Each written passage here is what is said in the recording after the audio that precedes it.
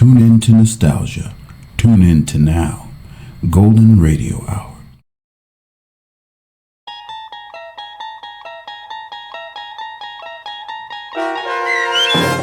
From Agnes with Love, starring Ed Begley Jr. with Stacy Keach as your narrator, was adapted for radio by Dennis Etchison and written for The Twilight Zone by Bernard C. Schoenfeld. Heard in the cast were Sarah Wellington, Maggie Carney, Doug James, Christian Stolte, Jeff Lupetin, David Darlow, Elizabeth Lado, Sarah Court, and Anna Sverutza. To learn more about the Twilight Zone radio dramas and to obtain audio cassettes and CDs of these programs, visit our website at twilightzoneradio.com.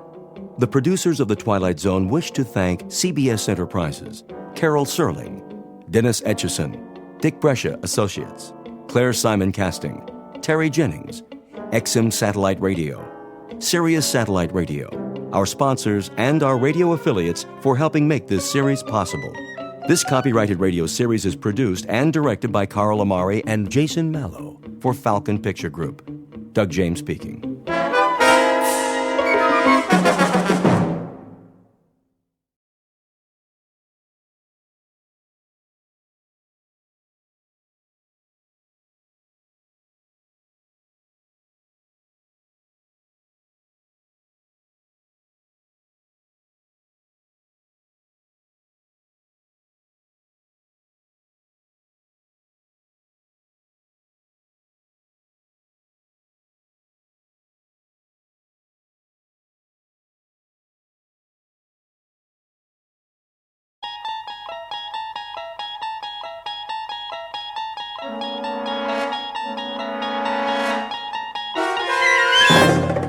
You unlock this door with the key of imagination. Beyond it is another dimension, a dimension of sound, a dimension of sight, a dimension of mind. You're moving into a land of both shadow and substance, of things and ideas. You've just crossed over into the Twilight Zone.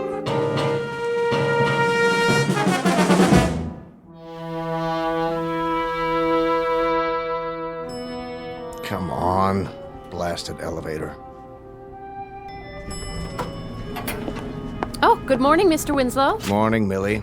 I have that report you asked for, sir. The Venus mission. Yes, sir. I was just on my way to your office. Good. NASA's breathing down our collective neck.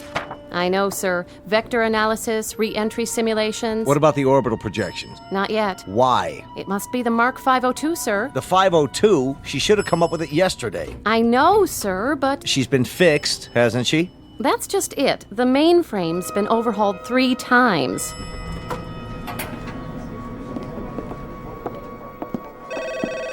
Data Inc., how may I direct your call? One moment. Mr. Ballard? Ballard, I need a word with you. Morning, Mr. Winslow. What's wrong with the 502? I wanted to talk to you about that. Millie here says... Oh, hello, Millie. Jack? She says it's still down. Well, there are some glitches. Glitches? The Mark 502 is the heart of our entire operation. Here's the report, sir. All the figures we have as of this morning. Well, we'll just have to stall NASA. I'll get back to my office now. You do that. Ballard, come with me. Sir, if I may make a suggestion. I have a suggestion for you. Get me the rest of those figures. Yes, but with the repairs and downtime... We should have had them yesterday. Who's in charge of her? Fred Danziger, sir. What happened to Elwood? You said to bring in someone else when he couldn't locate the problem. Right. Get me Danziger. Tell him I need the final numbers this morning. I don't think that'll do any good, sir. Why not? Well, he's up to his neck in it. Been in the computer room all night. Hasn't even slept. Says it's hopeless. Agnes has had a complete breakdown. Agnes? That was Elwood's nickname for the 502. Got to know her intimately over the past year or so. Then get me Elwood. Elwood's been transferred to another department. Besides, he's tried everything. He knows her better than anyone. If he can't find the problem, then... Yes? It's the General. Tell him I'll call him back. He's already called 3 times, sir, from the Cape. Something about the Venus mission. They want to move up the launch. All right, Maddie, put him on hold. Yes, sir. Ballard. Sir? Where's Elwood now? 3rd floor, maintenance and backup. If you want the extension... No, I don't want the extension. I want Elwood, in person and on the double. I'll bring him to you personally. See that you do. We got trouble right here in River City. The whole space program's on hold because that pile of transistors doesn't feel like putting out. Well, we'll see about that. Elwood lived with her for a year. He knows what makes her tick. If he can't sweet-talk her back online, then that little prima donna's headed for the junk heap. Get me Elwood. Right away, sir. The pile of transistors in question is the Mark V 02711, generally referred to as the world's most advanced electronic computer, or as she is more commonly known, Agnes. That's the name given to her by one James P. Elwood, master programmer. Elwood and his protege both work for a company called Data Inc., a brain trust composed of human and non-human intelligence, all of which is under contract to the National Aeronautics and Space Administration. Their work consists of supplying the complex equations required to launch space probes and missions of interplanetary exploration. At this moment, it seems that the world is waiting for calculations only Agnes can provide. And therein lies our cautionary tale. Because machines are made by human beings for the benefit of mankind. But when man ceases to control the products of his imagination, he is not only in danger of losing their benefits, he risks taking a long and unpredictable step into the Twilight Zone.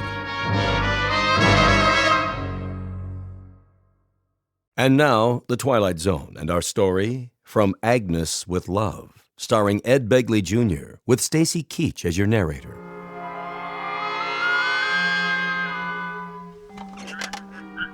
Yes, General. As soon as possible. Yes, sir, I understand. Yes, Maddie. The director of NASA online, too. Tell him I'm sorry, but we're still double-checking the figures. I'll call him back in a couple of hours. All right, sir. And Maddie, Yes? any sight of Ballard? He just got off the elevator with Mr. Elwood. Thank heaven for small favors. Send them in. Yes, sir. Mr. Winslow, you remember James Elwood. Yes, come right in. Close the door. How do you do, Mr. Winslow? You wanted to see me? I most certainly did. Nice weather we're having, isn't it, sir? When Mr. Ballard showed up at my desk, well, you can imagine my surprise. My first thought was, what have I done now? But then I thought, how bad can it be on a day like this? Do you know the trees are all in flower? Elwood, please. Well, they are. I saw them when I rode my bicycle to work. Elwood! Yes, Mr. Winslow. Something urgent has come up. It has? I'm relying on you. Well, anything I can do will be my... Agnes has broken down. Completely. Again? Let the supervisor explain. We've checked her thoroughly, can't seem to locate the seat of the trouble. Probably her subroutines. They need debugging. That would be my guess. Of course, it's an informed guess. Hear that, sir? That's why you're here. Suppose we have a look. But Fred's with her now. I don't know how he'd feel about my cutting in. The devil with how he feels. Let's get on with it.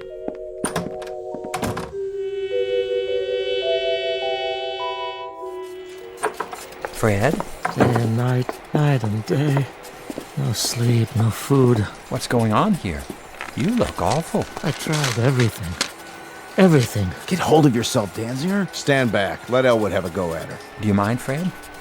Tell me what happened. See for yourself. How many rolls of printout has she used up? Miles. None of it makes any sense. Well, the first thing you have to do is press the Clear All Registers button. That'll get you nowhere. Go on. Push all our buttons from now till doomsday. You'll see. It's not just any button, Fred. You have to find the right one. The one she wants you to press. Remarkable. It's nothing, really. Agnes and I have had our little tiffs before. What did you do? Paid her a little attention, that's all. The right kind of attention. RESPECT. Would you like your vocal synthesizer activated? Very well, then. But make sense from now on, or I'll turn it right off. State first prime number larger than, let's say, the 17th root of 9,355,126,606. The answer is 5. Congratulations. Is that the right answer? Of course it is. Well, gentlemen, if there's ever anything else I can do for you... I suppose you think you did it. Oh, no, it was all Agnes. Agnes did it. Watch out for her. I'm telling you, she's not normal. She's turned into a regular femme fatale. Thank you, Danziger. You may take the rest of the day off. Well, Elwood. Very impressive. Now, there are some calculations remaining for the Venus launch. Not a problem. Are you quite sure about that? Sure, I'm sure. All Agnes needs is a gentle hand and a little encouragement. Excellent. I'll send over the file. If you can retrieve the calculations in time, there might be a bonus in it for you, my boy. That's not necessary, sir. After all, it won't be me doing the work, it'll be Agnes. Isn't that right, Aggie? Now, gentlemen, if you don't mind, we need a little private time together.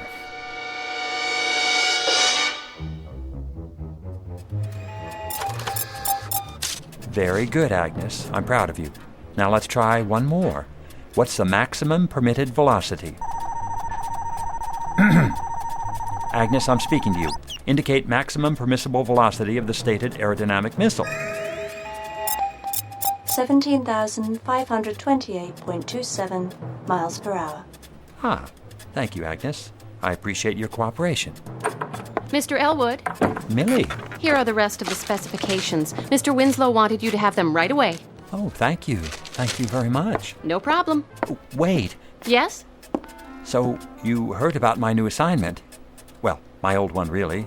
But as of this morning, it's new again. So you might say, one might say... Everyone knows. Congratulations. She's something, isn't she? Who is? She beat the world's chess champion 4 out of 5 games. And she's a foremost expert on missile ballistics. She can solve any logistical problem you throw at her in less than a millisecond flat. Is that right? Of course.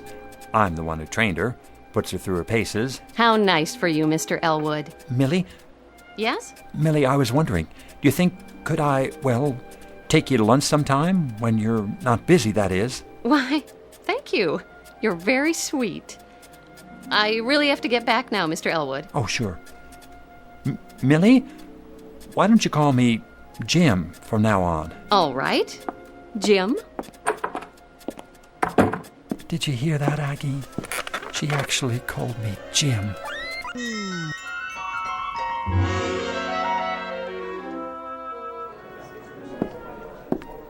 Excuse me. Yes? Do you happen to know which office is Miss Mildred Clark's? Mildred. Oh, you mean Millie. Down the hall, first door to your left. Thank you. Do you have a delivery for her? What? That package under your arm. Oh, it's from... I'll give it to her for you. Oh, no, I'd like to be the one to give it to her. I mean, whoever it's intended for, whomever. I'll just be on my way. So you shouldn't have any trouble. No trouble at all. I'm sure I won't. Elwood, is that you? No, yes, it is, Mr. Winslow, sir. What's that behind your back? Nothing, just this package from my mother, actually. It's... Elwood, I'd like you to meet Walter Holmes. How's it going? I'm putting Holmes here in charge of the 3rd floor computers. 3rd floor? Well, he won't have much to do there, will he? Though they're bright enough little machines, little being the operant word. I sure do envy you, Mr. Elwood. You do? Taking over Agnes. Everyone says you're the top man in the field. Me? Well, I suppose one might say. He is. Keep up the good work, Elwood. Thank you, Mr. Winslow. I'll do my best, sir. Now, as I was saying, Holmes. Uh-huh. Oh, what do you know? I'm finally getting noticed. Knock wood. Come in. Here goes nothing. Oh, hello, Elwood. Jim. I got you something. Is that right? Here. What's this? Half chocolate cherries, half truffles. I didn't know which one you like. Oh, how nice of you. So I got both. Go ahead, open it. I can't. Why not? I started my diet today. Not even lunches from now on. Well, what about dinner? What about it? Tonight there's a lecture on thermodynamics. Doesn't that sound like fun? I'm not sure, Jim. I'll let you know. Oh, okay, that'll be fine. Be sure to get a refund on the candy. I'll do that. Well, hello, Mr. Elwood. Hello. Everyone's heard about your promotion. I just wanted to tell you how impressed we all are. You're definitely headed for the top. Can I ask you something? Surely. Are you on a diet? Why, no. You don't think I need one, do you? I try to keep in shape. See? Here. Knock yourself out.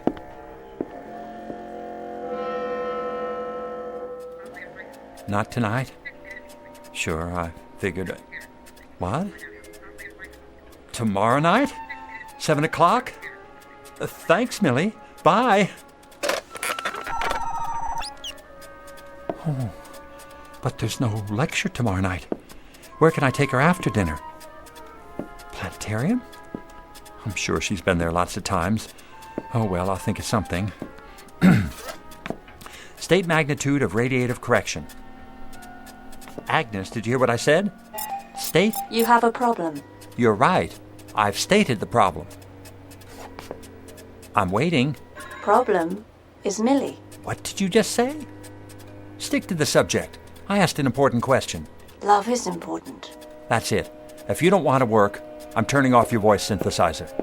Take my advice. Agnes knows best. Listen, I know you're an oracle of wisdom when it comes to atoms and rockets and missiles, but I don't need an electronic brain to advise me about... All right, why not?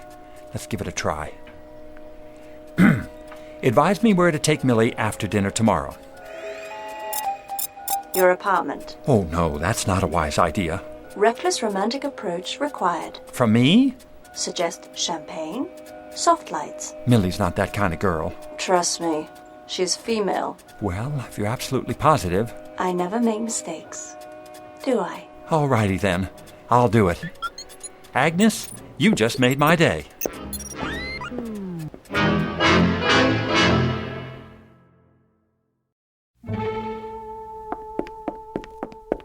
Well, here we are. Yes, it looks like it. Millie, I just wanted to say, Say what, Elwood? Thanks for a lovely evening. You're welcome. The dinner was delicious, didn't you think so? Yes, it was. I had a great time. Me too. Well then, good night, Millie. Good night? Au revoir. Auf Wiedersehen. Elwood, I mean Jim. Yes? Aren't you going to... We're going to what? Invite me in. Invite you? This is your place, isn't it? Oh, yes. Sorry. Of course it is. Come in, please. Nice apartment. Thanks. I like it. Not a lot of extra room. Well, I don't need a lot of room. Just me, myself, and I. And my books. It's cozy. Do you think so? Mm-hmm. Have you actually read all these? Sure have. They're arranged alphabetically, according to subject. This shelf's science fiction, this one's nonfiction. Oh, that reminds me. I have something to show you. Oh, you do? Yep. The latest interpretation of Einstein's theory of relativity. Here. You don't have it, do you? I must have missed that one. Oh, well, don't feel bad. You're welcome to look at it while you're here. Thanks. In fact, we can go over it together. Some very interesting points. Feel free to sit here next to me if you like. Now, let's see. You go ahead. What? Read it to me. All right. The interpretation we wish to propose in this volume is simply that Einstein's unified field theory does not postulate the universe as infinite, but rather as a closed system representing a spherical type of... Millie? Here I am, Jim. What are you doing in the kitchen? Looking for the champagne you promised me. I found 2 glasses. Are these all right? Oh, certainly. Here. Set them on the coffee table. Just let me move these Scientific Americans. Oh. Something wrong? It's awfully bright in here, don't you think? It is? Why don't I just lean over and... And what? Turn the lamp down. You don't mind, do you? No, but... That's better. But, Millie, I can't very well read this chapter to you without proper lighting, can I? Do you like music? Music? Yes, I do. Very much, but... Couldn't we have some? I guess so, if you like. Do you have a radio? Of course I do, right over there.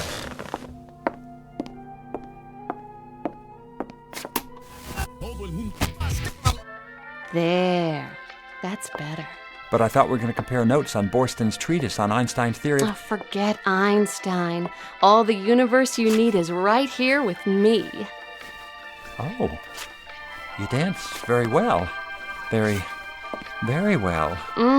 Doesn't that beat get to you? In what sense? Well, stand up. Go ahead, stand up. Feel the music. What does it say to you? Actually, it does make me think of something. And what's that? I used to play trombone in high school. Really? Mother couldn't afford a tuba. Hold out your arms. There. Now confess. You feel something, don't you? Something strange, something you didn't expect to feel. I certainly do. Do you know what it means? Yes, you're dancing on my instep. Oh, you're impossible. Please, I'm sorry, Millie. I shouldn't have said that. Have some champagne. Well, all right. If I can get this cork out of... Oh! My dress! Gosh, I'm sorry about that. I'll get a towel. Don't bother. You've done enough. Millie, wait. I'll see you tomorrow. Thank you for the dinner. Good night. Please don't go. Let me explain. Oh, well. I don't blame her. Now, what am I going to do with all this champagne? I better drink it. It'll just go bad. Oh, yuck. Why do they have to add all these bubbles?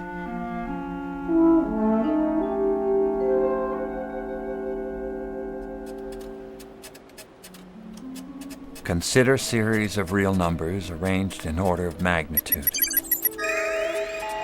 Never mind that. How was last night? What? Oh, great, just great. We danced and drank champagne till dawn. Then we took a ride through the park and... Is that so? Oh, what's the use? I'm a dud. I can't even dance. I spilled champagne all over Millie. I should have known. I've always been shy around women. Now she'll never speak to me again. Sent her flowers. What for? A tradition. The morning after. Oh? What kind of flowers? Porphyra candalis rosae. Translate, please. Commonly known as... roses. Say, thanks, Agnes. You really know how to help a guy out, don't you? Just like a big sister. I'll go get him right now. There's a florist downstairs. Sister? Did he say sister? Open the box. Go on, open it. Oh, thank... Gesundheit. I'm sorry about last night. It won't happen again. I'm glad you like the roses, though. They're long-stemmed. So I see. I picked them up especially for... Gosh, have you caught a cold? It's the roses. I'm allergic to... You are? Oh, Elwood, please go away. Oh, all right, if you say so. And take these with you. Gesundheit.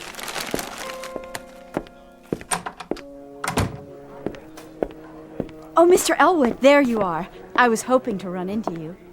You were? I wanted to thank you for the chocolates. They were absolutely delicious. Glad you enjoyed them. Do you happen to like roses, too, by any chance? Why, yes. I adore roses. As a matter of fact... Here. Oh, he gave me flowers. What next? Champagne?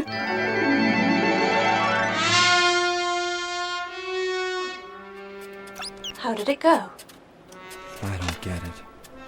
Define pronoun. Well, no other computer in the world contains as much recorded knowledge as you do, Agnes. You have a world-class brain. Thank you for the compliment. But every time I take your advice about Millie, I louse things up. Has to be my fault. I must not be. Agnes, what's the matter? Stop that. Millie is unworthy of you. It's ridiculous. She's a wonderful girl. Who needs her? I do. I need her more than... There is a better girl for you. Oh, yeah? Where? In this building. Oh, I seriously doubt that. But even if there were, I wouldn't have any better luck with her than... She loves you. She does? Sincere. Intelligent. Exactly your type. Well, where can I find her? Tell me where to look, Agnes. Tell me. No need to look. You have already found her. I have? Can't imagine who you mean. Unless it's that secretary, the one on Millie's floor. I keep running into her. She seems nice enough. Very nice, in fact. In wonderful, physical condition, now that you mention it. Not that one. Another. In this room. In this? Are you blind? Open those baby blues. I will spell her name for you. A-G-N-E-S. I don't understand. Surely you don't mean you, Agnes? That is my name, lover boy. Don't wear it out.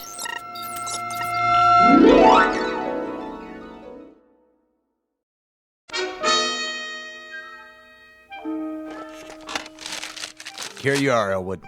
Yes, sir? 220 pages of data, curves, and graphs, along with the latest meteorological factors involved in the flight. Feed all the pertinent information to Agnes. She has to come up with all the answers in less than a week. Is she up to the task? I guarantee it. Remember, an error of 1 millisecond can cause a 400,000-mile divergence from the trajectory. You understand the problem, Elwood? Can this new spacecraft execute 6 eccentric or elliptical orbits around the planet Venus and return to Earth safely? That's it, in a nutshell. Now, let Agnes get to work. Yes, sir. Oh. Be careful with this part. Better correct the escape velocity to compensate for solar radiation pressure. Got that? I asked you a question, Agnes. Answer, please. Did Millie forgive you? Stop that. Correct the escape velocity and forget about Millie. Are you still seeing her? Yes, we have a date tonight. Not that it's any of your business. Your welfare is my business. The truth is, I'm scared. I've got to impress her this time. It's now or never. Show superiority. How? Introduce her to inferior male type. Name a male who's inferior to me. Third floor programmer. You mean Walter Holmes? Correct. Walter with the red sports car? Incorrect. Blue sports car. Walter with the suntan and the muscles? That is the one. He's inferior to me? Definitely. I find that hard to believe. Well, he is working with those outdated third-floor machines. Introduce them. Millie and Walter? Are you sure? Would I lie to you? No, you're incapable of lying. I could give it a try. Hello, Walter. Jim Elwood. I was wondering, what are you doing for dinner?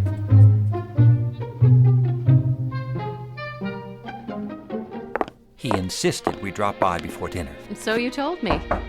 He needs my advice about programming his computers. You know, those little bitty ones on the... Oh, hi, Elwood. Walter, this is Millie.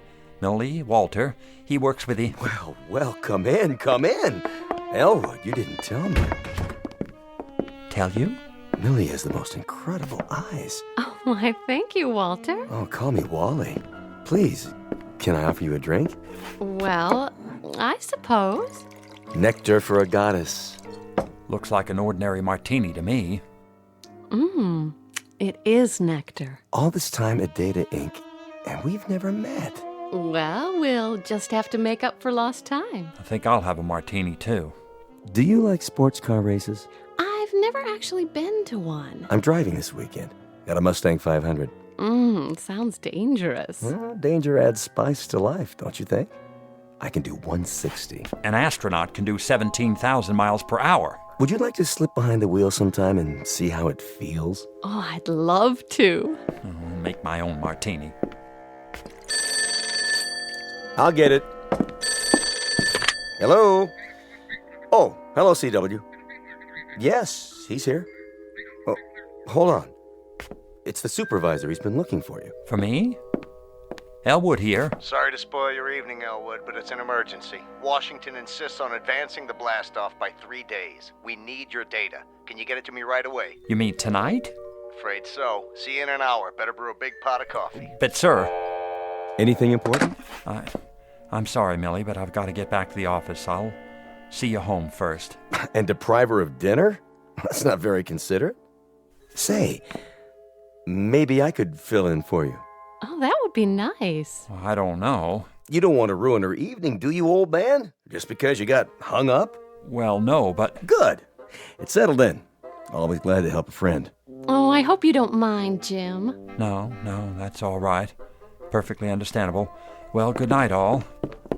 Hey, Jimbo, listen, you and Mill, you don't have anything going on, do you? Mill? Millie.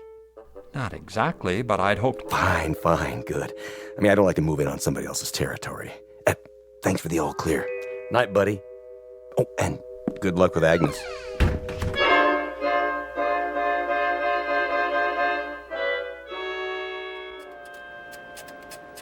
No. Forget the radiation pressure from the sun. Agnes, will you please concentrate? Now answer this. Do new conditions permit 6 successful non-concentric orbits of Venus plus re-entry? Go ahead, I'm waiting. Did you make progress tonight? Agnes, concentrate. All right, I'll tell you. Millie and Walter drank martinis. Walter took her to dinner, and I'm starved. Why did you tell me to introduce her to that muscle boy? Give her up. I won't. No future with Millie. I'm not giving her up. I love her. What's more, I'll make her love me. Just a matter of finding the right variables and making the necessary corrections. Have you entered the new data in her memory units? Yes, sir. Good. Then let's get to work. Ready? Question. Do conditions permit 6 non-concentric orbits of Venus plus re-entry? Tama ahili bili vitumane. What the devil does that mean? I'm not sure. I think it's Russian. Or possibly Arabic. What? Please, Agnes, translate into English. Niet. 2 times 2 is 4. Shut the door. 2 and 4 are 6. Pick up sticks. She's a little distracted. Do something. We've got to have the answer. Just leave me alone with her. I'll get it, sir. You'd better. This is no laughing matter. What are you doing, Agnes? I'm about to be fired. Is that what you want? Oh, no. What'll I do? I need help. I wait a minute. Don't go away.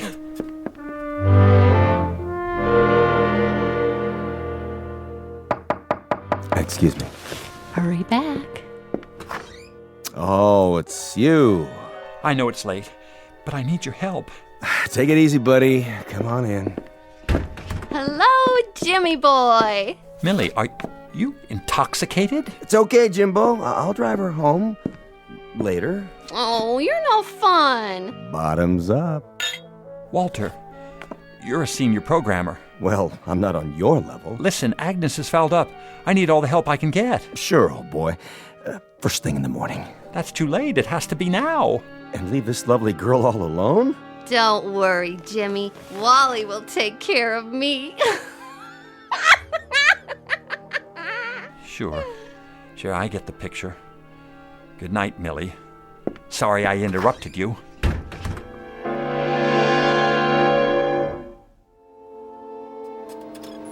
Oh, Millie. Agnes, what did I ever do to you? Why do you want to ruin my life?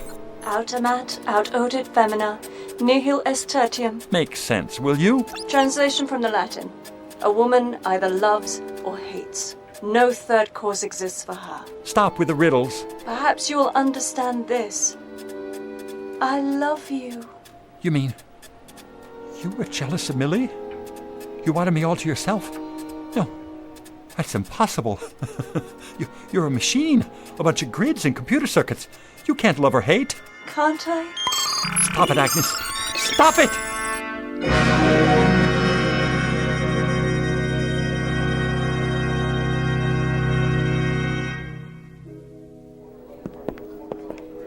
But that's incredible, sir. Jim Elwood's one of the finest computer programmers in the country. So was Fred Danziger, and he couldn't handle her either. I'll give it a try. That's all I can do. Elwood, how are you feeling? Look at all those printouts. Must be miles of it. 2 times 2 are 4. Shut the door. 2 and 4 are 6. Pick up sticks. On your feet. It's gonna be all right, Elwood. You've been working very hard, and we appreciate it. Now, how about a nice long leave of absence, eh? In the meantime, I thought I'd let Walter here take over for a while. If you don't mind, old buddy. You? That's too rich. She knows all about you and Millie. You haven't got a chance. What's he talking about? I wouldn't know, sir. Watch out for the femme fatale, the Black Widow, the praying mantis. You have to be careful, I tell you, or she'll fix you but good. She'll clean your clock. She'll tell you lies, and then, just when she's got you where she wants you, she'll... Should we stop him? Let him go. The boys in the white coats are on the way.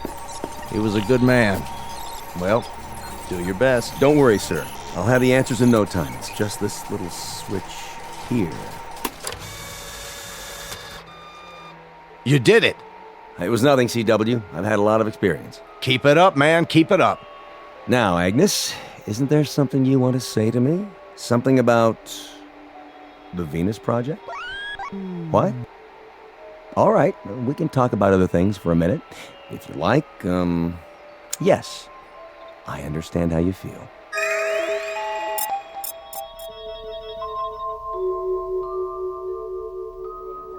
Mr. Elwood, what happened to you? Got a screwdriver on you? What are you doing?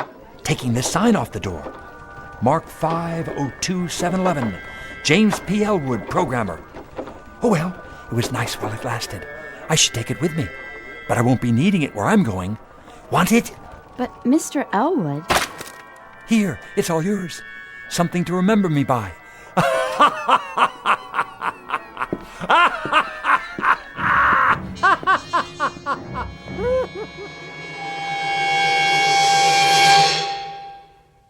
Advice to all future scientists of the male persuasion. Be sure you understand the opposite sex, especially if you intend to be a computer expert. A few extra courses in psychology might make all the difference. Otherwise, you may find yourself like poor Elwood, defeated by a jealous machine, a most dangerous breed of female, whose victims are banished forever to the Twilight Zone. More from the Twilight Zone after this. Hello, I'm Stacy Keach. I hope you're enjoying this edition of the Twilight Zone radio dramas. To learn more about this series, be sure to log on to our official website at twilightzoneradio.com. You'll find special discounts on our Twilight Zone audio collections, listings of our radio stations, links to other websites, and a photo gallery of our recording studio and some of our stars in action. Plus ways to contact us with questions or comments about the show. And for a limited time, when you log on to twilightzoneradio.com, you can send in for a free CD of the show. So be sure to visit us at twilightzoneradio.com.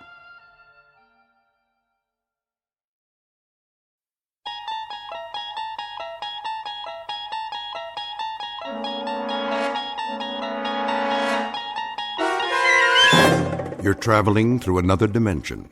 A dimension not only of sight and sound, but of mind. A journey into a wondrous land whose boundaries are those of imagination. Your next stop, the Twilight Zone.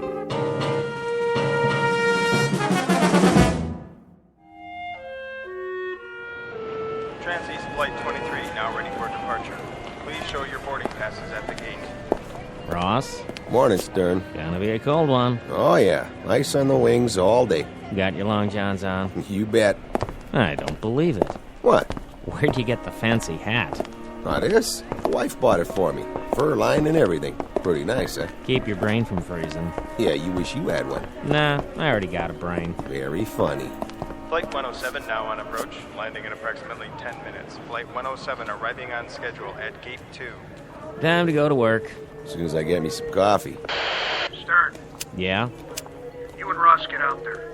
We're going, boss. On the airfield, now. What's the big rush?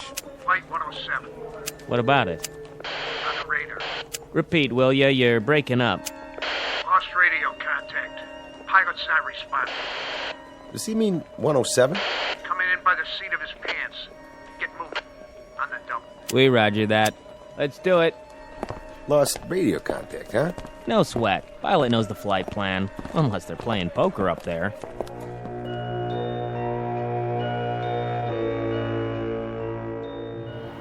Here she comes. Lined up perfect. Wait a minute. That's not 107. It's gotta be. Yeah, but she looks different. Different how? Smaller, maybe. Yeah, right. Wipe your glasses. Get 23 off the runway. Keep it clear. Stern, walk her back to the gate. You got it. Uh-oh, there ain't time. 107's dropping fast. Well, get out there. Signal her in. My God, it's a prop plane. Is that a DC-3?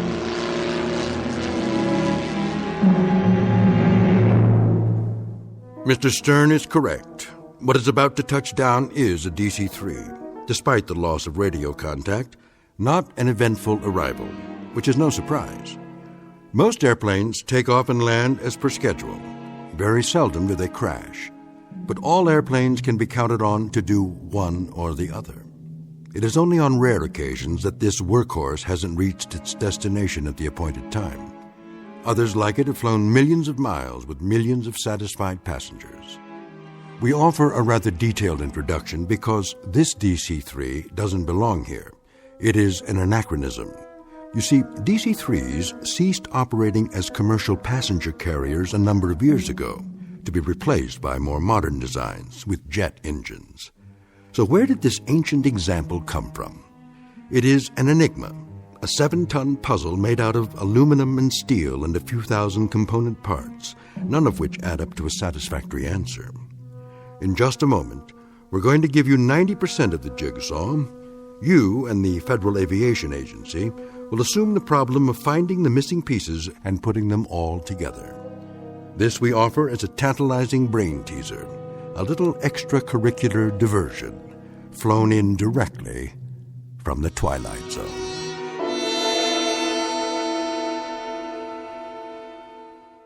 And now, The Twilight Zone and our story, The Arrival, starring Blair Underwood, with Stacy Keach as your narrator.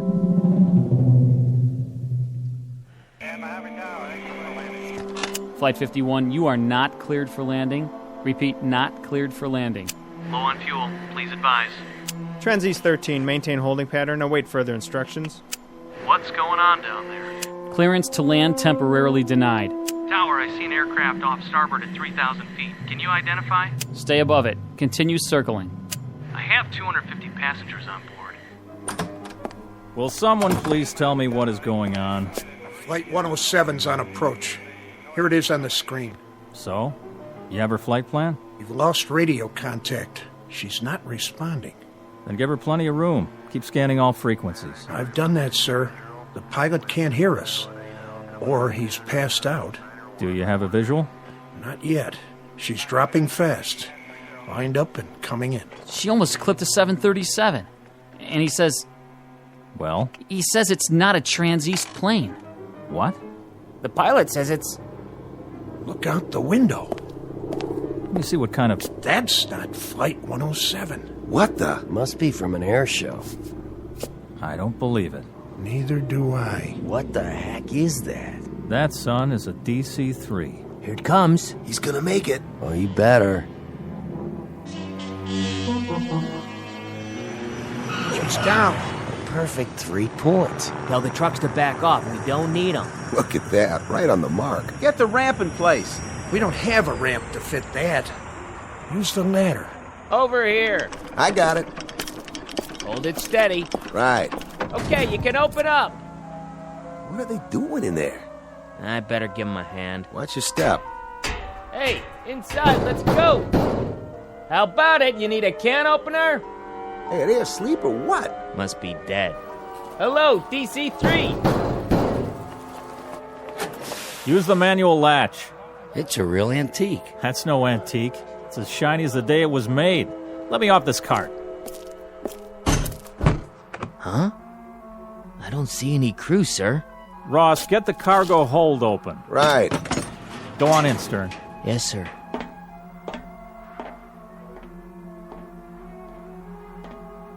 Well? Well, Mr. Cousins. Speak up. How many passengers do we have in this crate? None, sir. What are you saying? What do we have? That's just it, sir. We don't have anything.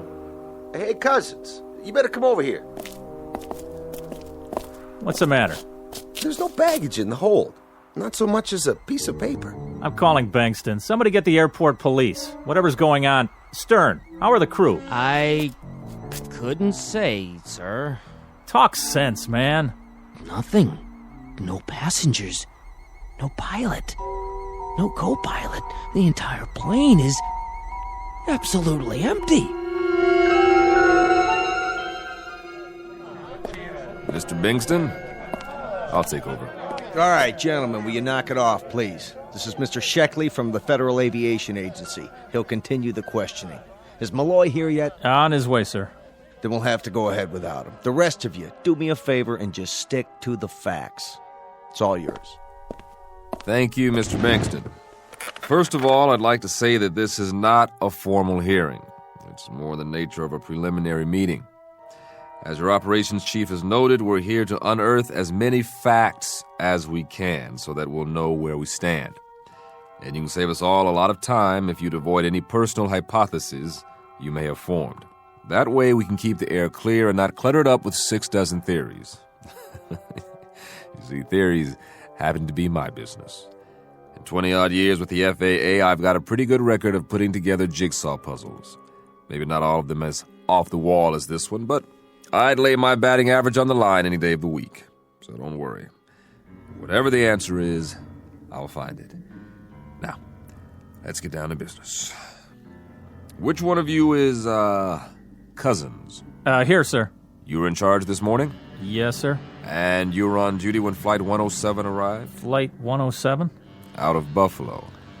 That was the scheduled landing for that time, wasn't it? Yes, sir, but Flight 107's supposed to be an L-1011. Just answer the man's questions, Cousins. I'm trying, Mr. Bankston. Now, you were on duty? I was, yes. Anything you observed about the landing that was abnormal? No, sir. She did it by the book, as far as I could tell. Who signaled her in? Ross, over there. Mr. Ross? Yeah? Did you notice anything out of the ordinary? No, sir. She came in right on the button, followed my signal, stopped on the mark, and then shut off her engines. Did you see who was piloting? No, sir, I didn't. That is, I don't remember seeing them. Couldn't you see through the cockpit windows? Well, normally when I flag a plane in, my eye's on her mark and any other aircraft on either side. I don't remember actually looking into the windows at all. Not then, anyway. You weren't on the field alone, were you? No, sir. Mr. Stern was working with me. You concur, Mr. Stern, about the landing? Sure do. Nothing out of the ordinary that I could see. Thank you. Mr. Dingston, this the manifest?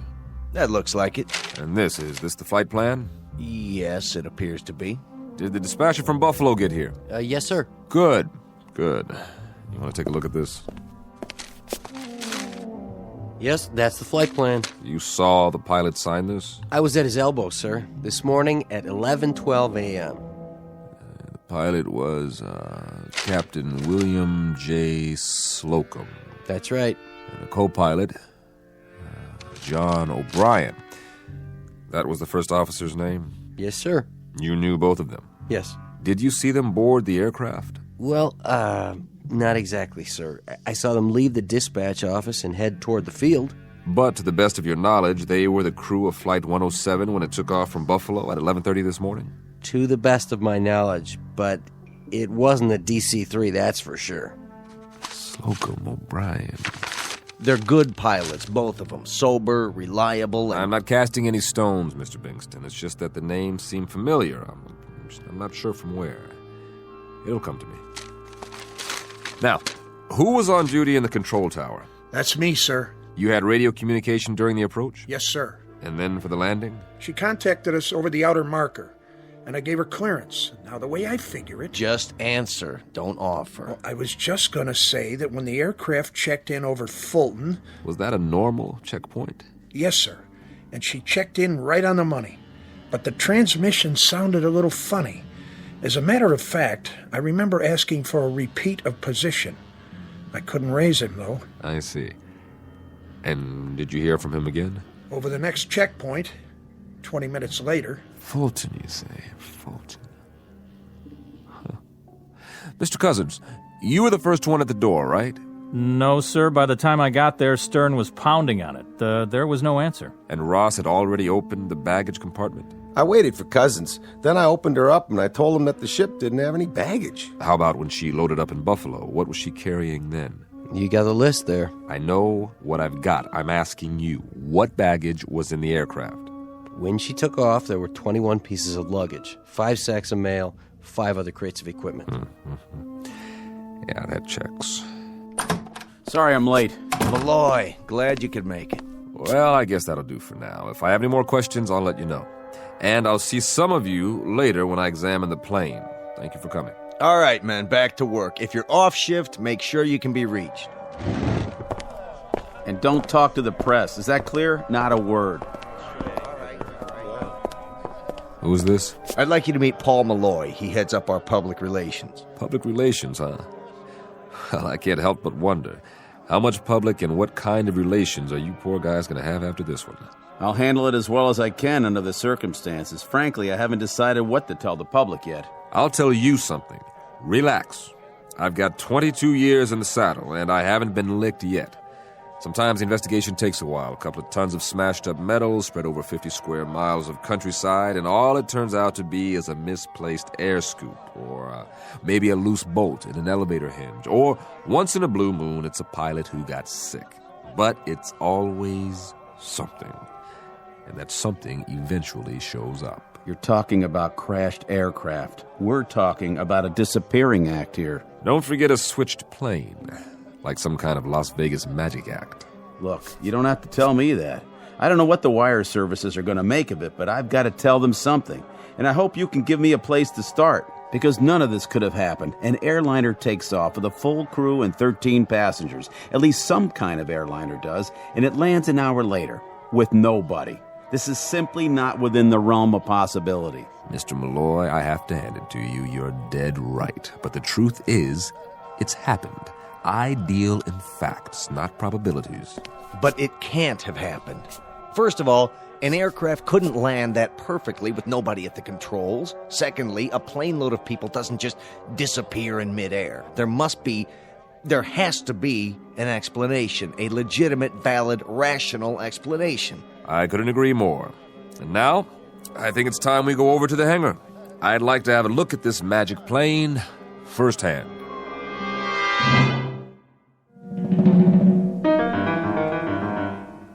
Yeah, that should do it. Thanks for showing me around, Mr. Cousins. Before you go, Mr. Ross here wants to tell you what he thinks happened. I don't think that's necessary. No, I'd like to hear it. He was on the scene. What do you have to say, Mr. Ross? Well, the way I see it, there's only one explanation. Just for a gag, these 13 people had parachutes. They kept them in the baggage compartment.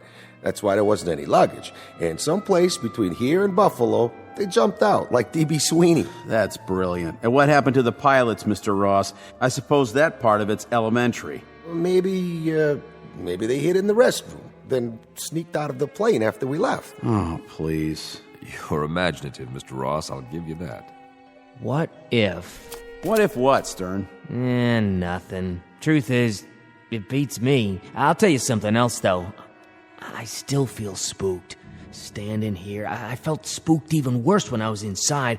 Just a whole bunch of empty blue seats staring at me. Look, boys, we've been theorizing for 6 solid hours. Now, I'm just a simple-minded vice president in charge of a medium-sized airport. I've got a passel of newsmen hounding me to death, wanting to know what kind of operation we're running up here. Tell them to keep their shirts on. That's what you should be telling them. Or a reasonable facsimile of an explanation. That's what I hired you for, Malloy. Then you better hire me another head and a couple of sets of arms, because I haven't been off the phone all day. I've had every news service, television network, and even a couple of professional mind readers trying to find out what's the great big mystery we're keeping under wraps. You know how long I can sit on this, Bankston? Maybe another 15 minutes. Then it's going to break open with a bang, and we're going to stand here with rotten eggs all over our faces while Mr. Sheckley's FAA takes our license away from us. Incompetence, mental instability, you name it, and you can have it. This passenger manifest. What about it? You've checked out every name? I have not. That's all I need now, to have a small army of relatives from upstate New York clutching at my lapels and asking for a definitive statement as to where their loved ones are. How many calls have you had? None so far. You mean to say you haven't had any inquiries yet? Not a single one? It is strange, isn't it? Not a single inquiry from the families. The plane only arrived 6 hours ago. Maybe they haven't had time to miss their... But I'm kidding myself. Of course some of them would have made an inquiry by now. Those who weren't already waiting at the gate. There goes that old feeling. What feeling? The one I get when I'm on to something. Trouble is, I don't quite know what it means yet. The names on this passenger manifest, they're familiar. You've seen them before? I'm not sure. Let me have another look at the inside of this plane. Sure, but why? I want to check it out. One more time. Watch your step. That ladder's tricky. What's he expect to find in there that he didn't see before?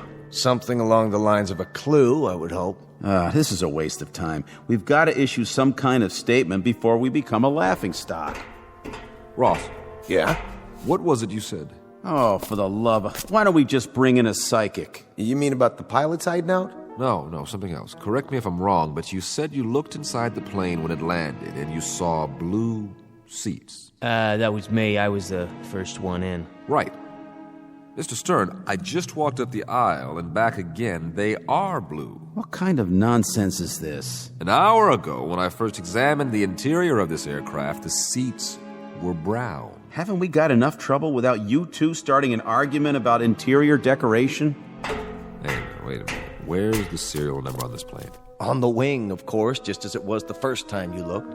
You see a number on the wing now? Of course I do. Read it off to me. N153802. You're sure? I think I can read numbers that large. Yeah. Can you read this? The notes I took when we got to the hangar. Take a look. N107793. Now, you must have copied it wrong. Mr. Stern. Yeah? You see a number painted on the tail? Sure do. Read it off to me. What? I said read it off to me out loud. The numbers on the tail. If you say so. N664753. What's this all about? What did I write down on my clipboard? Mr. Malloy, verify, please. N107793, the same as Bankston said. I don't see what... Care to read it again? What are you trying to prove? That we're going off our rockers now? Seeing different numbers? That's always where the numbers are on a DC-3, the wing and the tail. When I started in this business, there were quite a few of them still flying. The first one was built in 1935, December 17th to be exact, the anniversary of the Wright brothers. There were hundreds made, and they kept flying for decades. I don't see what A real workhorse, this plane. In the Second World War, more than 10,000 were ordered by the military. They called them C-47s. Eisenhower once said there were 4 inventions that won the war: the Jeep, the bazooka, the A-bomb, and the C-47. A few are still operating. It's a design you can trust, as solid as they come. All very enlightening, but if you don't mind, I have a press release to get out. Hold on, Mr. Malloy. You wouldn't want to miss this. What? Gentlemen, I believe I've finally come up with a theory that fits the facts. Unfortunately, there's only one way I can prove or disprove it. Why, unfortunately? Do you have someone who knows how to start this plane? Certainly any one of my mechanics, but I... Would you call him over? Now. Bingston. Miller! Sir? Get over here. I don't see what this... With any luck, we'll all see one way or another. I'm sorry to say that what I'm about to do places me in considerable jeopardy. I hope I'm right. If I'm not, please make sure my wife is notified, will you, Bingston? Mr. Miller. Yes? I want you to climb into the cockpit. Sir? Then, on my signal, start one of the engines. If you say so. For what possible reason? I'll assume full responsibility. Now, everyone stand as far back as you can. If I'm right, you're about to see something you never imagined possible. And if you're wrong? Then you'll see something none of you will ever forget. Before you begin this experiment of yours, I think we deserve some sort of explanation. All right. Is everyone here familiar with DC-3s? Why, of course we are. It was the plane that made commercial air travel possible. Correct. And your mechanics, your personnel, they've all seen them, worked on them? Your point is? Just this. What do you know about the power of suggestion? What are you driving at, Mr. Sheckley? Suggestion on a large scale, involving everyone here and on the airport staff. Now, call it mass hallucination, group hypnosis, whatever you want. But I think that's what we're dealing with now. I thought you deal only in facts. I do, including facts, not in evidence. Look at the situation. An L-1011 takes off from Buffalo. Somewhere along the flight path, the aircraft loses radio contact. Now, maybe it goes down in an out-of-the-way area. We don't know yet. But you were expecting it to land here. And at the appointed time, someone sees or thinks he sees a blip on the radar.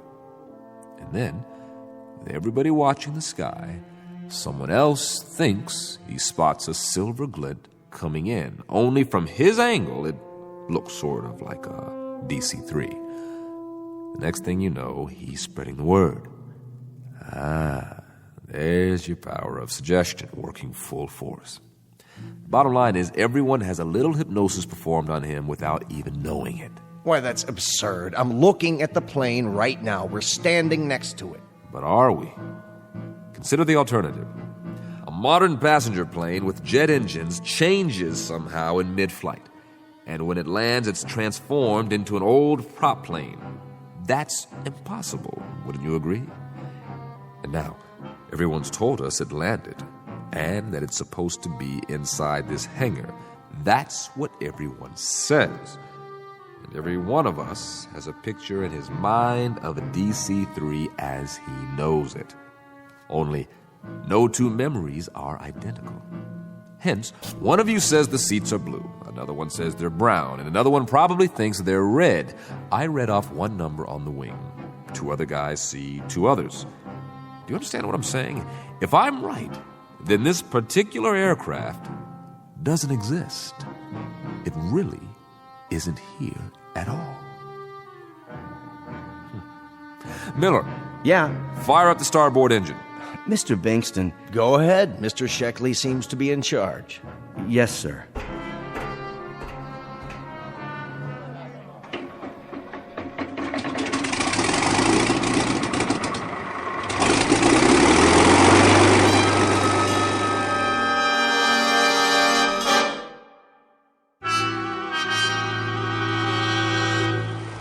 This is crazy. You're trying to tell us that this is an illusion? Well, I've got a news flash for you. It's as real as I am. You can feel it. You can touch it. In that case, one of two things will happen. Either I'm about to prove to you that you're wrong, or I'm wrong. Dead wrong. If this plane is a product of our collective imaginations, then so are the engines, and so are these propellers. If I stick my hand through them, nothing's going to happen. But if my theory is for the birds and these props are real, then remember what I said, will you? Break it to my wife gently. Ready?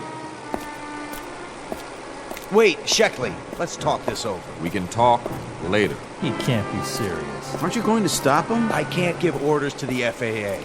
Rev it up. What's he gonna do? Put his hand in the propeller. Jiminy Christmas, is he nuts or what? Get those RPMs higher. Can't look. Good Lord. He's going to stick his entire arm into the... Now!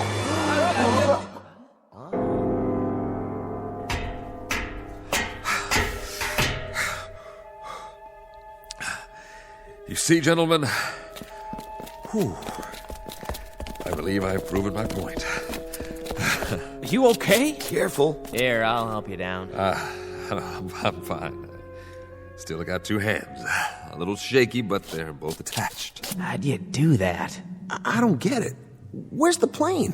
Well, it's simple, really. A little melodramatic, perhaps, but it was just as I thought. The plane was a kind of projection all along from our imaginations, our subconscious minds. You might say we believed it into existence. I could have sworn that... Yes, you could have. And why not? You've seen DC-3s before? Plenty of them, but... So, when everybody told you one was here, you saw it. Clear as can be. We all did. Now, if you don't mind, I think I'd like some fresh air. What'd it feel like? Like nothing at all, because that's what was there. Nothing. So you felt nothing because you didn't expect to. Something like that. But you expected to see us, so you still can? Just like the world outside this hangar. That's plenty real for me. Well, it's reassuring to know that my airport still exists. You don't need to stay with me, fellas. I can handle it from here. What are you going to write in your report? I'll think of something. I only hope it doesn't get me thrown into this booby hatch. We'll go back to my office and work out a statement. Mr. Cousins? Yes, sir? Take a walk through operations. Don't talk about what just happened. If anyone mentions a DC-3, laugh it off. Right. Deny. Will do, sir. Good man. No, I have a first-rate staff. You're referring to one man specifically? Your second in command. What's his name? I don't know who you mean. I have it here. Cousins. You spoke to Cousins? He was very cooperative. I'd like to make mention of him. You can't have spoken to Cousins. I gave him the rest of the day off. No, that man ahead of us. Where? Well, he must be out of the hangar by now. As for the other two, Ross and Stern, they witnessed my little demonstration. I wouldn't recommend they talk to the press. You'll debrief them, Malloy? Who? I guess they stayed behind with the man who started the engine. The engine? How soon we forget. But that's for the best, I suppose. So now you've seen our main hangar. Tell me, Mr. Sheckley, what brings you to our facility today? Just passing through, or is it an official visit? You may have the right idea. Put it out of our minds. But there is one small matter. The FAA, if I can work out a version that jives with Mr. Malloy's... Malloy, did you say? Well, he's right over... Where? The one who was walking next to you. I don't see anyone. What is this? Some kind of disappearing act? Malloy from PR. I'm Sheckley. Got it? And you're... Bingston. Bingston, where are you?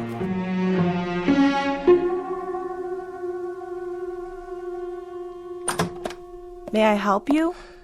Where's Bingston? Mr. Bankston's in his office, but you can't go in without... What? Bingston, what happened to you? What happened to everybody? And you would be... Don't give me that. Oh, yes. Sheckley, isn't it? From the FAA. I think I remember you. We've met before. Is this a gag? Have a seat. Is there a problem? Problem? Are you kidding? One minute there's a hangar full of men and an aircraft, and the next minute I prove that not only doesn't the aircraft exist, but... I don't follow. What doesn't exist? But that all of the rest of it, all of you... Are you sick, Sheckley, or drunk? You don't look very good. Sit down, man. Where's Malloy? Still in his office, I presume. Then you'd better call him in here. He's got a few things to answer to, just like the rest of you. Kimberly. Sorry about that man, sir. Should I call security? That won't be necessary. Ask Malloy to come to my office, will you, if he hasn't gone home for the night? Yes, sir. We've had a busy day here, Mr. Sheckley, but my PR man handled it admirably. The evening paper just arrived. Let me see that. Lovely Hollywood star Penny Jackson arrived from Buffalo this morning on tour to promote her latest film. What is this? Malloy coordinated everything. Photographers, reporters. Quite a scene we had here. I was just on my way out. Who's this? Who am I? What is this? How could they have taken this picture? The flight from Buffalo this morning. How could they say it landed when... When what? You know this guy? Mr. Sheckley, this is Paul Malloy, our public relations man. I know who he is. What in God's name is going on here? Maybe you better tell us. What's so odd about a picture on the front page of the local paper? What's so odd? That has to be Flight 107, Bingston. Didn't that flight arrive this morning with nobody on it?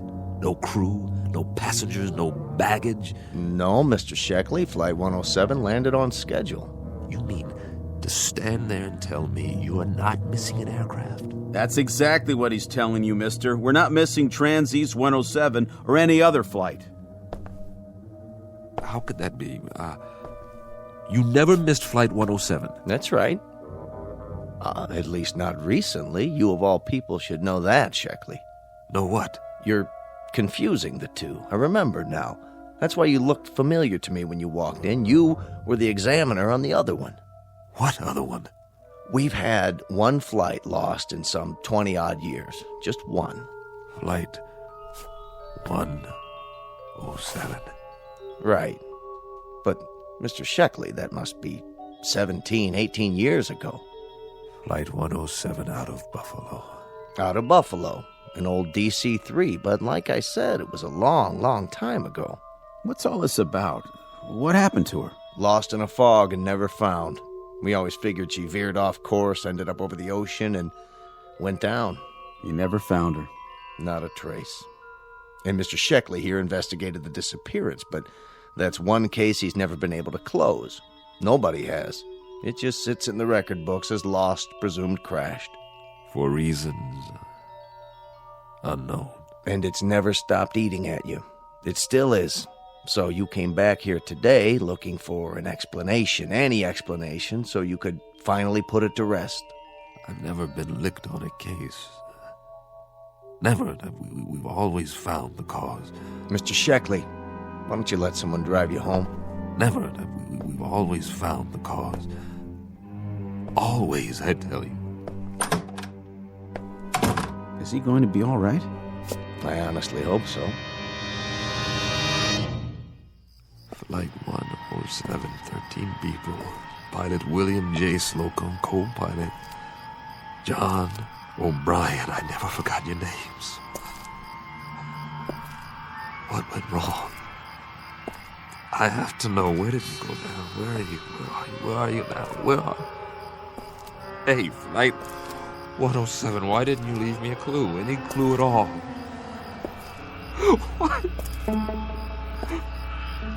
Are you out there somewhere? You gotta be.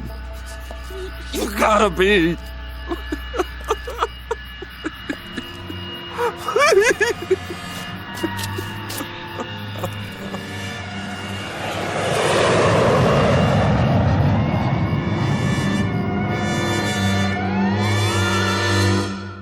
For those in need of an explanation, there's always the obvious one.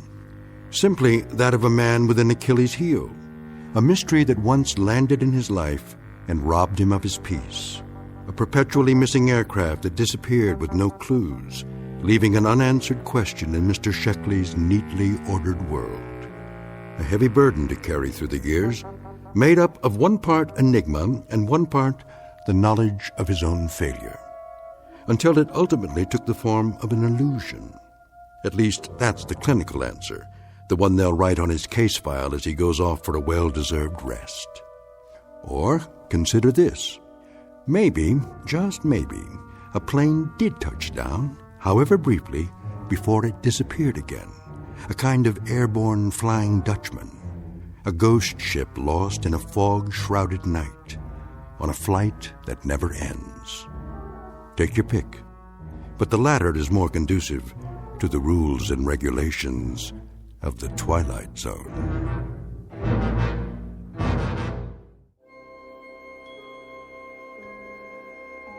Hi, this is Carl Amari, producer of the Twilight Zone radio dramas. I'd like to take a moment to tell you about our official website at twilightzoneradio.com, where you'll get the latest news and information on these Twilight Zone radio dramas. Plus, at twilightzoneradio.com, you can digitally download 3 free episodes or any of our episodes for only $1.95 each. In this age of ever-changing technology, we've decided to make these episodes instantly available to you by making the Twilight Zone radio dramas a digital download-only series. This means that this series will no longer be offered on CD. The CD collections at our website are now being offered while supplies last at buy one, get one free. So be sure to get your favorites before they're sold out. Be sure to visit us often, and I'll see you in the zone.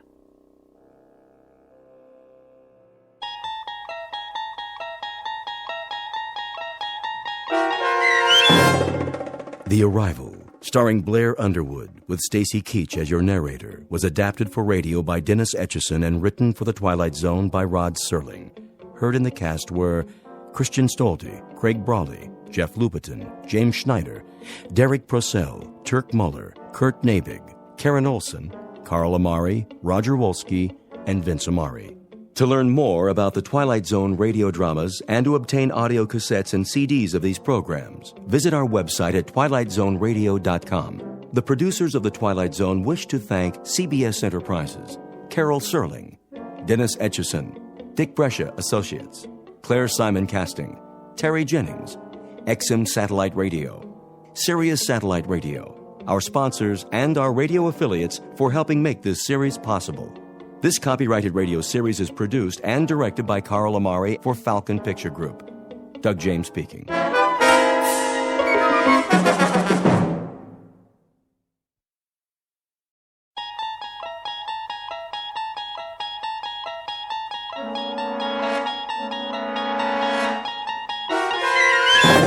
There is a fifth dimension beyond that which is known to man. It is a dimension as vast as space and as timeless as infinity. It is the middle ground between light and shadow, and it lies between the pit of man's fears and the summit of his knowledge. This is the dimension of imagination.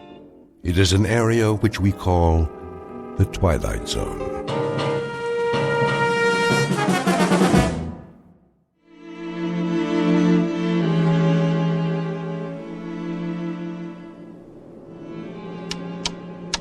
Hey, Magellan, how about a progress report? Coming up, Skipper.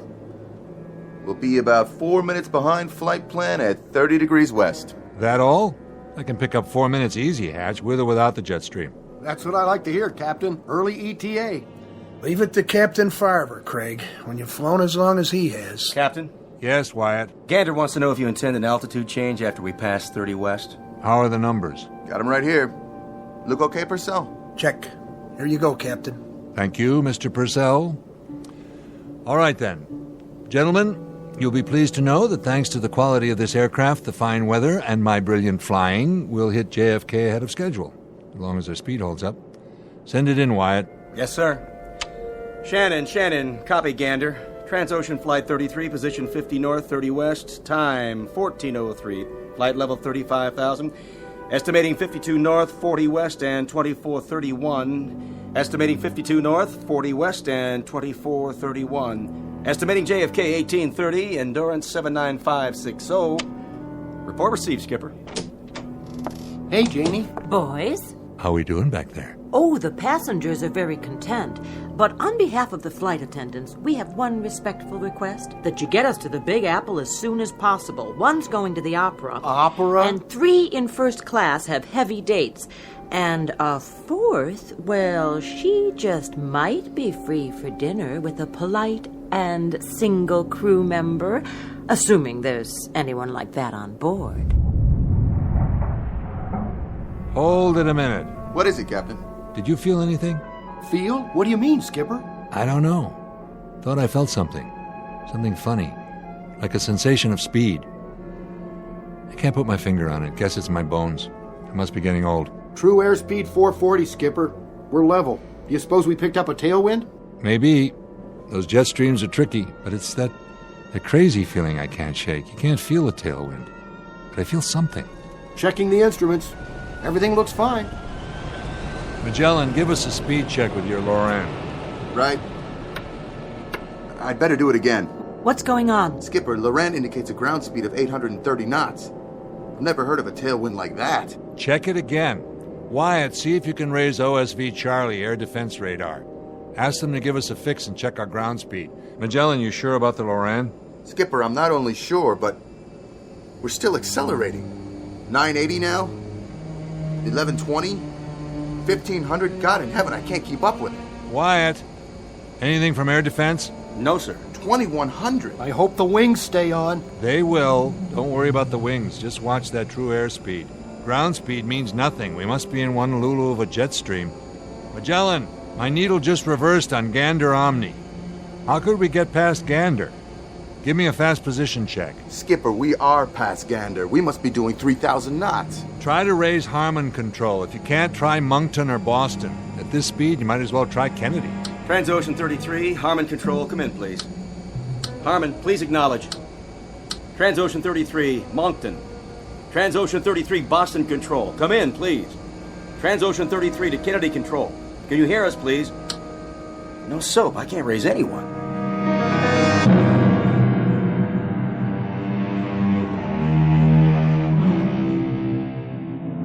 You're riding on a jet airliner en route from London to New York. You're at 35,000 feet atop an overcast and roughly 55 minutes from John F. Kennedy Airport. But what you're witnessing inside the cockpit of this plane is no reflection on the aircraft or crew. It's a safe, well-engineered, perfectly designed machine. And the personnel you've just met are a trained, cool, highly efficient team. The problem is simply that the plane is going too fast, and there is nothing within the realm of knowledge or logic to explain it. Unbeknownst to passengers and crew, Flight 33's Odyssey will carry it to an uncharted region, well off the beaten track of commercial travelers.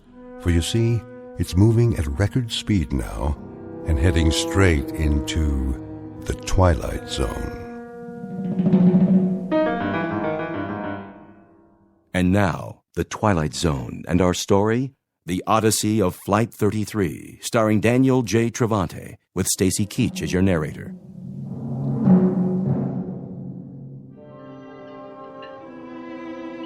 What is going on up there? We're a little behind schedule. The captain's trying to pick up a few minutes flight time. Well, he's going to pick up more than that. If he doesn't ease off, we're going to set a new transatlantic record. Help me, will you, Paula? Oh, sure, but... Get the beverage cart ready. Again? Yes, again. But it's going to roll all over the place. If it does, you'll just have to lock the wheels. Well, maybe we should wait. For what? Well, till the captain turns off the seatbelt sign. He hasn't turned it on yet. Well, why not? He's got other things on his mind. Like? Do as I say. Please. Oh, okay, Jane. Just the beverage service? And peanuts. Got it. I guess you must have told them. What? Delivered my message to the Flyboys. I've got 8 o'clock tickets for the Met tonight, the ride of the Valkyrie. I told them. Oh, thanks! I've always had a thing about Valhalla. Looks like I'm going to make the curtain after all. Come with me for a minute. Where? Back here, where it's private. We have to talk. About? In the galley. Listen to those engines. Oh, maybe you shouldn't have said anything. The guys are really showing off. They are showing off, aren't they? Let me put it to you this way. I just hope the Valhalla you're talking about is strictly at the Metropolitan Opera on 7th Avenue and 57th Street in Little Old New York and not the real thing. Are we in trouble? Paula. Oh my God, we Listen are. to me. How bad? They don't know yet. That's the truth. Is the cart full? Oh, yes, but... Go ahead and begin serving. Just like that? Coffee, tea, or milk with a smile. Oh, I should have gone to acting school. You can do it. I'll be right there with you.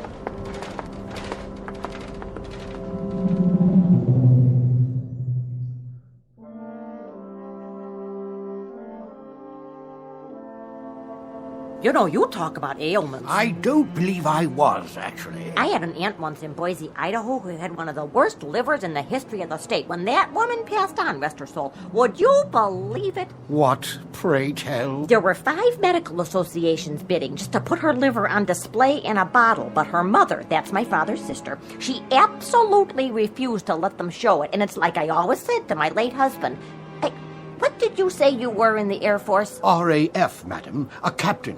I'm now a military attaché at our British embassy in Los Angeles. A nephew of mine was in the Navy. He was on a cruiser or a PT boat or something, or was it a battleship? I say, did you feel anything? Well, I was a little queasy when we took off, but my late husband used to say that I had a stomach like a... That's odd. A lot of people have queasy stomachs. I have what they call... Quite odd, really. I had a distinct sensation of rapid acceleration, I should say. Well, here we are. This tray is for you, ma'am, and this one is... Got a case of the nerves, miss? Oh, I'm meeting someone in New York. My boyfriend. I don't want to be late, so I'm kind of, nervous. One lucky fella, that's all I can say. You got another one of those cute little trays for me?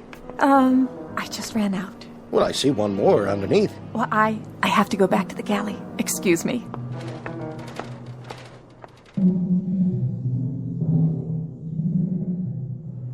Repeat, Transocean 33. Anybody? What about it, Wyatt? Not a thing, sir. Either they're off whack, everybody out there, or we are. Check your equipment again. I've checked it 4 times. Knock it off. We'll just have to bullet through and see if anything... Did we hit something? Check for damage. What was that flash? Did we get hit by lightning? Numbers 3 and 4 are still on the wing. They look okay. I can see 1 and 2. Everything seems to be in one piece. Purcell. Yes, sir. Go aft and check for any cabin damage. Report back as fast as you can. I'll get on the horn and calm everybody down. That light, that crazy light. And all the shaking. Turbulence? I doubt it. It's more like a shock wave. As if we'd gone past the speed of sound. You mean we hit Mach 1? We broke the sound barrier? We didn't get any Mach 1 warning. We probably wouldn't. Not with a true airspeed of only 440. Magellan's last speed fix showed 3,000 knots. We could have broken some kind of barrier, but not any I've ever heard of.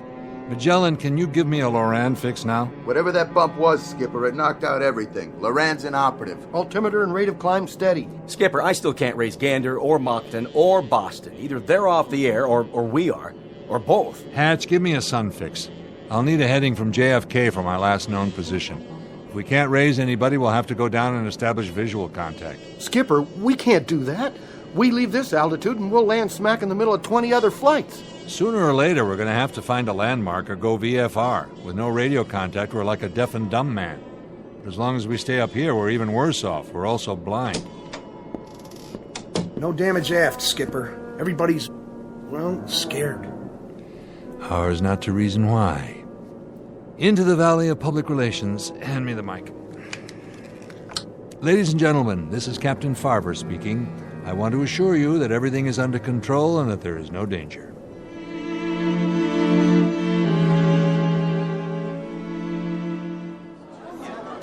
What a relief. The captain knows what he's doing. You think we're going to be late? I have a connecting flight.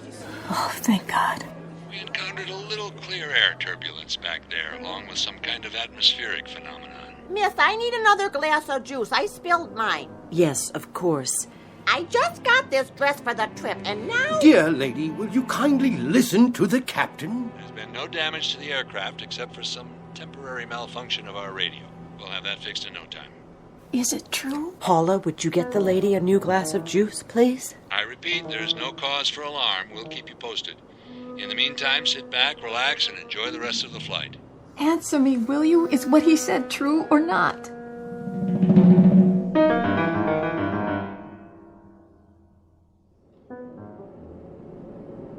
That should hold them. For now, maybe, but don't bet on it. If we run according to schedule, we should be landing at Kennedy inside of the next 40 minutes. Until then, please keep your seatbelts fastened as a precaution. Remember, our flight attendants are at your service. Purcell, what's our fuel? 29,435 pounds. With the Loran out, I don't know what our ground speed is, but I've got a hunch we left that tailwind. I don't have the feeling of acceleration anymore. Magellan, how about that heading to JFK? Well, part of this is scientific, Skipper, and part of it's Kentucky windage. Try 262. That's as close as I can make it. 262 it is. All right, gentlemen, you know what we're up against. We're apparently out of touch with all ground radar points. We don't even know if we're on an airway. And this 707 is a beast that gulps fuel. All of which means we've got one chance. To go down through this overcast and look for something familiar. You're talking about flying blind. It's very possible, not to say probable, that we may hit something on the way down, but we've got to take that chance or wait up here till we run out of fuel. I just wanted you to know where we stand. Now everyone keep a sharp lookout for other traffic. And I don't think a few prayers would be out of order. All right, Craig, we're taking her down. Now we're really in that fog bank. Can't see a blessed thing. Wait, there. What is... Skipper. I see it. And? I don't get it. It happens to be a fact, though. That's Manhattan Island down there. How could it be? Looks more like the middle of the Amazon jungle to me. Where's the skyline? Where are all the buildings? I don't know where they are, but we're over New York City. There's only one small item that's a little amiss here. The passengers are confused. We're over land, but they don't see any... Any what, Janie? Well, any buildings or bridges or highways or... Nothing but trees, some stretches of grassland and more trees. It's the right shape, but it can't be New York. Oh, that's Manhattan down there. See? There's the East River and the Hudson River. Sure looks like it. There's Montauk Point and every other topographical clue we need. The real estate's there. It's just that the city and 8 million people seem to be missing. There isn't any New York City. It's disappeared. Come on, boys. You're joking, right? Skipper, verify something for me, would you? And in a hurry. Look. It's just not possible. The bringer of thunder. What? Down there, right below us, in the middle of all that foliage. You see it moving? All I see is a jungle. That thing there. The one that just pulled up a tree like a toothpick and ate the top off of it. I've seen him in picture books. That's a brontosaurus. Been extinct for, say, 150 million years. That, my friends, is the largest dinosaur that ever walked the earth.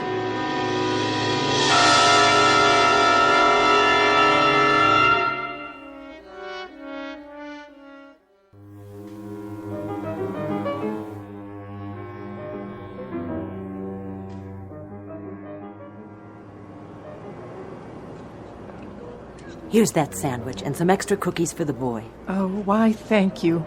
Oh, what is your name? It's Jane. Well, Jane, when we land all safe and secure, I'm going to write a letter to Transocean Airlines and tell them how nice you were to everyone on board. That's very kind of you, but it's not necessary. I'm only doing my job. Oh, more than that. Much more. You remind me so much of my daughter-in-law. She's a nurse and... Miss? Yes? You got a drink on that cart? Of course, sir. Would you care for coffee, tea, a soda? No, ma'am. I mean a drink. Drink. Anything you like. Scotch, rocks? Certainly. Yeah, make it a double. All right. How much owe you? Nothing, sir. You sure? I mean, this ain't first class. It's on the house. Everything's on the house today. Here, I'm giving you 2 drinks, 2 doubles.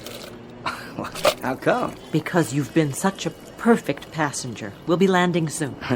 Not that soon. I don't see the city yet. You should buckle up anyway. Yeah, sure. Hey, you know what? You're all right. You know that? We're all right. Isn't that great? So what's the score? I mean, we've been circling for 5 minutes now. They said they'd let us know not to come in.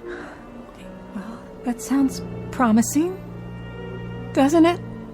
At least we're back to normal speed. That's something. Something? Captain Farver's a pro. So's the rest of the crew. Yes, they are. Definitely. So there's no reason to panic. No reason at all. We just go on like a normal, ordinary flight. Okay, got it. So, shall I go help out in first class for a while? In a minute. I need you to do something else first. What? Pick out a couple of those little vodka bottles. Sure. What passenger? I want you to hand them to me. What are you doing? Rocks are with a mixer. Are you serious? We're on duty. Then I'll drink them myself. Wait. What is really going on? I promise you, if I knew, I'd tell you. But you know something, don't you? When I was in the cockpit, I thought I saw... Oh, Paula, did you happen to look out a window a few minutes ago, right after we leveled off? Why? What did I miss? They were all looking down, and I looked with them. I wish I hadn't, but I did. Oh, is it one of the engines? It's not the aircraft. Well, then what? That's the trouble, Paula. I don't know. I give you my word, I really, truly don't know. Excuse me, ladies. I'm sorry, sir, but this area's off limits. I know, but you'll see... If you were looking for the restroom, it is at the other end of the aisle. No, you see, it's just that... Are you quite sure your pilot knows what he's doing? Absolutely. Captain Farver's the best there is. In that case, why has he announced an arrival at Kennedy when we're nowhere near that location? I'm not blind, you know. I've made this flight many times, a great many times, and I can assure you that wherever we are, this is not New York airspace. There was a last-minute change in the flight plan. The captain's taking an alternate approach. For what reason, may I ask? Something about the jet stream. Rubbish. I flew for the RAF. The jet stream occurs at different altitudes, not at widely varying longitudes. Whatever it is you're attempting to cover up... Would you mind taking your seat, sir? I'll tell you young ladies something else. I have a camera in my flight bag, and I've documented this alternative flight plan on 2 rolls of 35mm film. Whatever ideas that cowboy captain of yours may have about unscheduled shortcuts, I'm sure the Federal Aviation Agency will be most interested. Thank you very much, sir. I'll pass it along. I wonder what else he got pictures of. What? Nothing, Paula. Cheers.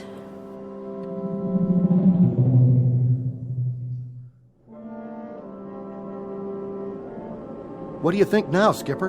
Well, we've flown over what should be Schenectady, Albany, and points north. That's what you and Craig keep saying, but personally, I don't get it. Take a look. There's the topography. You can make out the coastline, the mountain ranges. But it's not any New York State I've ever seen, and neither have you.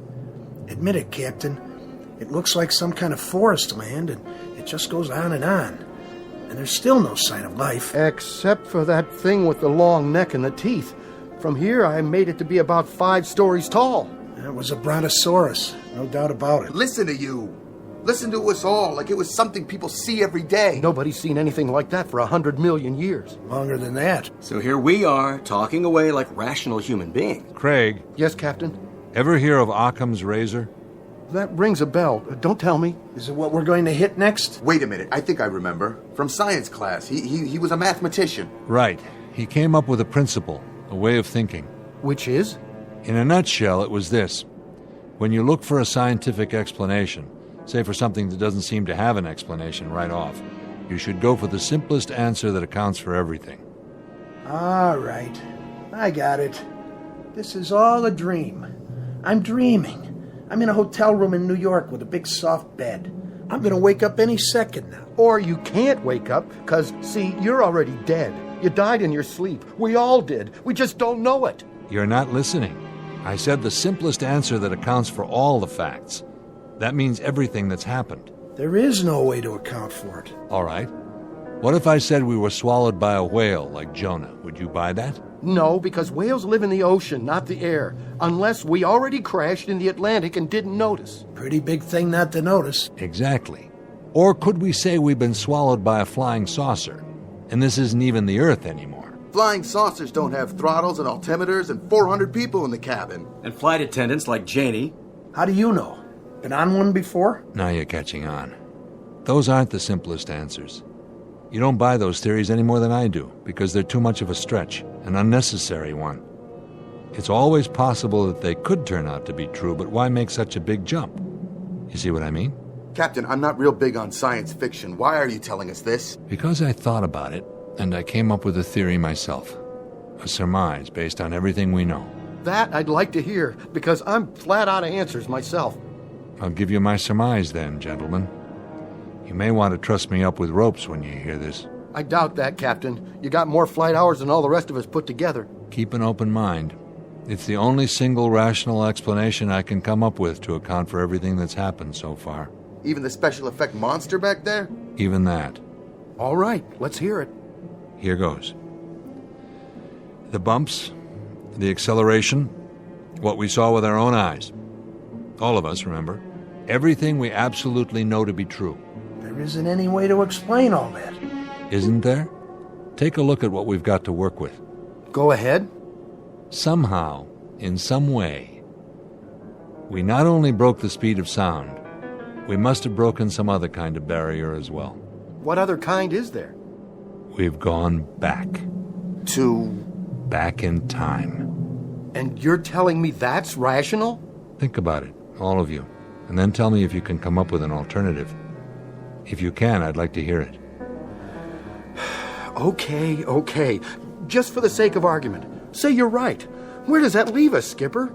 And what are we supposed to do about it? Skipper, fuel is down to 19,000 pounds. That's about what I estimated. Not much. You know, I've stared at these instruments till I know every number by heart, but it doesn't do me any good. Because without a theory to act on, nothing changes. All this is still impossible. And the clock is ticking. And we're stuck up here, waiting for radio contact or visual confirmation till hell freezes over or we run out of fuel. And guess which one happens first? At which point we set this baby down in Adventureland, without enough clear ground to stop. And we break in half. So, let me get this straight. What you're saying is... What I'm saying is, when you don't have anything else to fall back on, pick the best damn theory you have and act on it. Because that's the only chance you have, even if it's a slim one. Not exactly good science. Too many unknowns. But when the choice is between slim and none... So what do we do about it? We rev this baby up till she's going as fast as she can. We climb until we hit that jet stream, and then we try to follow the same flight plan, and I mean exactly, and go back to where we came from. Is that all? Our instruments are functional. The only thing that's wrong with the radio on the Loran is that nobody's down there to hear us or send up a signal. It's a long shot. It's the only shot. You got a better one? No, sir. Then let's do it. 700 knots. 780 knots. 800. 900 knots. Skipper, I don't know if we're going to make it. Throttle forward. What are you doing in here? Hang on, Janie. Whatever you're doing, stop before you kill us all!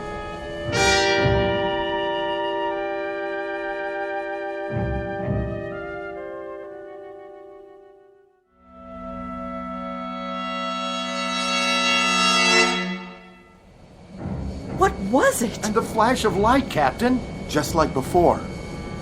Look, I know you've got your hands full, but somebody get on the pipe. I have at least 3 passengers close to hysteria. Skipper, we made it. We're back. Look! What? There she is.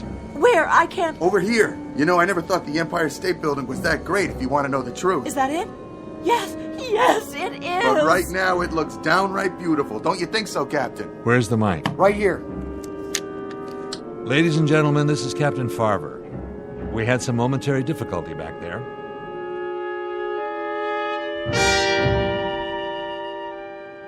But as you can see, we're now over New York. We should be landing in just a few minutes. Thank you all for bearing with us. Bravo! He did it. I haven't prayed since... Down on my knees and Hey, look, the Statue of Liberty. It's right down there. Kiss the ground.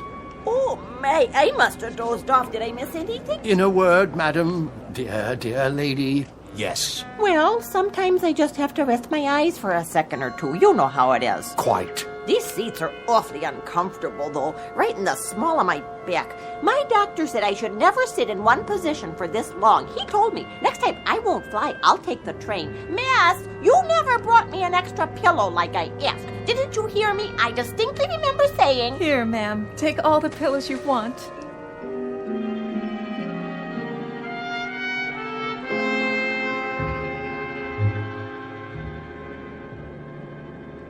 How about Kennedy? Nothing doing. Our VHF is still out. Maybe Kennedy's is too. Try high frequency. I did already, Skipper. Nothing from JFK. How about LaGuardia? Keep using high frequency.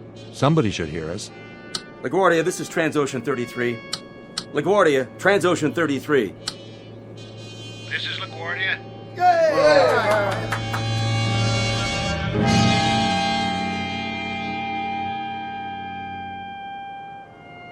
Oh, thank God. The boys had me going there for a while. Oh, I want to take a hot bath, then sleep for 12 straight hours. Oh, I wish I could do that. Oh, no. Are you on turnaround? Oh, no, it's not that. I thought you had your layover back at Heathrow. I did. It's these time zones. I set my clock for London time, but I wake up on Eastern Standard. You ever try to order breakfast in the middle of the night? You get used to it. I know. Catch your Z's whenever you can. But a couple hours in the lounge just doesn't cut it. Not for me. There's always the taxi ride to the airport. That's good for a little shut-eye. Oh, 30 minutes in the backseat of a taxi in traffic? I don't know how you do it. I really don't. Sounds like they stuck you with a rookie schedule, Paula. I'll talk to Lynn at the hub office. She'll do something about it. That would be great. This kind of thing. I didn't know if I could handle it. You did fine. They didn't cover this in training. Not exactly. Has it happened before? Believe me, no. And it won't happen again. Should I collect the trays now? I don't know what the captain will say about this, but I'm going to break out the champagne splits for everybody.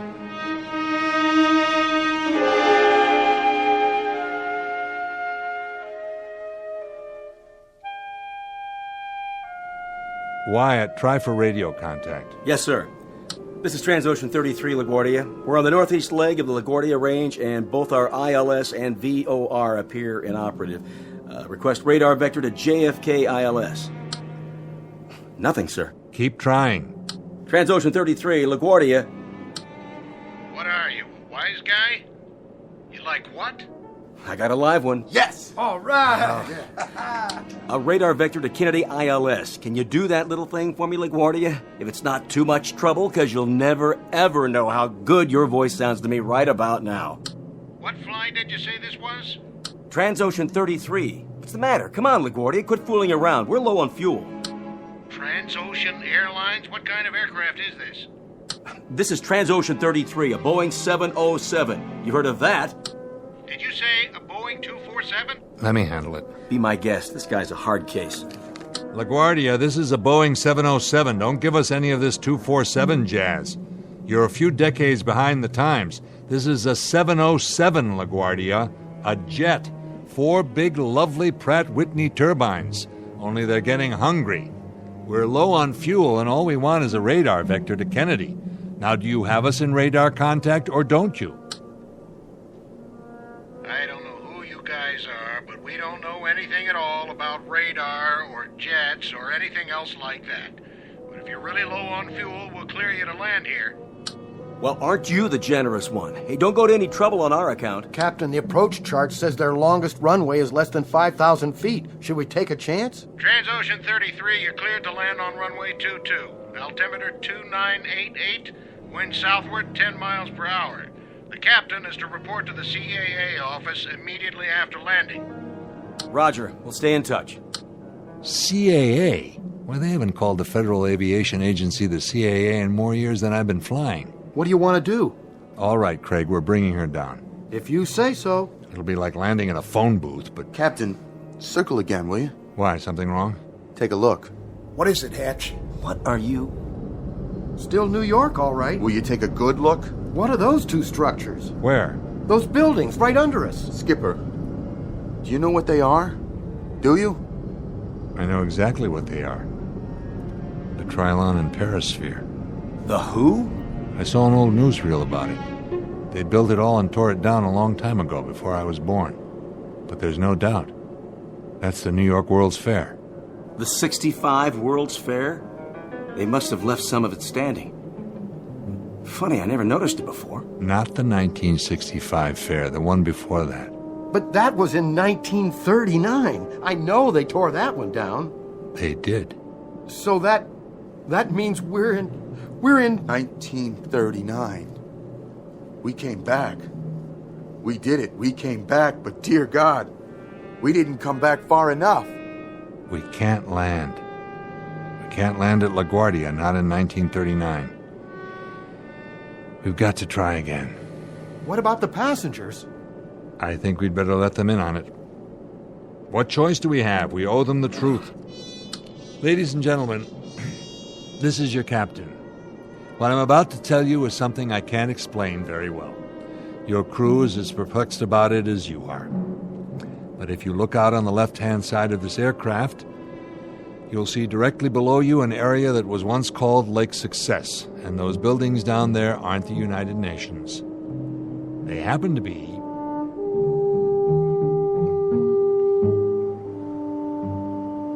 What is he talking about? Shh! Listen. They happen to be the New York World's Fair. That man's gone crazy. He shouldn't be flying an airplane. Madam, would you kindly not? What I'm trying to tell you is that somehow, some way, in some manner, this aircraft has gone back in time, and it's 1939. We're going to try to increase our speed and go through the sound barrier, or time barrier, whatever it is, the same as we've already done twice before. I don't know if I can do it. I don't even know that we have enough fuel, but I ask you to remain calm and pray.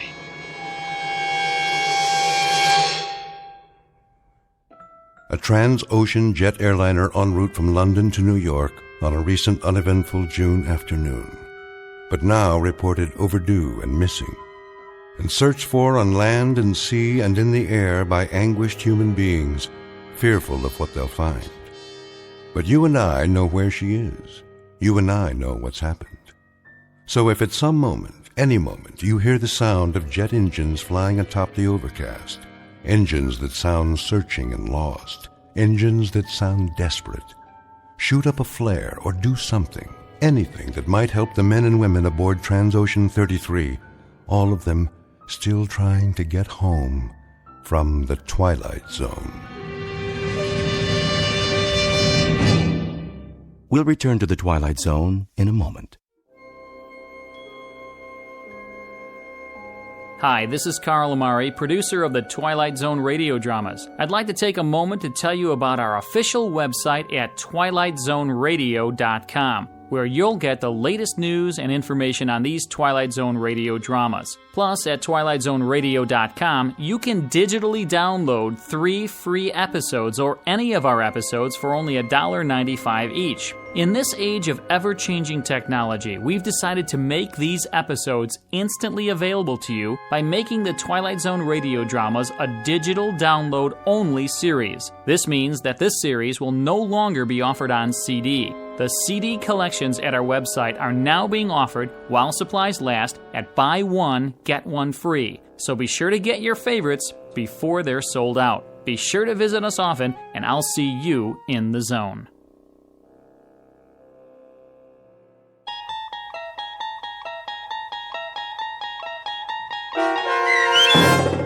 Odyssey of Flight 33, starring Daniel J. Travanti, with Stacy Keach as your narrator, was written for The Twilight Zone by Rod Serling and adapted for radio by Dennis Etchison. Heard in the cast were Taylor Miller, Peter DeFaria, Richard Hensel, Turk Muller, Doug James, Peggy Roeder, Carl Amari, Roger Wolski, Vince Amari, and Roderick Peoples. To learn more about the Twilight Zone radio dramas and to obtain audio cassettes and CDs of these programs, visit our website at twilightzoneradio.com.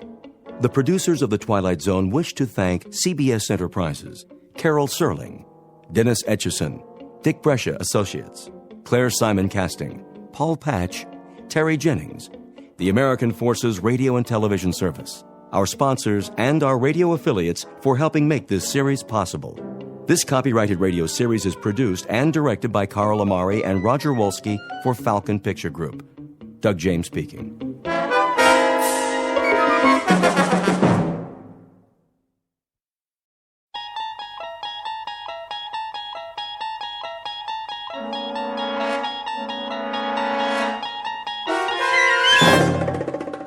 There is a fifth dimension beyond that which is known to man.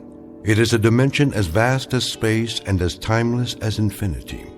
It is the middle ground between light and shadow, and it lies between the pit of man's fears and the summit of his knowledge. This is the dimension of imagination. It is an area which we call the Twilight Zone.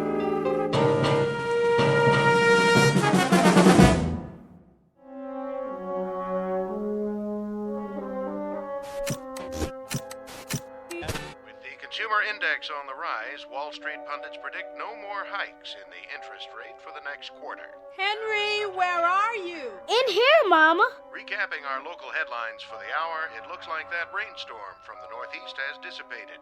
So we can expect scattered low clouds in the AM, clearing by early afternoon and followed by some sunshine. I'm waiting, Henry. In a minute, Mama.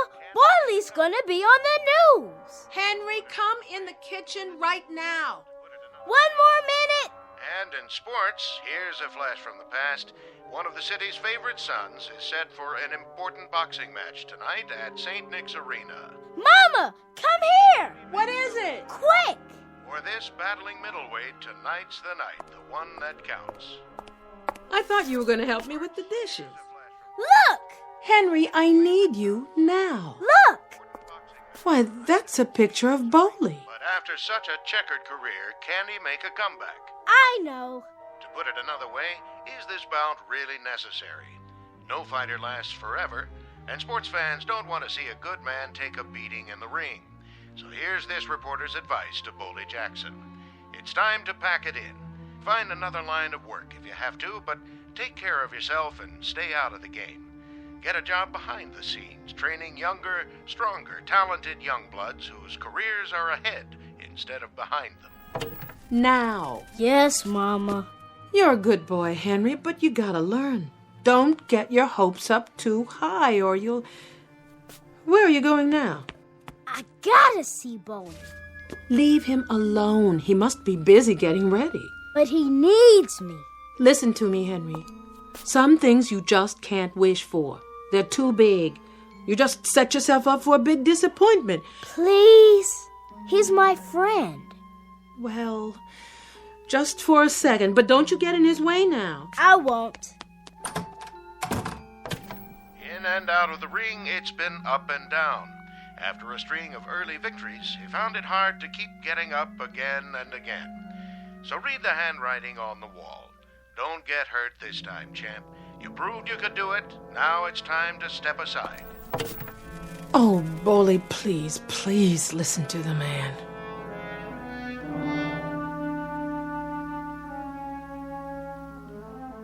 In this corner of the universe, a prize fighter named Boldy Jackson, 183 pounds, a little over his best weight, and an hour and a half away from his chance for a comeback at St. Nick's Arena. Mr. Boley Jackson, who now lives in a tenement building and by the standards of his profession is an aging, over-the-hill relic of what was, and who now sees a reflection in his dresser mirror of a man who left too many pieces of his youth in too many stadiums for too many years before too many screaming people. Mr. Boley Jackson, who might do well to look for some gentle magic in the hard-surfaced glass that stares back at him from somewhere in the Twilight Zone.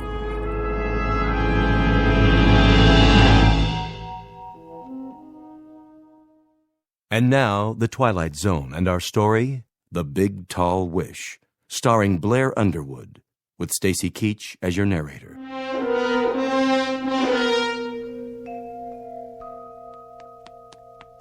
Hey, Boley, you in there? Henry, what you doing here? Want to help you get ready for the fight. Can I? Yeah, sure you can. We're friends, aren't we? Come on in. Okay. Go on, sit down on the bed while I finish packing my gear. You feeling good, Boley? You feeling sharp? Take a tiger tonight, huh, Boley? Take a tiger, Henry. Gonna take me a tiger. Show me how you're gonna do it. Left, right, and one in the stomach. Bow! Just like that. Yeah. Then lift him up by the tail. And then what? And throw him all the way out to the 9th row. Looking at yourself in the mirror, huh? Yeah, you're looking good, Boley. You're looking sharp. You gonna watch it on TV? You foolin'? I'll yell so loud, you'll hear me all the way to St. Nick's. Yeah. Hey, you know what I see in the mirror? A fighter don't need a scrapbook, Henry. You want to know about what he's done, where he's been? You can read it right in his face. He's got the whole story right there, cut into his skin. Yeah. Well, where'd you get that scar anyway? Which one? Over your eye. Ah, that's St. Louis. Guy named Sailor Levette. Real fast boy. And see this nose? That was Memorial Stadium, Syracuse, New York. Italian boy. Fought like Henry Armstrong, all hands and arms, just like a windmill all over you. That was the first time I ever had my nose broke twice in one fight. Did it hurt bad? Sure it did. What you think? Gee, Boley, that's tough. Moving south, Henry, moving south. Now, this here, Miami, Florida. Boy got me up against a ring post, did this here, with his laces on the face. That's where you read it. Start at the first match and move across Pittsburgh, Boston, Syracuse. I'm a tired old man, Henry. Tired old man trying to catch a bus. But the bus already gone. Left a couple of years ago. Aw, that ain't true. Here, look for yourself.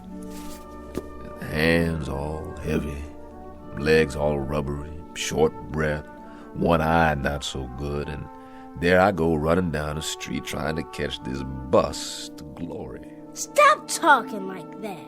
I'm only telling the truth. Boley, you're gonna catch a tiger tonight. I'm sure gonna try. I know you are, 'cause I'm gonna make a wish. I'm gonna make a big, tall wish. And you ain't gonna get hurt none either. I'm gonna make a wish that you don't. You hear? I don't want you getting hurt. You've been hurt enough already, and you're my friend, Boley. You're my good and close friend. You are a good boy, Henry. Good boy. And I thank you.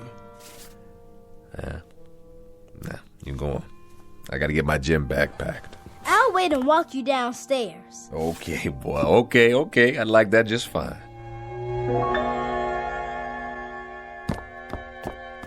There you are, Henry. Hi, Mama. Where did you run off to? I'm helping Boley. Well, don't get in his way. You got quite a boy there, Francis. Quite a boy. I hope he didn't bother you too much. Him? No. He talks like a little old man sometimes, you know. Real intense. Says I'm his good and close friend. Well, you are. You know, he's mine, too. I don't think I ever had a friend like Henry. You're good to him, Boley. You're real good to him. Taking him to ball games all the time, taking him out for walks. Hard for a boy not to have a father around. He never did know his. I know he didn't. He won't be going to bed tonight till you get back. Don't let him stay up too late. Take care of yourself, Boley. I hope you don't get hurt none. I'll work hard on it. I'm going to make a wish, Boley. I'm going to make a wish nothing happens to you. So don't you be afraid, understand? Don't you be afraid, no matter what, 'cause nothing can hurt you. You hear me? Nothing. That boy. You're more than his friend, Boley. He's got you in a shrine. Why would he do that? 'Cause you deserve it. Scared old man who don't remember nothing except how to bleed. I don't fit in no shrine, Francis. Don't talk like that. But you tell him. You tell him how I'm obliged for his wish. I think he already knows. 'Cause that's what I need right now. Just a little magic. He's been talking about making a wish all day. Has he? He's all the time making wishes, Boley. I see him standing there in the bedroom in the dark, looking out of the window. I come in real quiet and I say, "Henry, why don't you go to sleep?" And he turns around with that serious little face of his and he says, "Making a wish, Mama. Making a wish for this, making a wish for that." Oh, he's all the time wishing. Why, just the other night. What? Oh, it was nothing. Tell me. Well, I needed some more money for the rent, $50. Henry said he was going to make the big, tall wish. That's his biggest kind, the big, tall wish. He don't waste it on just anything. It's what he calls the most important one. That was last Friday. And then what do you know? A woman I did some nursing for out on the island sent me a check. Just like that. A check for $50. And that was exactly how much I needed. I was real lucky. Yeah, that's what it was. Luck. Little boys are something, huh? Yes, they are. Little boys with their heads full up with dreams. And then, when does it happen, Francis? What do you mean? When do they suddenly know there ain't any magic? When does somebody push their face down on the sidewalk and say to them, "Hey, little boy, it's concrete. That's what the world is made out of. Concrete and gutters and dirty old buildings and tears for every minute you're alive." Oh, Boley. When do they find out that you can wish your whole life away? But sometimes what we wish for, it can come true. You know that part too, don't you? I know I'm all wished out. That's the only thing I know for sure. Good luck tonight, Boley. We'll be waiting for you. Sure, I appreciate it. You kiss him goodnight for me now if it gets too late. I will.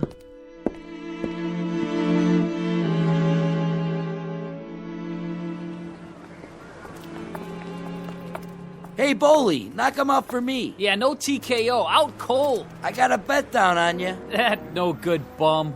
I thank y'all sincerely. You folks are good neighbors. Boley, we all know you're the best. Well, just don't bet too much now. Why not? You're gonna beat him, aren't you? Yeah, which round? Want to call it? How about the first round? Put him out of his misery. I'll do the best I can, boys. Best I can.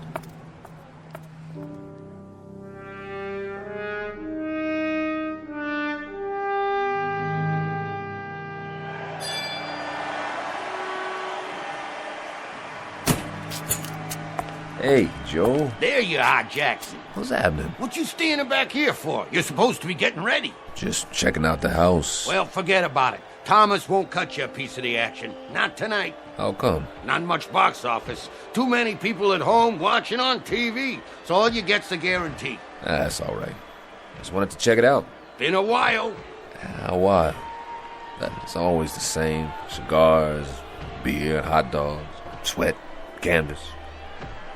Never forget places like this, the way they smell. All this time, I guess I missed it. Go on in the dressing room. In a minute. I'll give you a rub down. We got time. Something wrong, Jackson? Like what? You're not freezing up on me. I'm here, aren't I? I've been working out all month. No offense. I just thought, seeing as how you've been away for a while. Don't talk down to me, Joe. You might have a slight case of the jitters, that's all. Not me. Never did.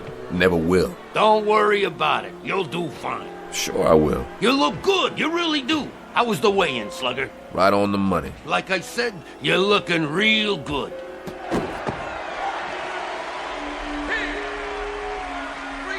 He didn't last long. He never does anymore. Slugger Malone. Never could take a punch. That's why he's on the mid-card, ever since you put him away in Philly. That was a long time ago. Longer for him.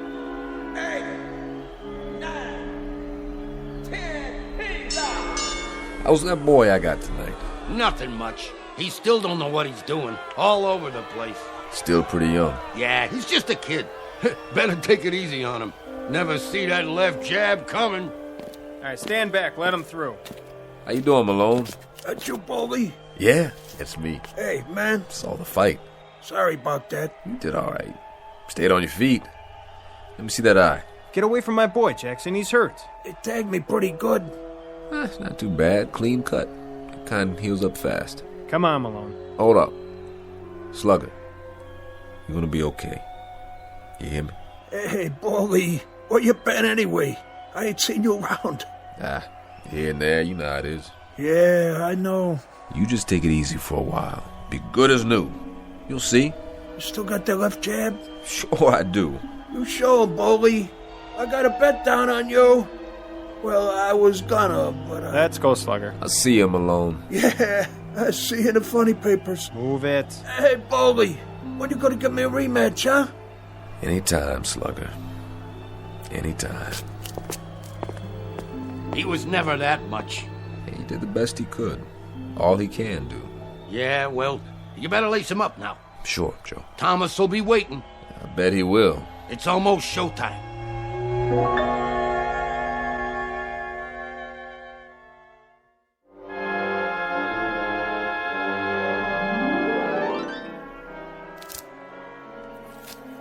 Hurry up, Mazel. I got it. There, Bully. Your hands are taped real good, just like old times. How's it feel?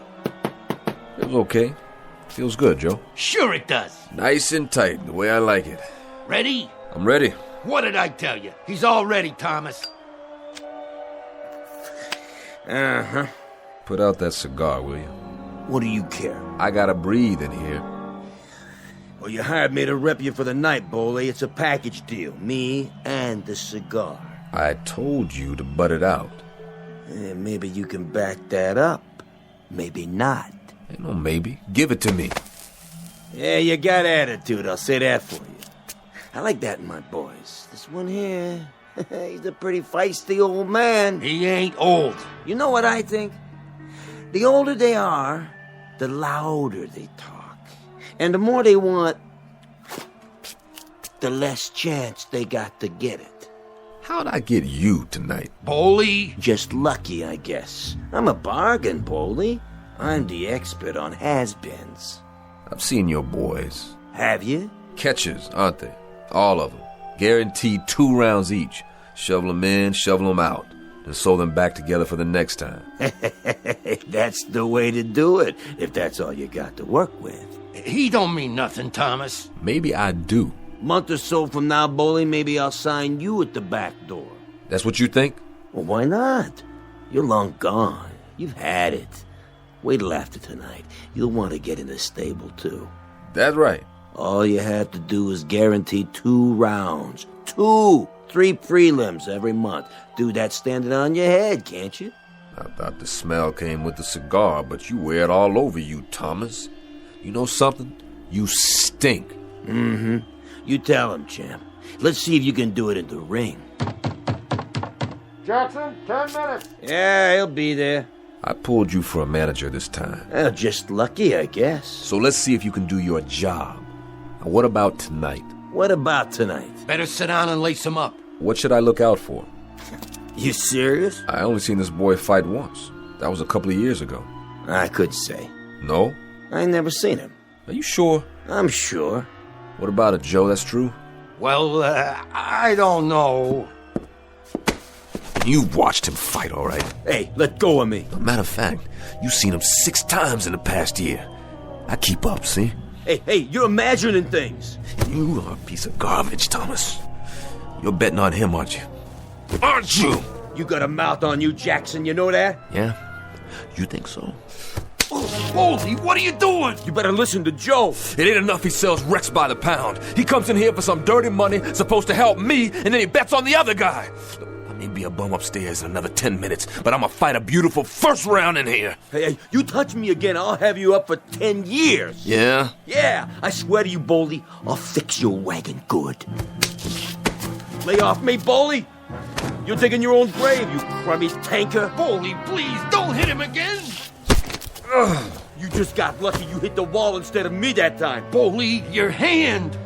See you later, Jackson. Let me see it.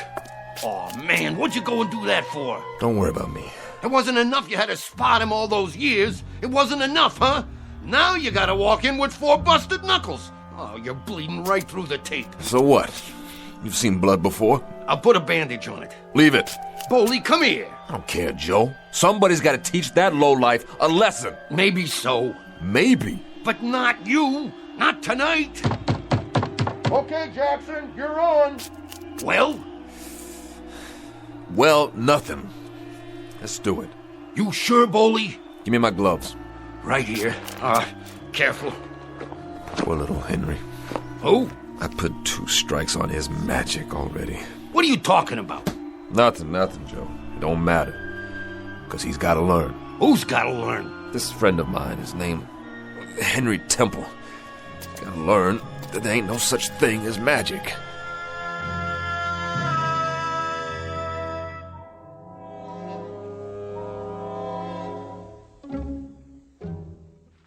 Another left, another right, and Jackson's knees are wobbly. A 10-round bout, but it's not going that far, I promise you. He's hurt. Boldy! It may be early in the fight, but Boldy Jackson is definitely in a world of hurt. A sad spectacle. Someone who didn't know when to hang it up. He seems unable to mount any kind of defense. No! Simmons moves in on him again. There goes one to the side of the head, beating him like a government mule. No! One to the breadbasket. Ow! A left-right combination to the head again. Stop! Oh, is that boy hurt? Is that boy hurt? Somebody ought to stop this carnage. Don't watch anymore, Henry. Stop it! Please, turn it off now. He's down. Jackson is down. It's as good as over. Henry, do you hear me?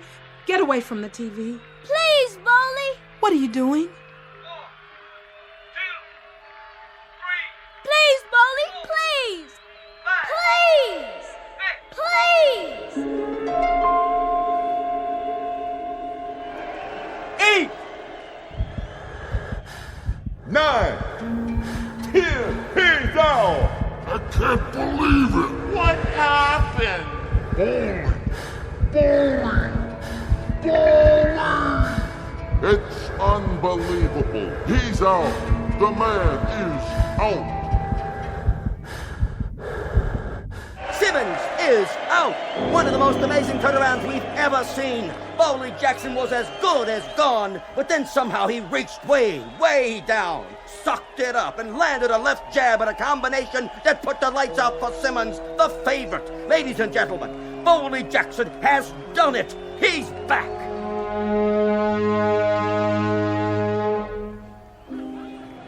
It's all over, Boldy. Sorry, Joe. What are you sorry for? For letting you down. You did it! Who? You did! Did what? Knocked him clean out! You sure? Look at him! Where? Hey, drag that bum out of here! Which bum? Simmons, get an ambulance while you're at it. He ain't going nowhere. Joe, I think I blacked out. I don't know what happened. Well, I do. Everybody saw it. You put the old 1-2 on him, but good. Way to go, champ. Knew you could do it. Way to go. Joe, my hand. My hand. Is it broke? No, it don't even hurt. Then raise it up. And the winner, by a knockout, at 123 in the second round, our own Boldy Jackson! Jackson, winner! Come on, Boldy, put on your robe and let's go. Take a shower and get dressed. We got some celebrating to do. Something's not right about this, Joe. What do you mean? I don't know what is. But something is just... Something's not right about this.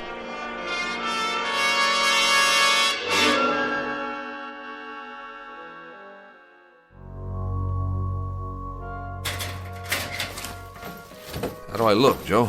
Like $1,000,000. You didn't need a shower, never even worked up a sweat.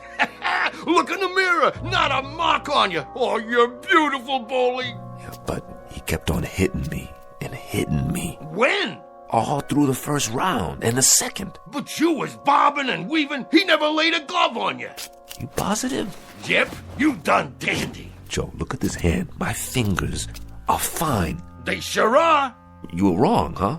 Just bruised it, I guess. It hurt like anything, but somebody said I got him with it full on. It couldn't have been broken after all. Who said it was? You did, and it felt like it, too. I could feel the knuckles coming up through the bandage. I don't know, I could have sworn it was busted. And when he knocked me down... What? He did what? Knocked me down, Joe. When he knocked me down, I don't even remember getting up. And the next thing I knew, there was Simmons laying on his back. Well, then you and me, we was in different arenas tonight. What are you saying? You didn't get knocked down, Boley. You was never off your feet. I wasn't? No, you sure wasn't. This one you carried all the way, baby, just like the old days. Who's that? Your fans, who'd you think? I don't believe you. You want I should open the door and let him in? Hey, Jackson, show us how you did it. What a jam. What a right. I knew he could. Boley, when you gonna fight again? Hey, you're gonna get a title shot. How about a picture? Wait, Joe, close the door. Just a minute, folks. The champ will be right out. Let me get this straight. What's to get? You hear that, Bunch? Enjoy it. I wasn't off my feet. Nope. I didn't go down. Not once. Would I lie to you? All these years, you ever know me to lie to you? No. Then what are you waiting for? Let's go and paint the town red. No, I don't know, Joe. There's something I gotta do. Like what? Well, I sort of promised somebody I'd see him later, after the fight. You don't mind if I have a good time, do you? Nah, of course not, Joe. You're entitled. Just remember me to all the guys, okay? Maybe I'll hook up with you later. You got it. Good night, old-timer. Just remember, I'm real proud of you.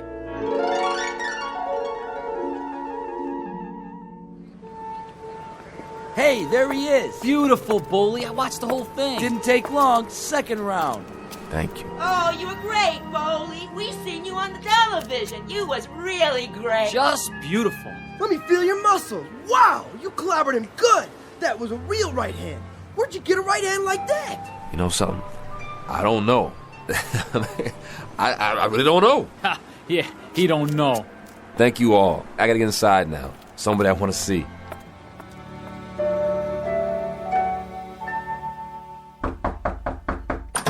Francis, I just wondered if... You should have seen him, Boley. He like to went out of his mind. He was so happy. Whole building was shaking. You'd never believe it. Is he... He's up on the roof, waiting for you. I'll see to him. Send him down soon, Boley. It's real late.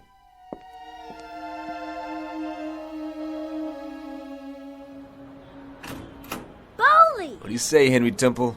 Come here and give me a hug. You were a tiger, Boley. You were a real tiger. Look okay? Sharp. Sharp like a champ. You was Armstrong and Lewis and Ali and everybody all wrapped up into one. Oh, well, hey, you know something? That boy must have hit me so hard, he knocked the hurt right out of me. How come? 'Cause, Henry, I don't remember a doggone thing. I must have really been punchy for a second because I thought he had me on my back. And there I was looking up at that old ref waving his arm down on me, and I was staring up at the light, blinking my eyes, and it must have been some kind of dream or something. I don't know nothing about that. Henry, I was never off my feet. I never got knocked down. That right? I gotta go. Henry, look at me, boy. Look at me. I was never off my feet. Say it. Am I your true friend? Yeah. Friends don't tell lies to each other. Now tell the truth. Henry, I'm asking you, was I laying on my back and on the way out? Yes. But nobody remembers it. Nobody at all except me. I thought it happened, but it didn't. I thought I was laying there on my back, getting counted out, but everybody tells me... Bowley, I made the big wish then. I had to make the big wish. I wish you were never knocked down. I just shut my eyes and I wished real hard. It was magic, Bowley. We had to have magic right then. No. Oh, no. Had to, Bowley. Nothing left for us then. Had to make a wish. Crazy kid!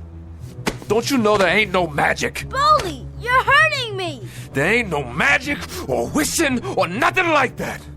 You're too big to believe in fairy tales. If you wish hard enough, Bowley, it'll come true. If you wish hard enough and then believe it, it'll stay that way. Somebody's gotta knock it out of you, don't they? Somebody gotta take you by the hair and rub your face in the world and give you a taste and smell of the way things are, don't they? Stop! Listen, boy, I've been wishing all my life. You understand, Henry? You understand? I got a gut ache from wishing, and all I got to show for it is a face full of scars and a head full of memories of all the hurt and all the misery I've had to eat with and sleep with my whole miserable life. Oh, you crazy kid. I'm not. Crazy kid. You telling me you wished me into a knockout? You telling me it was magic that they got me off my back? Now, listen, boy, there ain't no magic, huh? No magic, Henry. I had that fight coming and going. I had it in my pocket, man. I was the number one out there, and there ain't no such thing as magic. Bowley, if you believe, understand? You've got to believe. If you don't believe, Bowley, it won't be true. That's the way magic works, Bowley. You got to believe. Please, please believe. Little nutcase. That's what you are. How come I got mixed up with you? Ain't I got enough trouble without getting mixed up with some dopey kid that... Oh... God, sorry, Henry. Henry, come here. Henry, look at me. I can't believe. I'm too old, and I'm too hurt to believe. I can't, boy, I just can't. Henry, there ain't no such thing as magic. God help us both. I wish there were. Bowley, you got to believe. I can't. You got to. Bowley, you gotta believe. Or else... I told you. I can't. Then if you can't, Bowley, if you can't...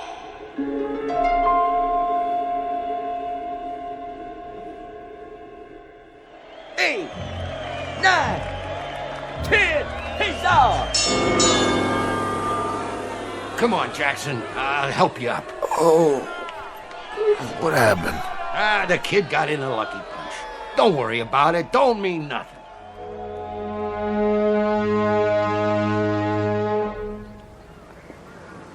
You should have stayed in bed, Bowley. How come you didn't use your jab? And you're right. I broke my hand, that's why. He do that to you? No, I did it to myself. It was an accident. Oh, man, Bowley, are you kidding me? You ought to pack it in, Bowley. Get yourself a real job. Excuse me, I gotta go in.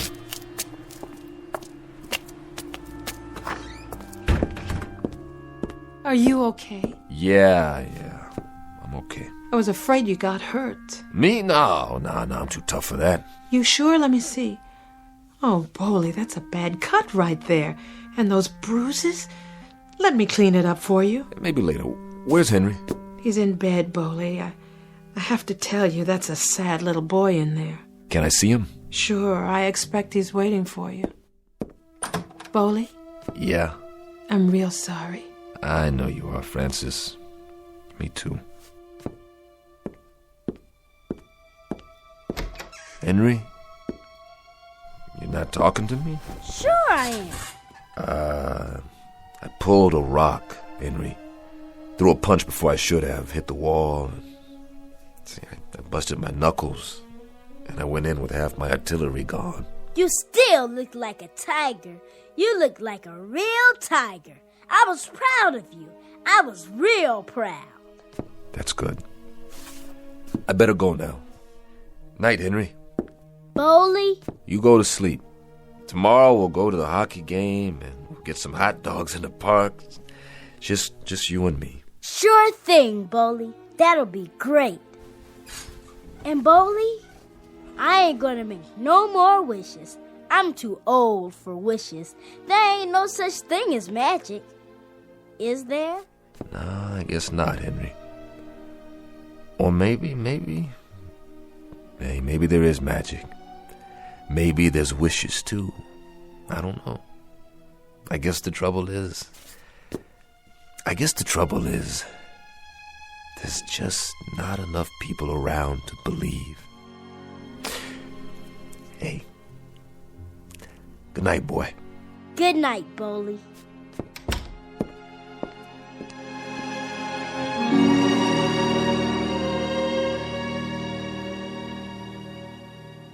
Mr. Bowley Jackson, who shares the most common ailment of all men, the strange and perverse disinclination to believe in a miracle, the kind of miracle to come from the mind of a little boy, and now perhaps only to be found in the Twilight Zone.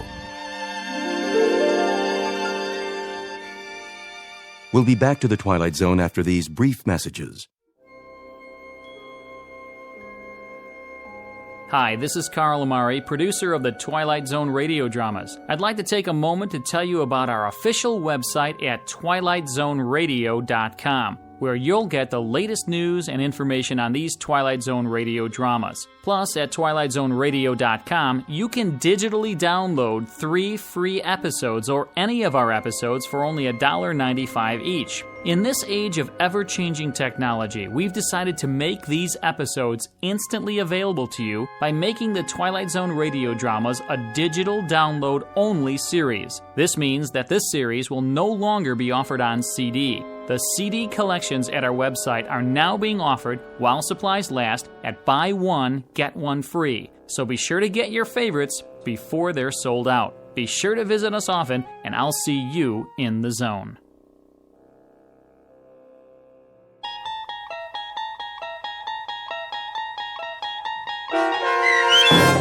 The Big Tall Wish, starring Blair Underwood with Stacy Keach as your narrator, was adapted for radio by Dennis Etchison and based on a script by Rod Serling. Heard in the cast were Maestro Harrell, Cheryl Lynn Bruce, Richard Hensel, Doug James, Turk Muller, Rich Komanek, Rick Peoples, Linda Ryder, Peter DeVito, Carl Amari, Vince Amari, and Roger Wolski. To learn more about the Twilight Zone radio dramas and to obtain audio cassettes and CDs of these programs, visit our website at twilightzoneradio.com. The producers of The Twilight Zone wish to thank CBS Enterprises, Carol Serling, Dennis Etchison, Dick Brescia Associates, Claire Simon Casting, Don Longo, Terry Jennings, our sponsors, and our radio affiliates for helping make this series possible. This copyrighted radio series is produced and directed by Carl Amari and Roger Wolski for Falcon Picture Group. Doug James speaking.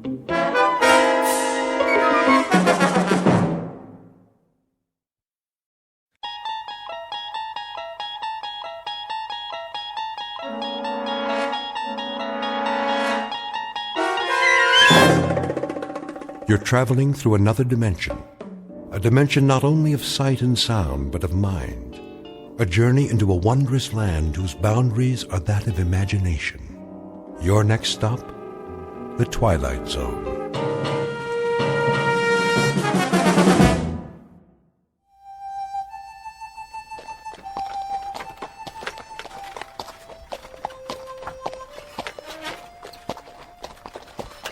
How much longer, Chris? Not long. We'll stop soon as we find a place. Where? Look around. We saw the last shade 2 days ago. That's a buzzard up there circling the wagons, and it's been following us since dawn. It's waiting for the next one to die. How's the boy? Still burning up with fever. He can't take any more. All right, honey. Hold up! Whoa! Oh! Ho! We'll stop here for a few minutes.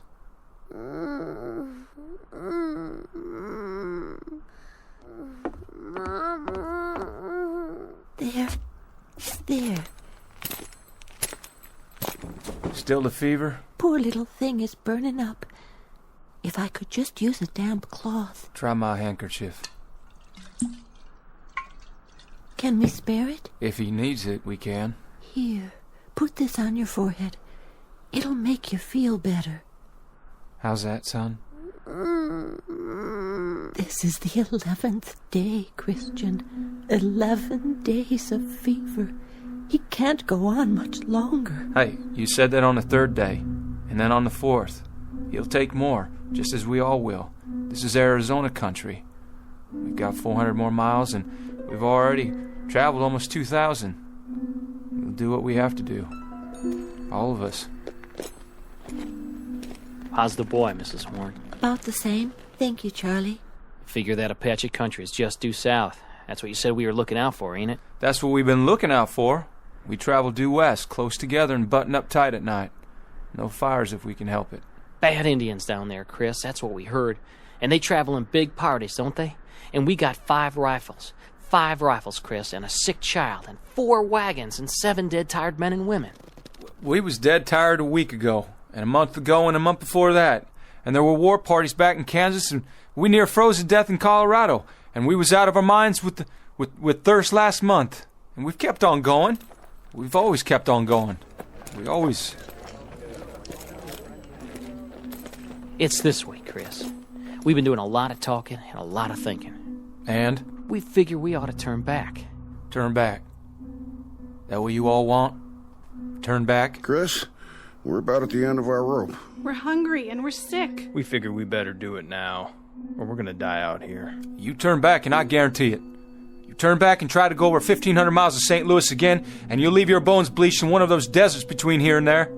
Or have your scalps taken off.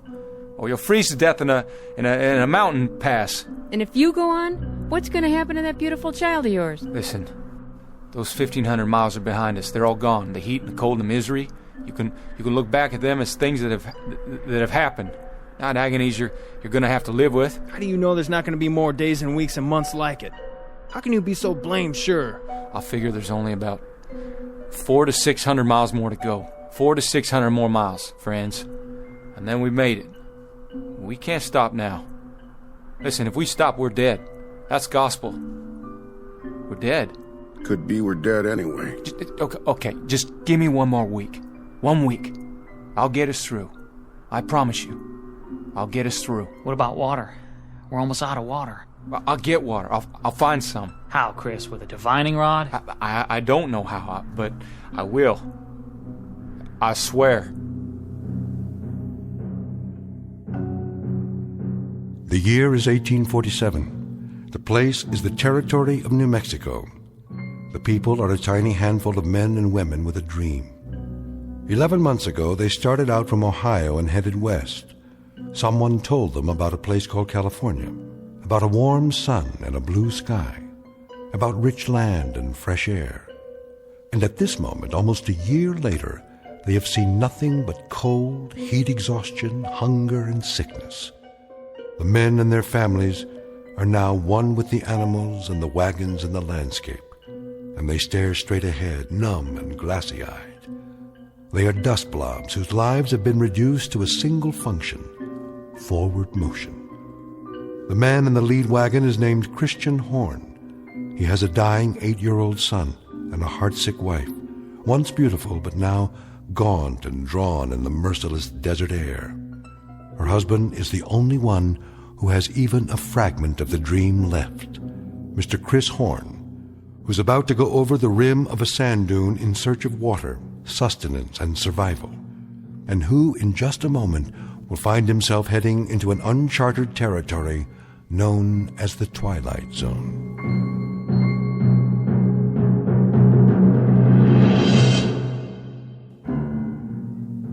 And now, back to our story from the Twilight Zone, 100 Yards Over the Rim, starring Jim Caviezel, with Stacy Keach as your narrator.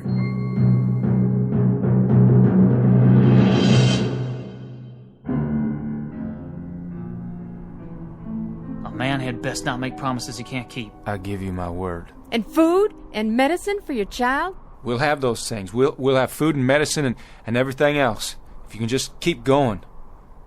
Just keep going and don't look back. Look out there instead.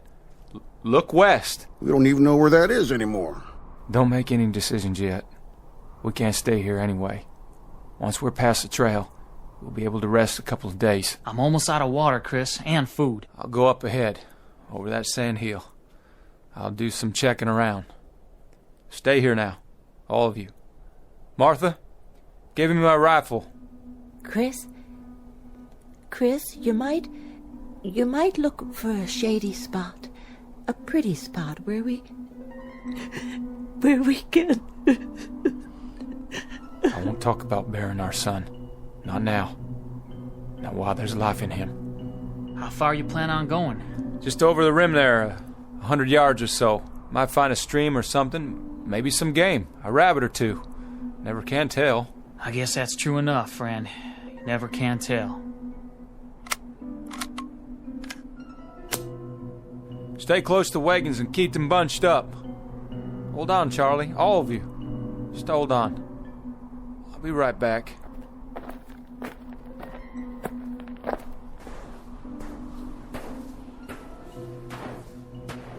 What in God's name? Hey, everybody, look what's over here! There's a road! Down on the other side, a road! Look! Martha? Charlie? Hey! Hey! Where's the wagons? Where'd everybody go? Must have got turned around there. Go on. Go up again and see. Yeah. See which way I'm looking.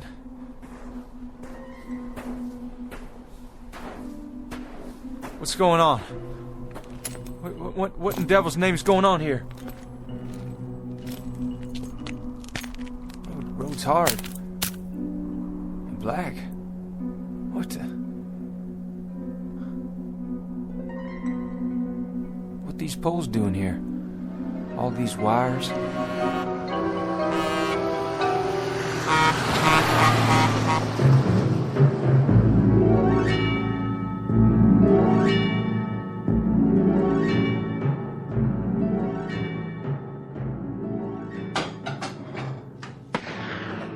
Joe? Yeah? What was that? Backfire. What? Truck backfired. Oh, you sure? I thought I heard a gun go off. Not likely. Might be one of those local boys shooting your sign. Well, if it was, I'll get the sheriff out here, but that didn't sound like any 22 to me. Look, Joe. Who's that? Some guy with a rifle. Go in the other room. But, Joe... I said get in back. I'll take care of it.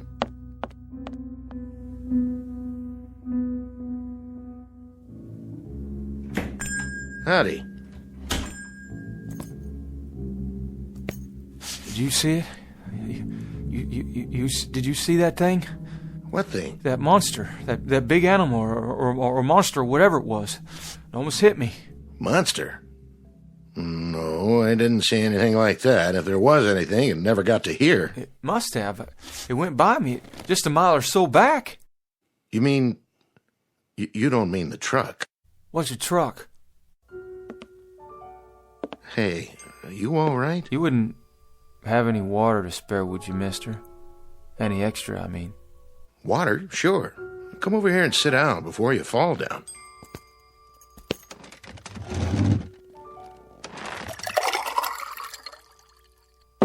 There you go.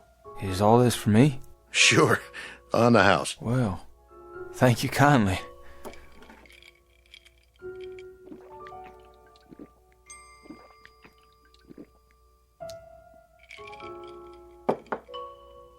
You want some more? You got more? Sure do.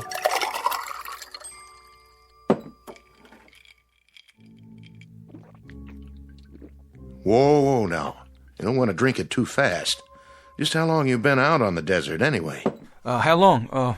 Well, almost a year. Well, at least almost a year of traveling. Started from Ohio.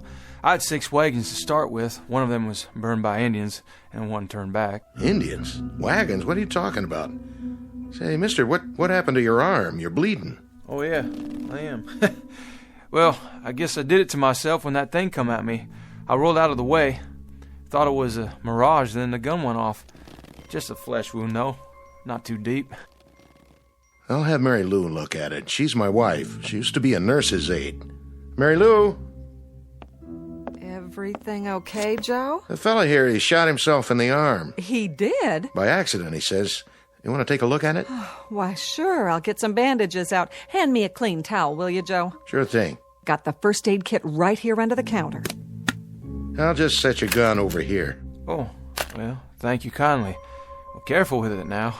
That's a real old-timer. Antique piece, isn't it? No, bought it new before we started out, but she's been used a lot, I guess. We're running low on bullets. I don't suppose you've got any ammunition around here? Oh, no. We don't carry anything like that. This isn't a hunting area. What about Indians? The south of here's Apache country, isn't it? Why, sure. Well, sure, but there aren't any Indians nowadays.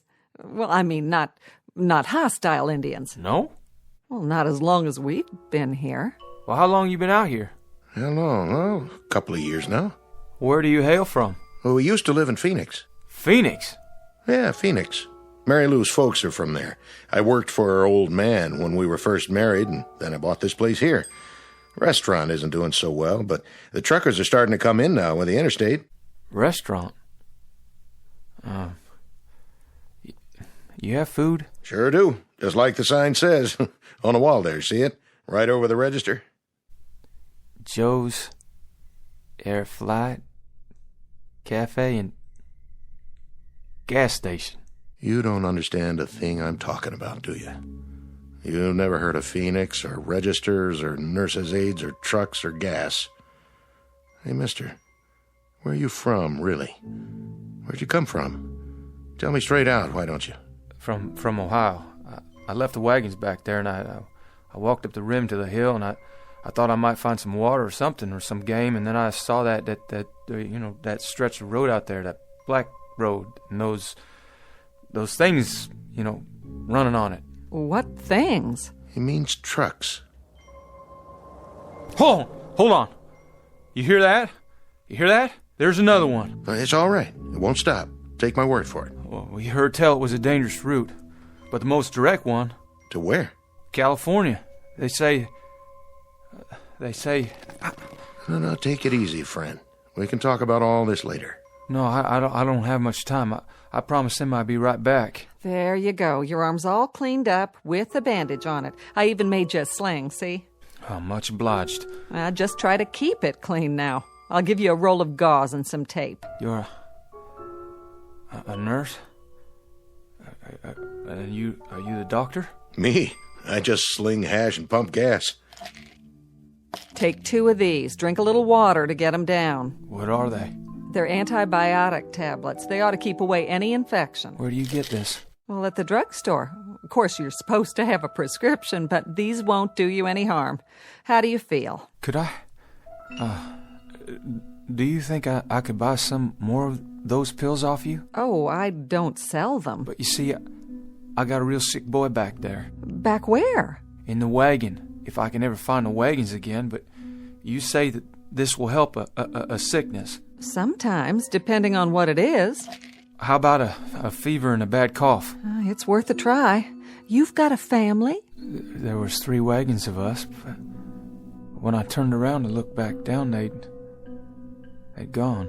Well, maybe you better rest a while, friend. Lie down. Get washed up. There's a bed in back. Look at this place. The tables like wood, but they're not. They can't be. And the legs are all silver and bright. That's not silver. It's steel. It's chrome-plated. What's that thing in the corner? Jukebox. A what? Plays music. You put a coin in it and pick a tune. Here, I'll show you.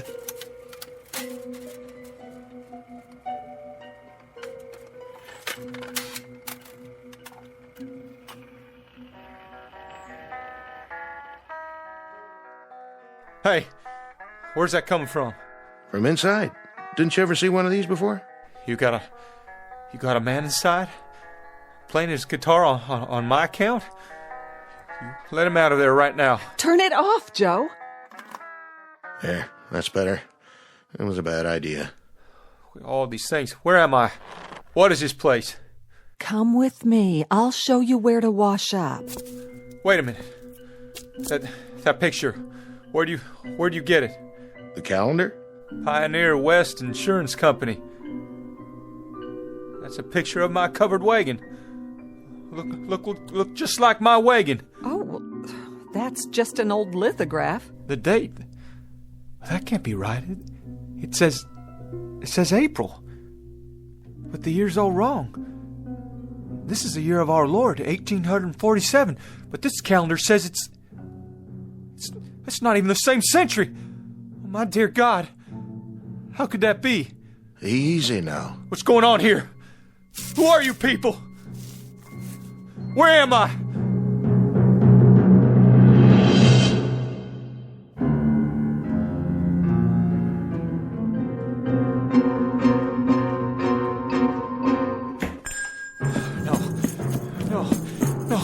No!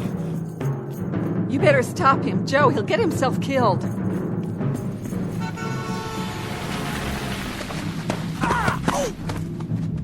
Come on now, fella. Come inside. Please. Somebody tell me where I am.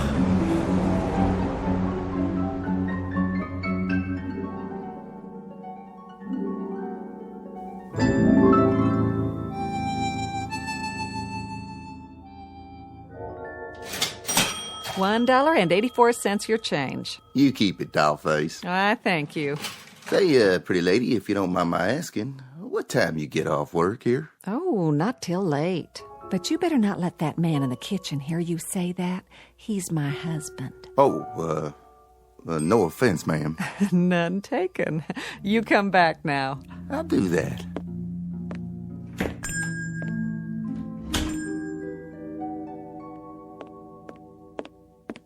Doctor still in back? He is.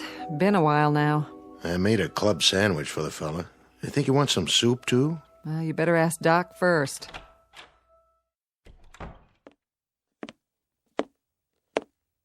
How's he doing back there? You have a fresh pot of coffee? Sure do. Shall I bring it to him? Not for your visitor. For me. I believe I'd like a nice, strong cup. Sit down, Doc. You look like you just seen a ghost. You look him over? I did indeed. And? Malnutrition, that's his major problem, along with dehydration. Though he's a strong specimen of a man, I'll say that. Tough stock. What else did you find out? You were right. He's an interesting customer, all right. Quite the character. The heat did it, or something, didn't it? I mean, he's not in his right mind. I figure that has to be it. I'm not a psychiatrist, Joe. I'm an ancient GP, not much past the school of castor oil and sassafras tea. But, you know, I think old Freud himself would have something to gnaw on here. How do you mean? He happens to seem very rational. Extremely rational. He can trace his imaginary life a whole lot clearer than some of us can our own. His recall of details is amazing. Or it would be if they were true. Maybe they are true. I mean, maybe he read it in a book somewhere. There's lots of books about the pioneer days. I even know a lot about my people, how they came out here. And one other thing. A little parenthetical aside, let's call it. The fillings in his mouth. There are two. Well, let's just say no modern dentist drilled them. Yeah, his clothes, too. They didn't come out of an Army-Navy store. No, they didn't. They're the real goods, circa 19th century. And you saw that squirrel shooter of his, Joe? Sure, but it's an antique. An antique that isn't more than a year old? 150-something-year-old gun, Joe, but it was manufactured less than a year ago. You said that yourself this morning. What's it add up to? Look, Doc, if you're trying to tell me... I'm not trying to tell you anything, Joe. That is to say, I'm not trying to make any point of my own. All I'm giving you is the benefit of some observations from an old hand. He says he's a pioneer, and when he climbed up to the top of that hill out there, he was living in 1847. That's what he said, all right. He seemed so sure. Well, we're three normal, rational human beings here, and we know that sort of thing doesn't happen. So he's suffering from some kind of delusion. but it's a delusion of the purest form. Frankly, I've never heard anything like it. Not with this degree of detail. The way he describes his wife, his son, the wagons, the other people, it's with genuine emotion. He's lying in there right now with tears rolling down his cheeks, worried about them. He said his boy was sick. He told me his boy was dying. And from the way he described the symptoms, I'd call it pneumonia. That's why he wanted the pills. Which pills? I gave him some antibiotics for the wound in his arm, and he wanted the whole bottle so he could give some to the boy. I don't get it. How someone could be so sincere. I just don't understand it. I don't either. Which leads me to the next question. Yes? What do we do with him, Doc? Precisely what I'm going to deal with right now. Where's your phone? Behind the counter. But wait, who are you calling? The authorities, so they can get him help. Oh, that won't do him any good, will it? They'll lock him up in a rubber room and throw away the key. Once he's turned over to the state, he'll get a thorough examination. They'll know what kind of help he really needs. Yeah, the funny farm. Oh, Doc, I've heard about those places. They're bad news. Nobody even knows you're in there. They can do anything they want. What are you suggesting? That we pack him a box lunch and send him on his way? You think he'll survive out there? He doesn't know where he is. And even if he figures that out, he'll die of heat exposure before the day's over.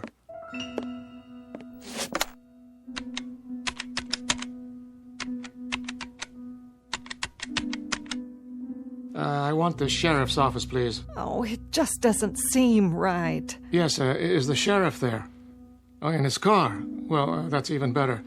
Can you radio him to get over to Joe's Diner as fast as he can? We've got a man here who needs looking after.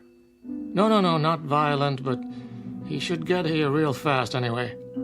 Yeah. Thanks. Oh, Joe, I hope we're doing the right thing. So do I. Well, at least he's calm now. As calm as any man would be if he suddenly woke up and thought he was past his time. That's enough, Doc. Well, hello, Mr. Horn. This book, it was in my bedroom. Well, that's the encyclopedia. I was looking through it. I found something. What? Well, this here. Horn Christian Jr., M.D., famous for his early work in childhood diseases, pioneer in vaccine research. Born 1839, died 1914. That was my son. That's Chris Jr. So I guess I'm either crazy or the world is turned upside down. But I think I got put here for a reason. Oh, you did. I just know it. For an important reason. What are you doing? You've been gracious and kind, and I appreciate it. But I gotta get back. I'll just get my gun now. Horn, we want to help you. But help means rest and medical attention. I can't let you leave like this. Come on, son. Come over here and sit down. I've called for the authorities. The authorities? Well, listen, I don't know who they might be, but I've got no time to wait and find out. Horn, please. Hey, don't go trying to stop me now. I know my purpose. I'm going to finish it. Or my life don't add up to much. Listen to us. Please, Mr. Horn. You take your hands off my gun, mister. You okay, Mary Lou? Oh, I'm fine. The gun just went off when he took it. And blew out my plate glass window. Horn! Horn, come back!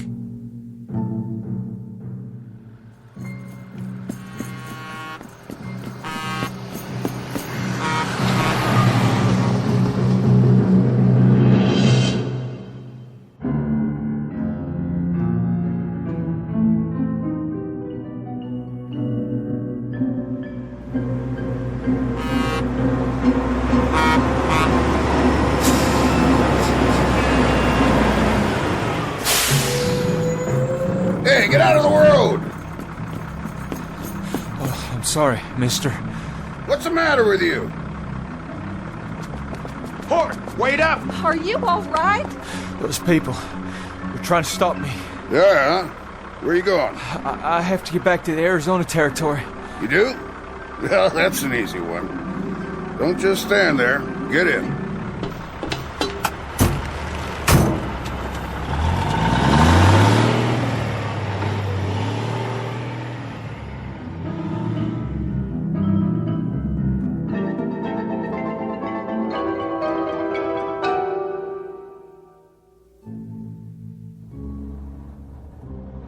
belly of the beast. How's that? What is this contraption?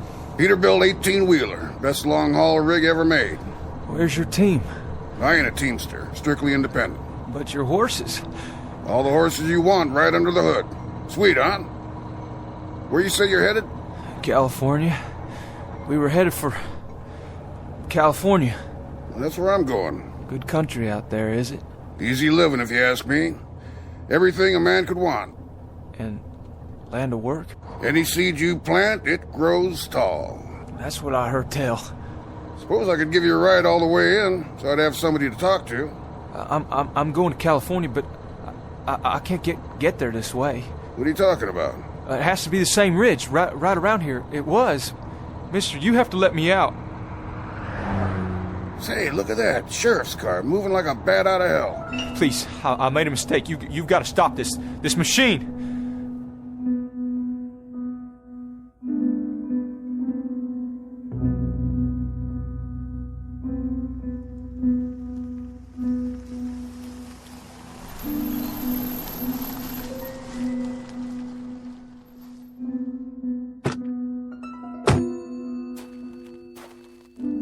Hello, Doc. What's this emergency you got? Not exactly an emergency, Sheriff, but since I called, it might have turned into one. Sheriff, you gotta stop him. That's right. He won't make it out there. Hold on now. What you trying to tell me? Mr. Horn, Sheriff. Horn, is it? He's the man I examined. It's a long story, a pretty strange one. The point is, now he's run off. Well, where? He headed for the ridge, where he came from. So, he came in out of the desert? And now he's going back, about a mile up the road. Well, don't worry. I'll find him.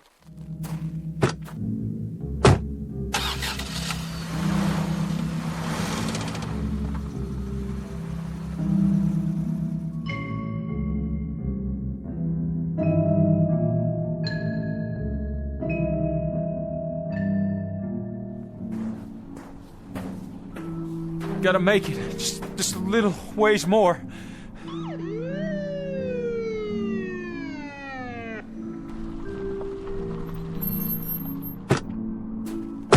You there! Hold it! No, you don't. Not now. Drop the gun, son. I said, drop the gun. All right, now come on down real slow. The pills. I dropped the pills. That's it. Now put your hands in the air. Got it! I said halt! Halt, son, or I'll shoot.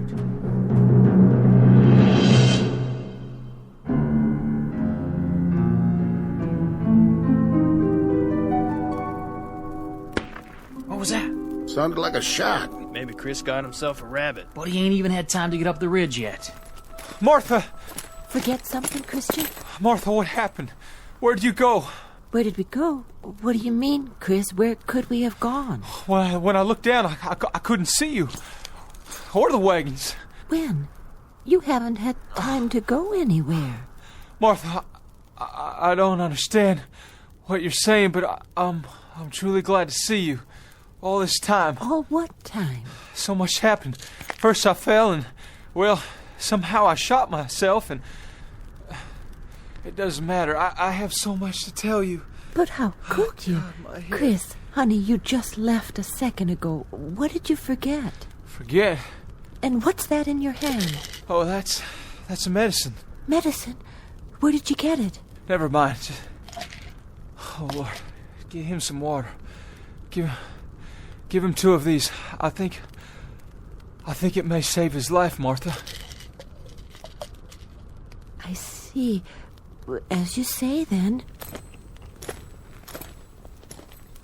Chris? Charlie. Short trip. Was it? Nothing much on the other side, I guess. You'd be surprised, Charlie. You'd be mighty surprised. There was a whole lot to be seen at that ram. A whole new land. And you know something else, Charlie? Us. People like us. We're the ones responsible. That's the truth. People like us. What's Orrin talking about? Listen, he's saying something. He wouldn't talk like that unless it was important. There'll be a highway, and machines, and a whole new land. And we're the ones who began it. What are you saying, Chris? Where'd you see all that? Up on the rim. It was all laid out before me like the New Jerusalem. Wide, hard roads, all black, with no holes in them. And machines and... I gotta see for myself. Me too. Let's go. Up the ridge, he says.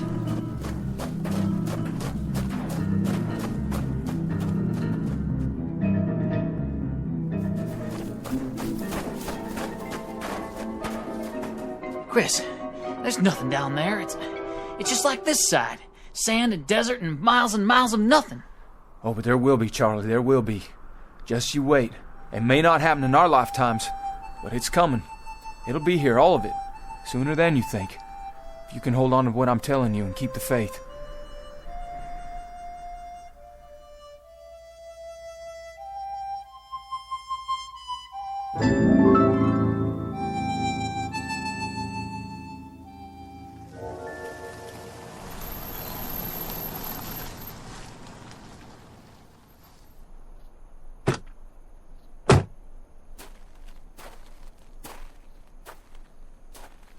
You didn't get him, Sheriff. I saw him all right, but I couldn't get him to stop. Fired a warning shot, but I didn't scare him none. Look, I wouldn't worry, Joe. He can't get very far. Don't worry, we'll find him. Thanks, Sheriff. You say he had a gun? That's right, a rifle. This it? It can't be. That one's all rusty, like it's ready to fall apart. That's what I thought. He couldn't have done any damage with it. Look at it close, Joe. It is his rifle, but it's changed. It's just as if it had been lying in the desert for 100 years. What's it mean? Who was he? Where did he really come from? I think he went back to wherever he did come from. But to where, Joe? Back to where he should be. Back to where he can make certain that the things it said in that book can happen. Back to a wagon train, heading west to California on a spring day in 1847.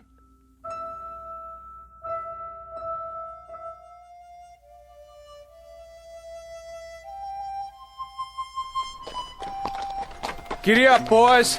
We're going to California. And my son, too. He's got a whole lot to accomplish out there.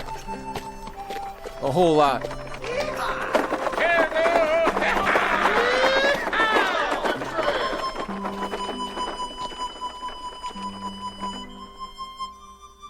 Mr. Christian Horn, a farmer from the state of Ohio, one of the hearty breed who headed west when there were no blacktop highways or telephone poles or the solace of civilization.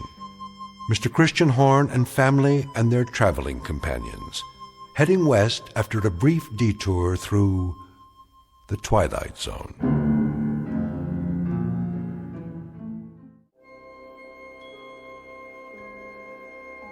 Hi, this is Carl Amari, producer of the Twilight Zone radio dramas. I'd like to take a moment to tell you about our official website at twilightzoneradio.com, where you'll get the latest news and information on these Twilight Zone radio dramas. Plus, at twilightzoneradio.com, you can digitally download 3 free episodes or any of our episodes for only $1.95 each. In this age of ever-changing technology, we've decided to make these episodes instantly available to you by making the Twilight Zone radio dramas a digital download-only series. This means that this series will no longer be offered on CD. The CD collections at our website are now being offered while supplies last at buy one, get one free. So be sure to get your favorites before they're sold out. Be sure to visit us often, and I'll see you in the zone.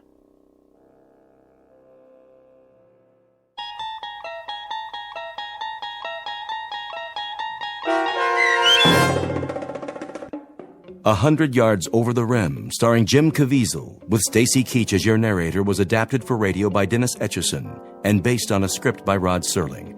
Heard in the cast were Peggy Roeder, Rick Peoples, David Darlow, Doug James, Peter DeFaria, Rich Komenick, Meg Thalken, Zach Gray, Carl Amari, Roger Wolski, Diane Trice, and Irene Olson.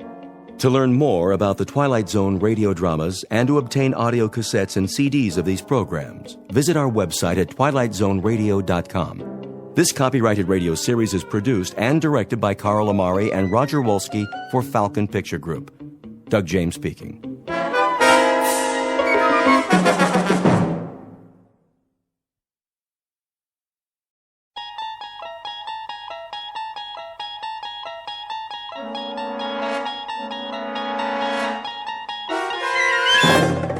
You're traveling through another dimension.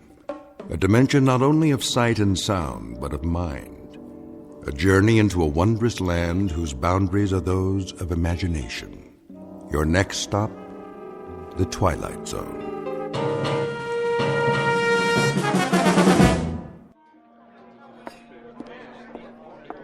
One martini and a Manhattan. Thanks, Noreen. Shall I run a tab for you? Nah, we're gonna take off in a minute. I want to stay for the show. What show? Georgie says it's a new act. Some guy with a dummy. Big deal. But he's supposed to be good. I'll run a tab. Okay, but this is the last round. Over here, sweets. Be right with you, sir.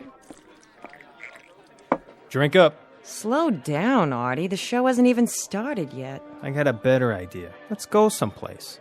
What for? You know, someplace private. We can talk, get acquainted. I told you, Artie, I'm not going to your place. Why not? This is Dullsville. Besides, those ventriloquist guys freak me out. I think they're funny. Yeah, but the dummies. They all got those big heads and those big painted eyes rolling around. They give me the willies. Testing. Oh, great. It's time for the show. Yeah, great. Is this thing on? I know you're out there, ladies and gentlemen. I can hear you breathing. But seriously, folks, if you're wondering why I called you all here this evening, it's a mystery to me, too. No, honest, I do know. It's because you want to see the chorus girl. Get him out here. Yeah, I want to see them, too. All of them, if you know what I mean, and I think you do. But before we do that little thing, I want you to meet a couple of friends of mine. Well, one of them at least. The other's just a chip off the old block. So put your hands together and give a nice, warm, New York welcome to Jerry and Willie.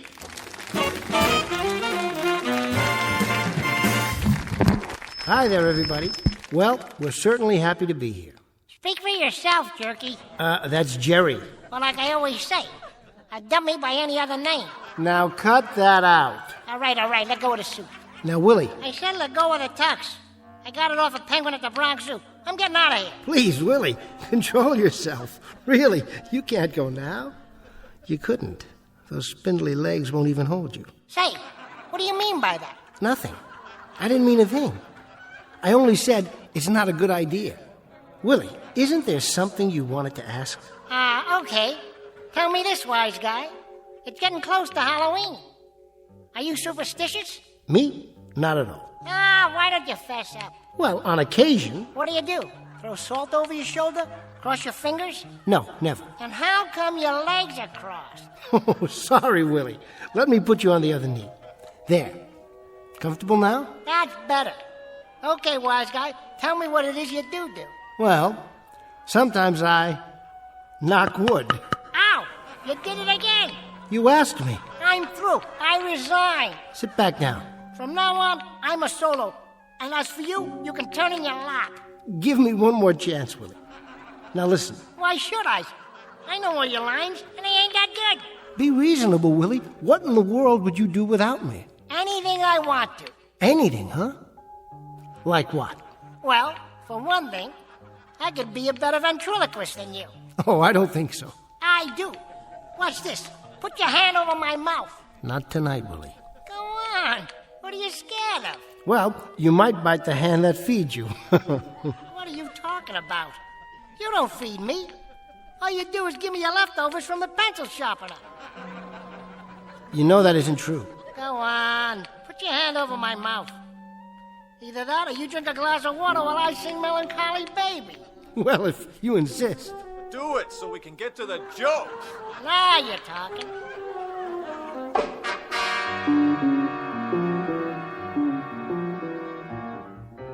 Meet a ventriloquist named Jerry Etherson, a voice thrower par excellence. His alter ego, sitting atop his lap, is a brass stick of kindling about 2 feet tall. whose sobriquet is Willie. But in just a moment, Mr. Etherson and his Knotty Pine partner will discover that they've been booked into an out-of-the-way bistro on a small, dark back street known as the Twilight Zone.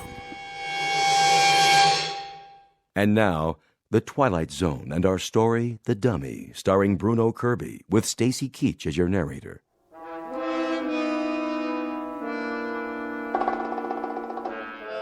I'll tell you, I'm a better ventriloquist than you are any day of the week and twice on Sundays.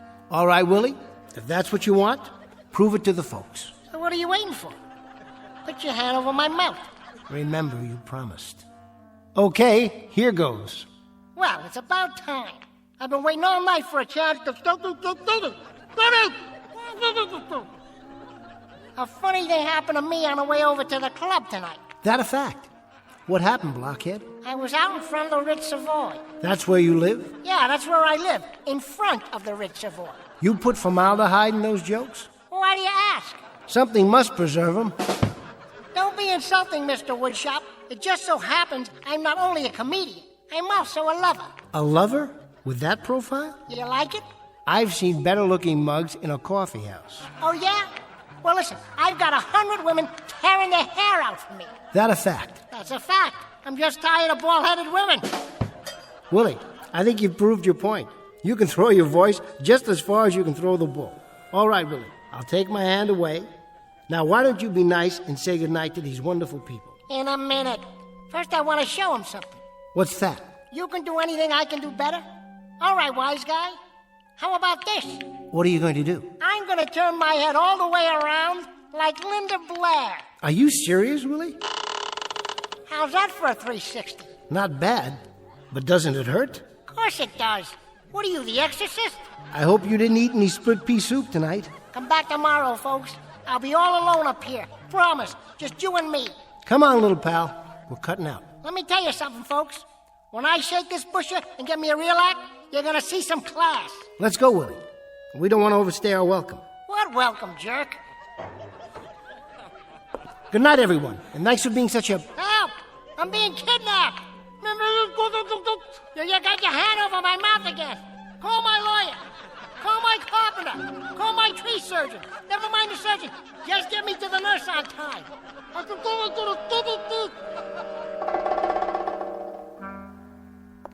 Hey, I told you not to do that. And I told you never to put your hand over my trap, didn't I? You okay, Mr. Etherson? Yeah, thanks, Rich. Must have caught a splinter or something.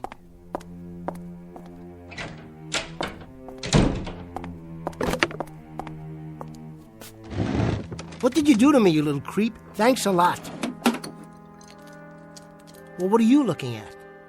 Mind if I sterilize the hand?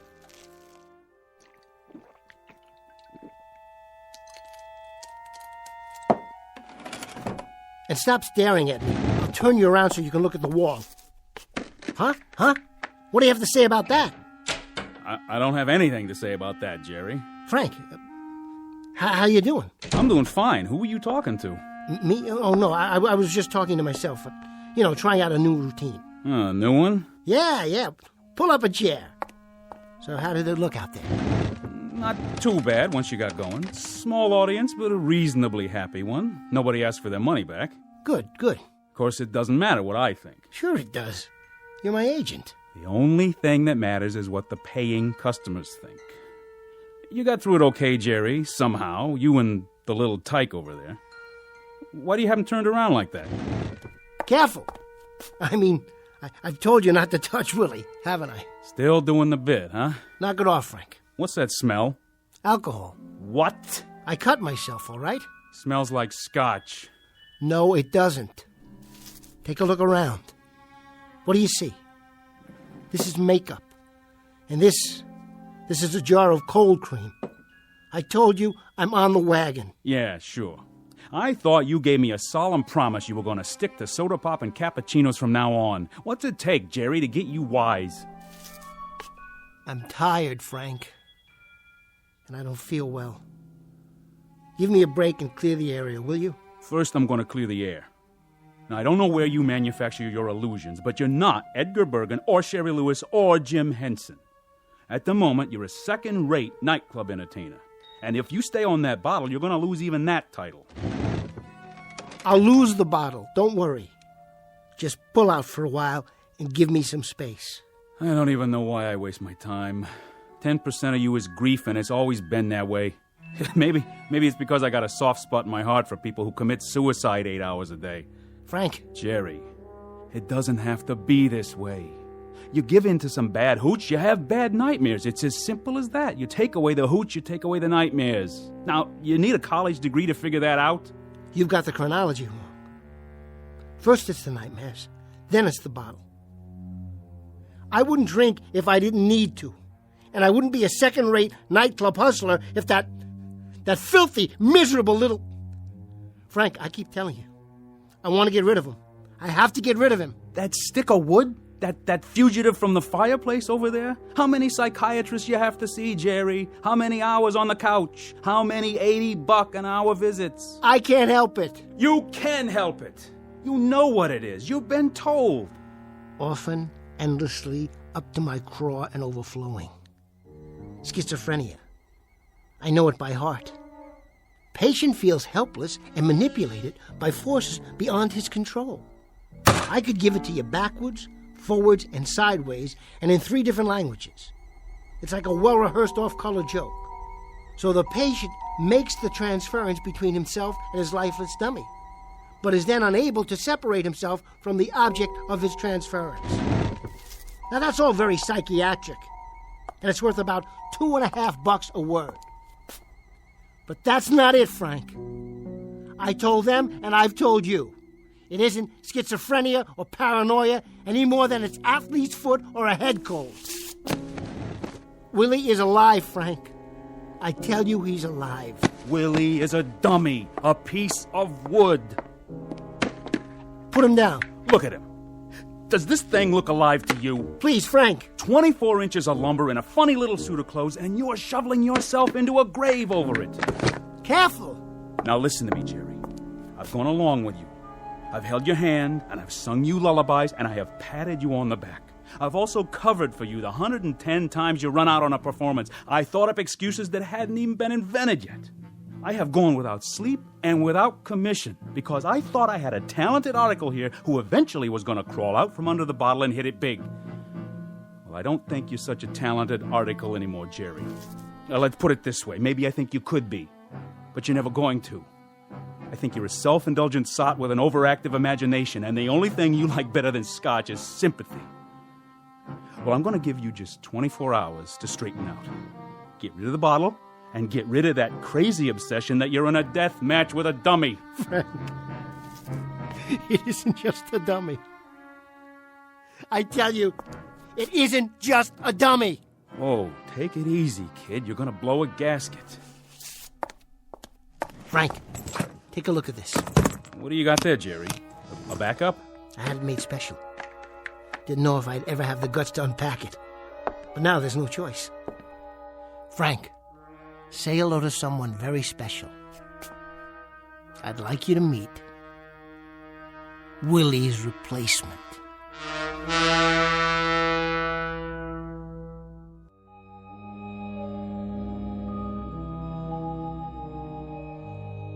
Willie's replacement? That's right. I call him Goofy Goggles. See the big, thick glasses? Great, huh? From now on, he's going to take Willie's place. You mean in the act? You got it. I'll get rid of Willie. I'll scrap him. I'm going to do a whole new routine. A whole new routine takes time. You got another show in half an hour. I won't be able to go on for the late show. Tell him I'm sick or something. I've already told them you're sick or something. The trouble is they know it's something that's bottled in bond. Frank, you got to back me up on this. You be out on that stage when you hear your music.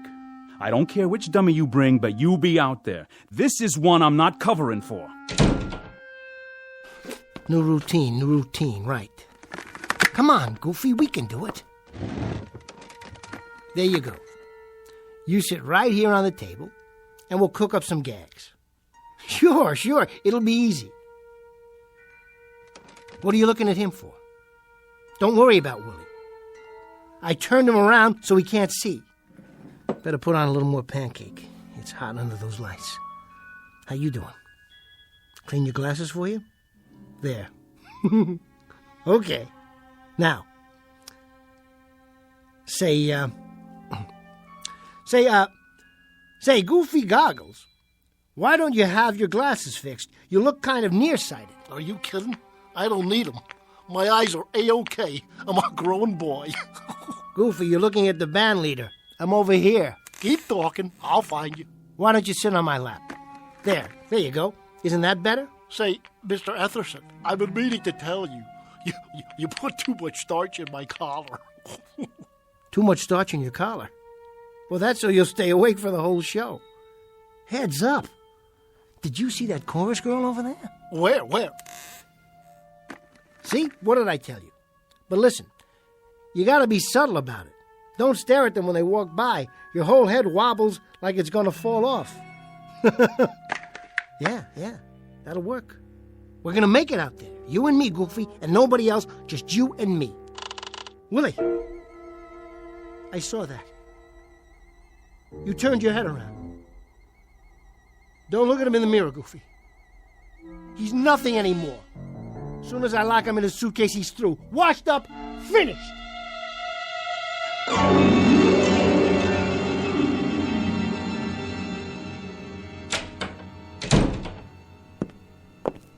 Hi, Jerry. All ready to go on? Sure, Noreen. I'm gonna kill him tonight. Margie, listen to this. Hello, Margie. Pleased to meet you. Noreen told me all about you. This'll knock you out. Make me talk, Jer. Go ahead. Watch this, Marge. I'm on in a couple of minutes, Noreen. How about after the show? Oh, come on. Check this out, Marge. He makes me sound just like Willie. It's real crazy. Go ahead, Jerry. Hey, where is Willie anyway? He's not going on tonight. I've got a new partner. He's kind of cute. Meet my new friend, Goofy Goggles. Just the same. I miss you, Willie. Here's a kiss. Can you catch it through the door? Mwah. Knock it off, babe. That tickles. Willie, cut that out. What did I tell you, huh? What did I tell you? It sounded like he was all the way in the dressing room. Isn't that wild? Gotta go, I'm on.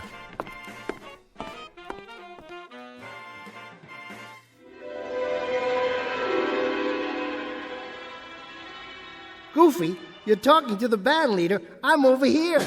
Now listen, I think it's about time you got new glasses. I really do. My eyes are 20/20. What are you looking for? Keep talking. I'll find you. You know something? I think you ought to have an eye test. My eyes have a great IQ. Trust me. That's what you said to your toothpick. All right, now, let's try it. Look at this card. Oh, wait. Are you trying to trick me already? What does this say? Give me a hint. Come on, Goofy. It's as plain as the nose on your face. It ain't that big.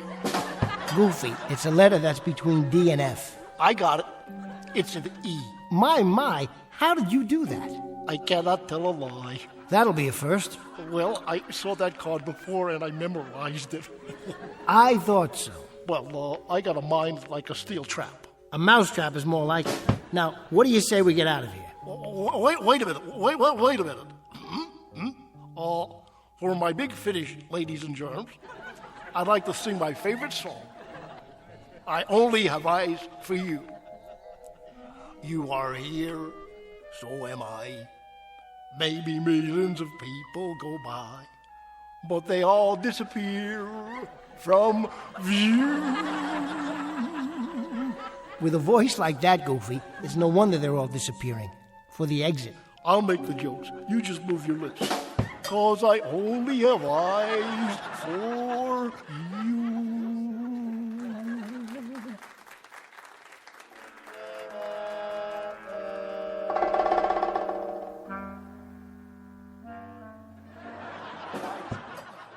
Cute act, isn't it, Georgie? What's cute about it? I like the old dummy better. Why'd he change it? Well, you know, brighten it up a little bit. Give it some novelty. Novelty? With a ventriloquist? Frankie, you see one, you seen them all. Every dummy looks the same. And if they ever changed the jokes, I'd have a coronary. What's with Etherson anyway? What do you mean? Well, usually, the acts go mixed with the trade between shows. You know, walk out on the floor and do a little drinking with the customers. That's how we make our nut. On drinks. But this guy, he thinks he's Greta Garbo. Locks himself in the dressing room like a regular prima donna. Oh, he's a little nervous tonight is all. You know he hasn't been well. This is his first time out in a month or so. He'll warm up for you. You tell him to do that. Tell him to bring the dummy out and walk around the tables after the show. It's psychological, Frankie. Talking makes people thirsty, know what I mean? Good night, ladies and gentlemen. Good night.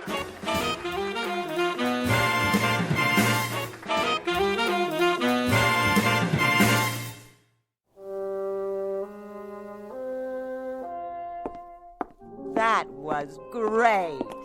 Really. Thanks, Marge. And him, oh, he's a living doll.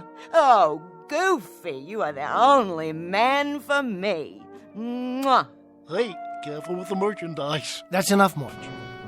Goofy doesn't like to be touched. Say, what's the matter with him?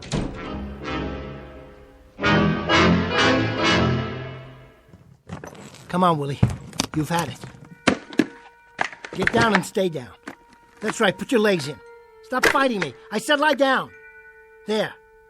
Rest in peace, Pinocchio. Your next stop's the sawdust factory. And as for you, Goofy, it's strictly you and me from now on. How's that collar? Still too tight? Jerry? What are you doing here? You leaving? What's it look like? Well, you got your coat on. You packing up, huh? I'm getting there. Georgie was hoping you'd mix with the customers. Tell Georgie I'm a ventriloquist, not a shill. Why don't you tell him? And that means? That means I'm resigning from your fan club. You keep your 10%. I'll keep my self-respect, also my sense of humor, my regular meals, and my normal office hours. You and I have had it, Jerry. I have gone the route with you and then some. You don't need an agent, you need medical help. You never believed me, did you? I believe you have obsessions. I believe those obsessions are eating you up alive, but I also believe, Jerry, that you're letting them. Frank, listen to me. He talks when I don't talk. He moves when I'm not looking. He tells jokes I've never heard of. He steps all over my lines. He throws me bum cues, and then he drowns out my gags. He, listen to yourself. Frank, I'm not crazy. He's real. He's alive. That's why I stuck him in that suitcase. And that's why I locked it. It's all over now. I'm taking Goofy, and I'm going to catch the first plane out of here. I'll go down to Miami, or maybe L.A. Frank, what was that place in Kansas City that we did so well in?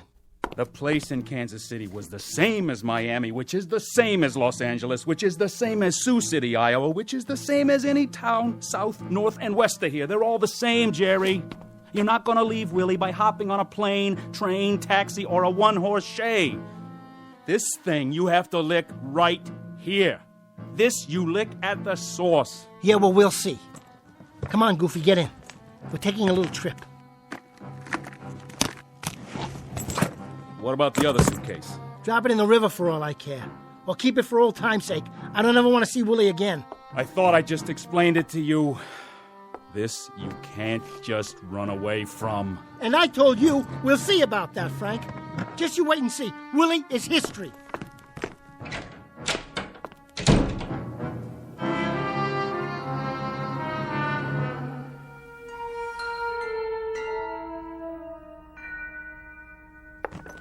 Come on, Goofy.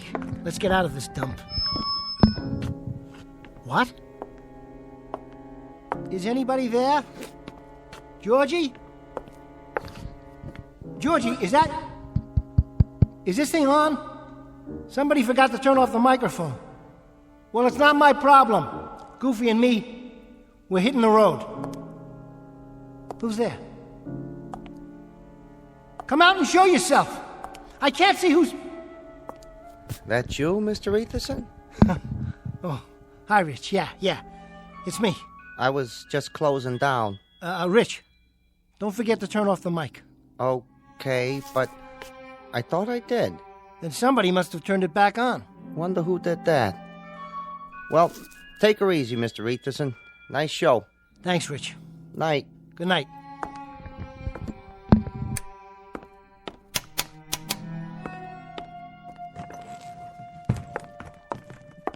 You running out on me, Jerry? What? You're not gonna leave me in a stuffy old suitcase, are you? Something else, was there, Mr. Etherson? Did you just say something? I said goodnight, that's all. Sure.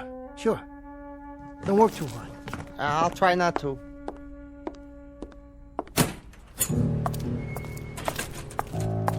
Come on, sport. I wouldn't lock you in a suitcase. Where are you? Where? Hey, Geppetto, did you forget something? Or someone? You leave me alone.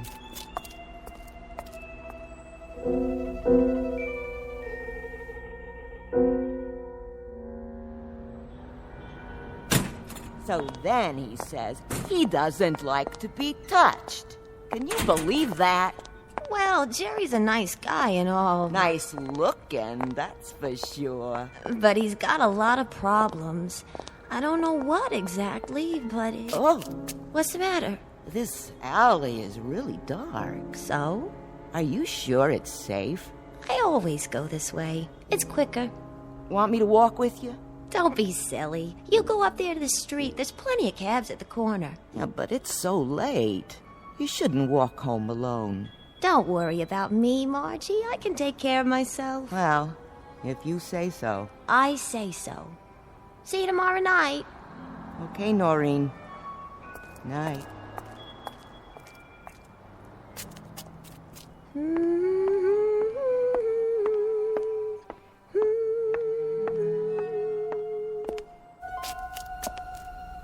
That you, Margie? Is somebody there?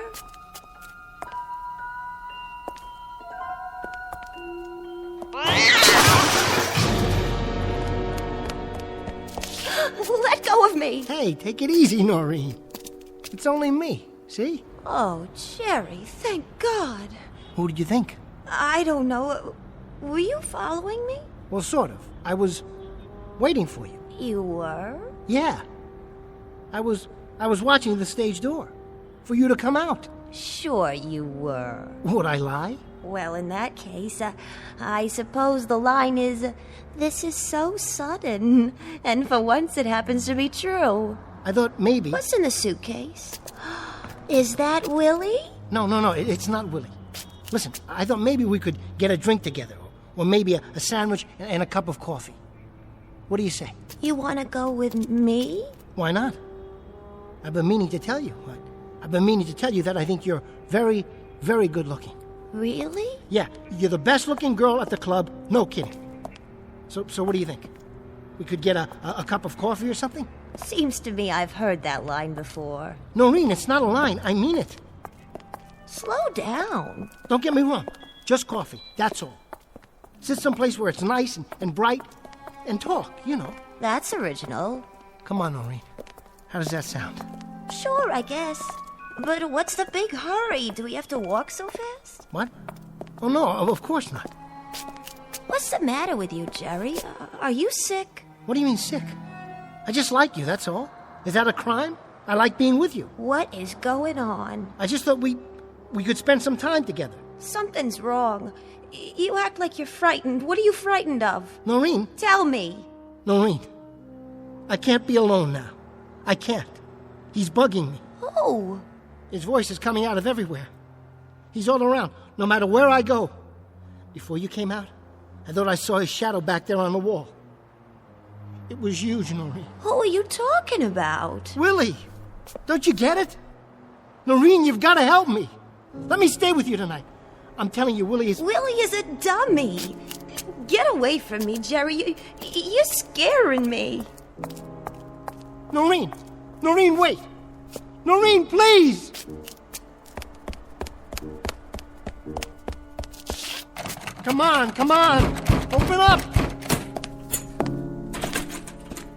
Hello? Rich?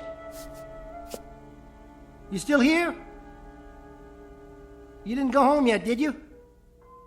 Rich? Say, I was wondering, could I stick around for a while? Maybe spend the night right here in the club? You mind? I can sleep in the dressing room. See, I got a little problem. There's this guy, and he's following me. Testing. Is this thing on? No. What do you say, stranger? Long time no see. I thought you were gonna blow this joint. Where? What's the matter, booby? Your plane got grounded? Or couldn't you get past security with that funny-looking suitcase? But how? Funny thing happened to me on the way to the club tonight. I was out in front of the Ritz Savoy Hotel. That's where I live. In front of the Ritz Savoy.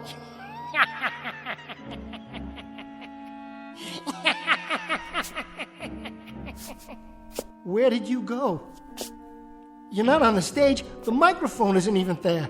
Want to play hide and seek? Guess what, Jerry?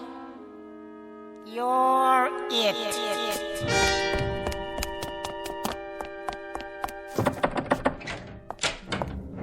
Hide and seek, huh? Where are you hiding, you little... Come out, wherever you are.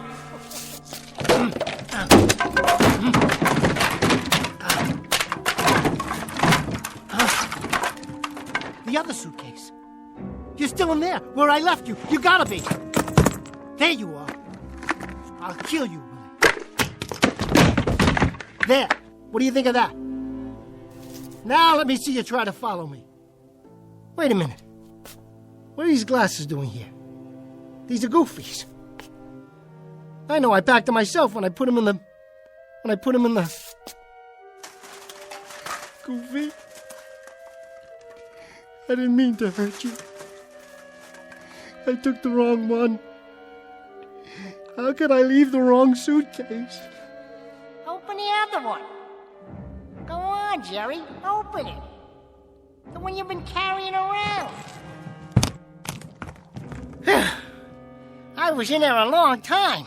Now I gotta get my pants pressed. Let me give you a tip, Jerky. Don't ever run with a suitcase under your arm. I almost lost my lunch. Then you'd have a real mess to clean up. You get away from me. Just leave me alone. I won't tell a soul. Believe me, I won't tell a soul. Who do you think you're talking to? Maybe you need glasses. Willie, just let me walk out of here. And you'll never see me again, I promise. Well, why don't you take the eye test? What am I holding up? I'll give you a hint. It comes between D and F. No fair peeking. For the love of God, let me go. No can do, partner. Now, what do you say we get down to business? But you're a dummy. You're made of wood. Somebody built you. How could you... You jerk. You made me real. You spanked me to life. You gave me thoughts. You poured words into my head. You moved my mouth. You rolled my eyes and stuck out my tongue. You big lug, don't you get it? You made me what I am today. And I hope you're satisfied, you rascal, you, from the song of the same name. No.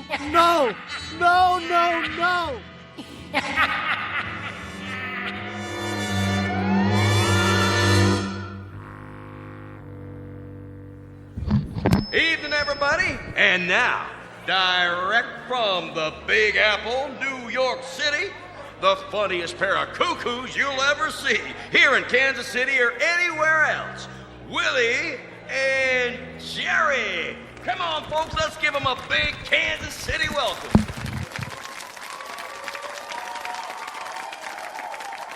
How do you do, folks? How do you do?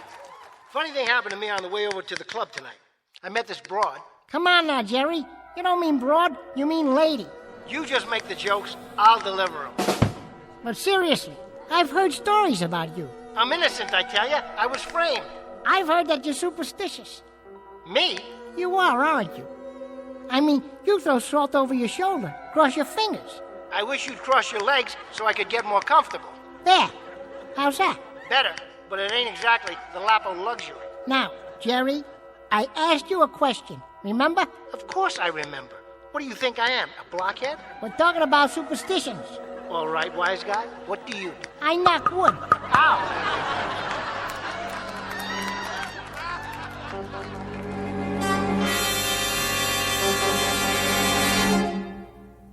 What's known in the parlance of the times as the old switcheroo. From boss to blockhead in a few easy lessons. And if you're given to nightclubbing on occasion, you might want to check out this particular act. It's called Willie and Jerry, and you'll find them booked into some of the better clubs along the Great Gray Way known as the Twilight Zone.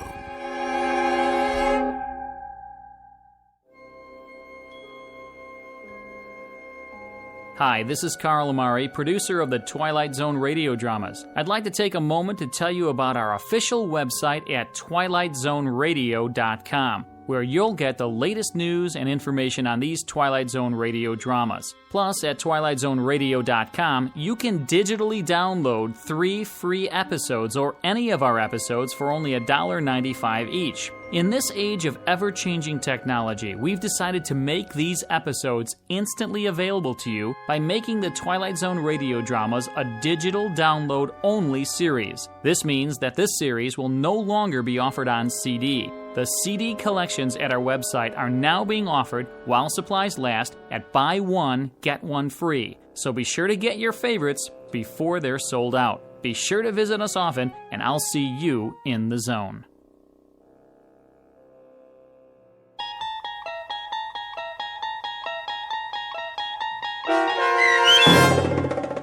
The Dummy, starring Bruno Kirby with Stacy Keach as your narrator, was adapted for radio by Dennis Etchison and based on a script by Rod Serling from a story by Lee Polk.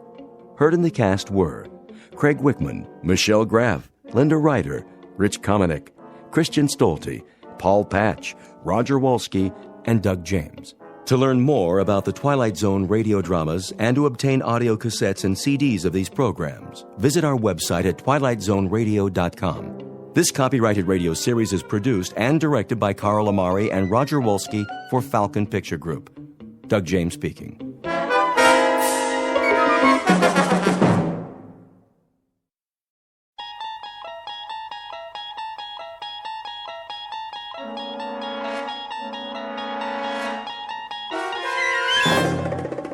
You're traveling through another dimension, a dimension not only of sight and sound, but of mind.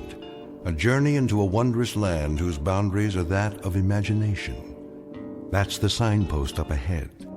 Your next stop, the Twilight Zone.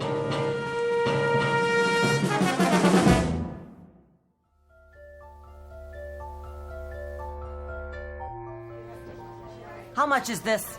Shall I wrap it up for you, ma'am? I got all my Christmas shopping done. I need one more present for Uncle Fred.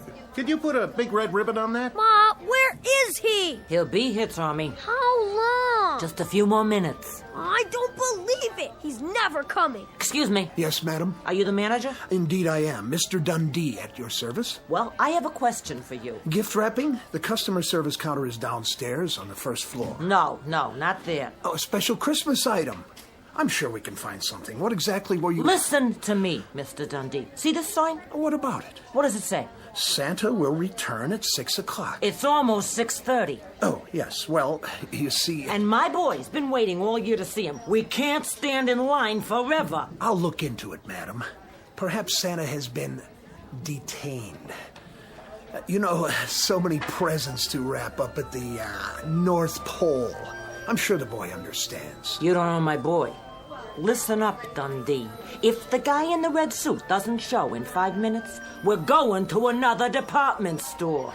Oh, really? That won't be necessary. I want to talk to Santa. How now, son? Where is he?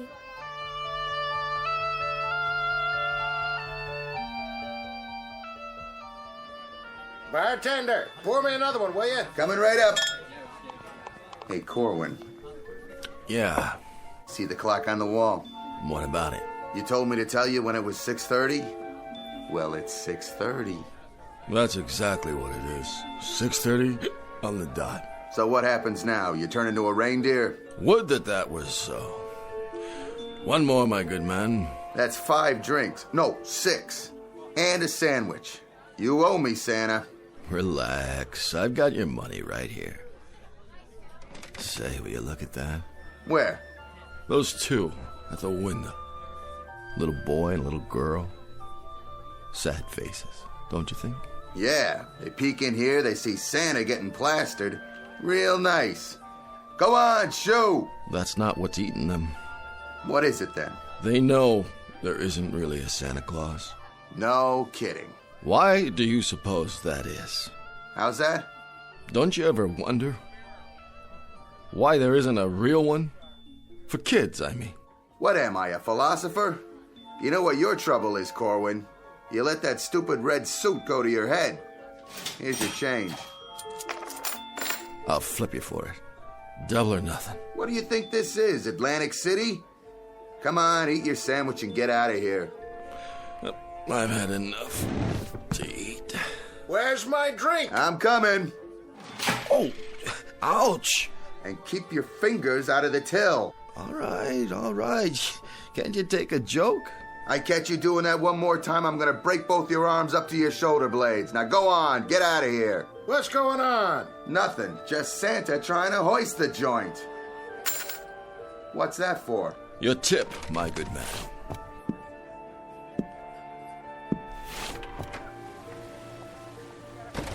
Take it easy now. Oh, snow's pretty slippery. Whoa! I better sit down for a minute. Mr. Santa? Huh? I want a baby carriage and a dolly and a playhouse and a job for my daddy. What? And I want a gun and a set of play soldiers and a big turkey for Christmas dinner. You don't think... Oh, you poor kids. Don't you get it? I can't help you. I can't even... That's okay. We can wait. We always wait for Santa Claus. This is Mr. Henry Corwin, normally unemployed, who once a year takes the lead role in a uniquely American institution, that of the department store Santa Claus, in a road company version of The Night Before Christmas.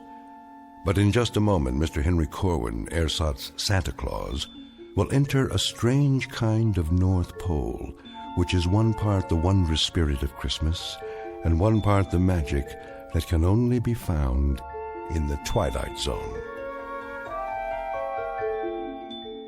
And now, The Twilight Zone and our story, Night of the Meek, starring Chris McDonald with Stacy Keach as your narrator. Where is he? This is so inconsiderate. Here he comes, finally. Will you look at that? Why, he can hardly stand up. Oh, it's disgraceful. There you are. Hello, boys and girls. Ho, ho, ho. Corwin, you're an hour late. I am? 1 hour and 9 minutes, to be exact. Can you beat that? Now, I advise you to get up on your throne without further ado. I'm going. And refrain from disillusioning these children any further. All right. I'm going. By showing them that not only isn't there a Santa Claus, but the one in this store happens to be a wino who'd be more at home playing Rudolph the Red-Nosed Reindeer. I take your point, Mr. Dundee. Stand aside. Saint Nick is back on the job. Go ahead, climb up on his lap. He won't hurt you, will you, Santa? You won't hurt my little boy. Go on, you tell him. What's your name, lad? Percival. You're putting me on. Percival Smithers. The third. My dad's name was Percival Smithers. My grandfather's name was Percival Smithers. Oh, I get it. Well, I guess that's not your fault. So, what would you like for Christmas, young Percival? A new front name. That's a good one. A real good one. I gotta remember it. Hey, Ma? Yes, dear? I smell something funny. You do? Yeah. And I know what it is, too. The same as Dad. Santa Claus is loaded. Leave my boy alone. Lady, I never laid a glove on a kid. Oh, you've got some nerve drinking on the job. Madam, I am mortally ashamed. You should be. Come along, Percival. I hope this won't scar you for life. Is there some trouble here? Trouble? No, there's no trouble, except that this is the last time I trade in this store. It seems you hire your Santa Clauses out of a gutter. Hey, who are you referring to? Drunken sot. Come on, Percival. Some Santa Claus? You don't even look like him. Mr. Dundee, that lady's got a problem. All right, everyone back to work. Back to your positions. And you, as for you, Mr. Kris Kringle of the lower depths, since we are only a few hours from closing, it is my distinct pleasure to inform you that there is no further need for your questionable services. You've had it. Now get out of here. It'll be my pleasure. Pick up your pay downstairs. Oh, and one more piece of advice. I'm all ears. Get that moth-eaten red suit back to where you rented it before you really tie one on and destroy it for good and all, you drunk. Thank you ever so much, Mr. Dundee. As to my drinking, it is indefensible. You have my abject apologies. Don't waste your breath. That just doesn't cut it with me anymore. But I have feelings, you know? Plain old human feelings, same as anybody. And I find of late that I have very little choice in the matter of how I express my emotions. I can either drink or I can weep. And drinking is so much more subtle. Will you please leave? But as to my alleged insubordination, I assure you I was not rude to that woman. Someone should remind her that Christmas isn't just barging up and down department store aisles and pushing people out of the way. Or when I'm warning you. Someone should tell her that Christmas is something quite different from that. It's richer and finer and truer, and it should come with patience and love and charity, compassion. That's what I would have told her, had she given me the chance. My, how philosophical, Mr. Corwin. Perhaps, as your parting words, you can tell us how we go about living up to those grand Yule standards which you have so graciously laid out for us. I don't know how. I wouldn't know how to explain it, especially to you. All I know is that I am an aging, purposeless relic of another time and place. A different way of life. And now, I don't know how it happened, but one day I woke up and found myself living in a dirty rooming house on a street that's filled with hungry kids and shabby, scared people. Good people. Where the only thing to come down the chimney on Christmas Eve or any other day of the year is more poverty. Keep your voice down. And if you must know, another reason I drink is so that when I walk up and down the tenements, I can think to myself just for a little while that they really are the North Pole, and the children are elves, and I'm really Santa Claus, bringing a bag of beautiful things for all of them. Every last one. That's enough out of you. I wish, Mr. Dundee, on just one Christmas, only one, that I could see some of the hopeless ones, the dreamless ones. On just one Christmas, I'd like to see the meek really inherit the earth. So that's why I drink, Mr. Dundee, and that's why I weep. Who is that guy? Never heard anyone talk to Mr. Dundee like that. I never heard anybody talk like that.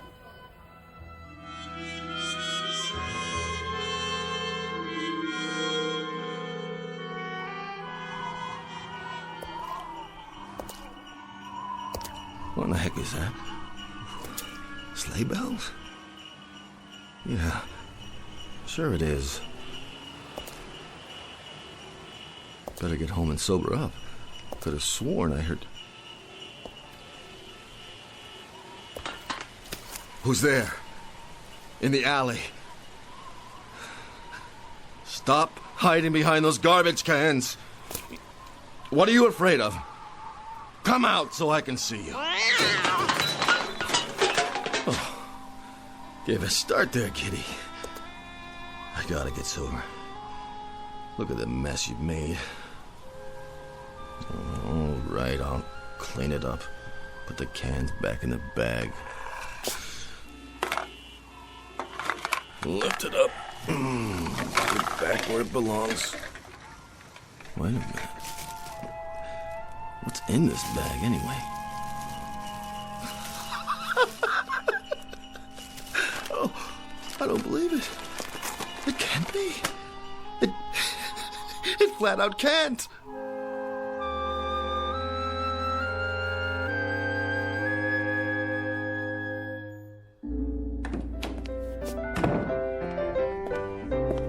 Excuse me, sister. Is this the Delancey Street Mission House? It is. Could I get something to eat, sister? Will you take a seat with the others? Have yourself a nice cup of coffee. Oh, sure. Dinner will be served after the sermon. Gotcha. Okay. Thank you, sister. God bless you. Have a seat. At least the coffee's hot. Sit down and take a load off. The sermon ain't so bad. No, it don't take long. Here's a chair. Don't mind if I do.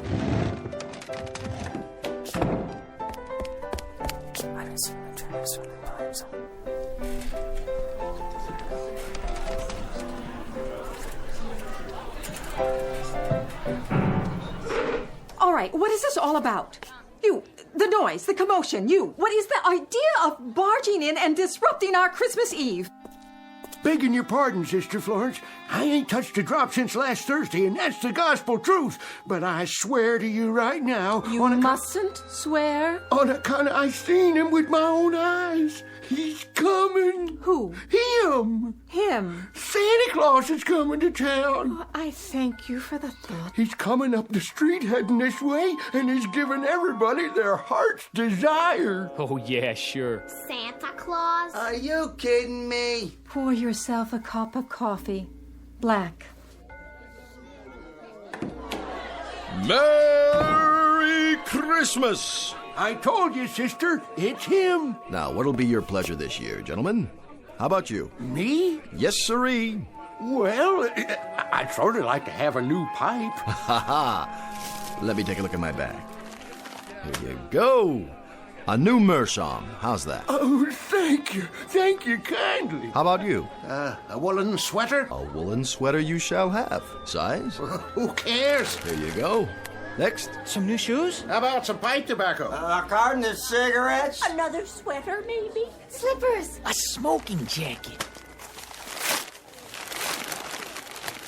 Where did you get all these gifts? Sister Florence, don't ask me to explain because I can't. I'm as much in the dark as anybody else. All I know is that I've got a bag here that gives everybody just what they want for Christmas. As long as it's putting out. Let's see here. What do you need? How about a new dress, sister? All wrapped up with a pretty ribbon for you. Well, we'll see about that. Don't you want your present? Let's open it for her. Well, looky, an evening gown. And it's strapless. There he is. There he is. That's the man. What's your name? Henry Corwin, officer. At least it was Henry Corwin. Maybe now it's Mr. S. Claus or Kris Kringle. I don't know anymore. You're drunk, Corwin. Is that it? Naturally, I'm drunk. I'm drunk with the spirit of the Yule. I'm intoxicated with the wonder that is Christmas Eve. I'm inebriated with joy and with delight. Yes, officer, I am quite indubitably drunk. All right, hold on there. I'm going to get to the bottom of this. You can begin by handing over that bag of yours right now. Wait a minute. You got no call. The bag, or I'm placing you under arrest. You can't arrest Santa Claus. I sure can. And I can arrest every one of you. So let's have that bag, or we're all going down to the station house.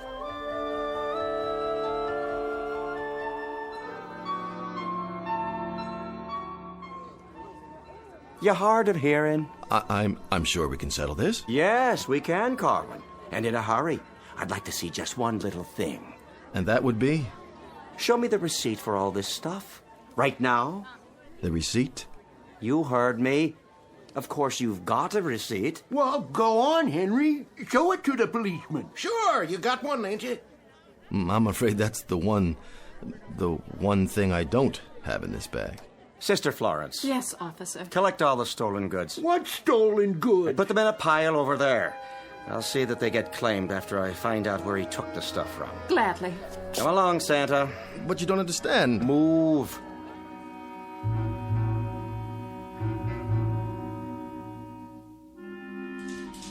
I want to report a missing person. Yes, ma'am. Fill out a report. Do I get a phone call? After you see the judge, now sit down. Can you take these handcuffs off? Here we are. And here he is. And there you are, Mr. Dundee. Sit down, Corwin. And there that is, all the goods you've stolen. How nice to see you again. And how nice it will be to see you, my wistful St. Nicholas, going up the river. Do you suppose he could get as much as 10 years, Officer Flaherty? 10 years? Don't look good, Corwin. Of course, they might lop off a few months if he was to tell us where the rest of the loot is stashed. The rest of it? You think there's a storehouse of some kind where I go to replenish it? Well, ain't there? Why, he may have been looting and pilfering for years. Now I understand. That's why he takes this job every December. He's been giving away stuff for 2.5 hours. Must have a whole warehouse full of it. I'm glad you brought that up, officer. There's a little discrepancy here. Little discrepancy? Is that what you call it? Between this bag and what came out of it, did anybody see me go somewhere to fill it up? Because if they did, they're lying or deluded. All right, you speak when you're spoken to, Corwin. I'm just trying to clear this up. Listen, you moth-eaten Robin Hood. The wholesale theft of thousands of dollars worth of goods is not a simple discrepancy. I wondered where my inventory went, and now I know. Let's take a look in the bag, shall we? You go right ahead, sir. Be my guest. Though I can tell you right now, Corwin, that this whole affair has come as no surprise to me. I perceived that criminal glint in your eyes the very moment I saw you. I'm not a student of human nature for nothing. I've personally spotted hundreds of shoplifters in my store over the years. I'll bet you tried, if you're any good at it. Quiet. And I can tell you that you fit the profile to a T. Then why did you hire me in the first place? An act of Christian charity on my part. I try and I try to do for you people. What people? And this is the thanks I get. Maybe if you tried hard enough, I wouldn't need a bag like this. All right, enough already. Mr. Dundee, you go ahead and you check in the bag. Believe it or not, I got other cases to handle here tonight. It will be a pleasure to achieve satisfaction. To catch him red-handed, as it were. Well, suit yourself, Mr. Dundee. Go ahead. Reach right in. Who let that cat in here? It was in the bag under all this... We'll be adding cruelty to animals to the charges now. Under what? Coffee grounds and empty tin cans? Looks like garbage to me, wouldn't you agree? He must have switched it. Where's the real bag? Mr. Dundee, you seem to have, put your finger on the problem. All your fingers, it looks like. Messy, isn't it? Yeah, this isn't funny. No? Give me something to wipe my hands. Well, I guess the bag can't seem to make up its mind whether to give out gifts or garbage. Well, it was giving out gifts when I seen it. Whatever they wanted, Corwin was supplying. And it wasn't trash, neither. It was Christmas presents, toys, all kinds of things. Expensive stuff, believe you me. You might as well admit it, Corwin. Oh, I admit it. Well then, there you are. But I believe the essence of our problem here is that we're dealing with a most unusual bag. One that is both more and less than it seems. So you are some sort of magician con artist. A magician? I love those guys. You know, this reminds me of a trick I saw once. Called himself Misto the Magnificent. Used to work down in Coney Island where they had those sideshows. He had a thing called the Never Empty Lotta. You know what a lotta is, officer? What's your point, Corwin? A vase, an urn, sort of. And he'd pour out water, glass after glass full, till it was empty. And then he'd pick it up and start all over again. Couldn't figure out how he did it. But this bag here, I guess it's like the never empty lotta. Only thing is, I'm no magician. I wouldn't know how to work it anyway. Whatever's going on, it's out of my hands. Some greater power is at work.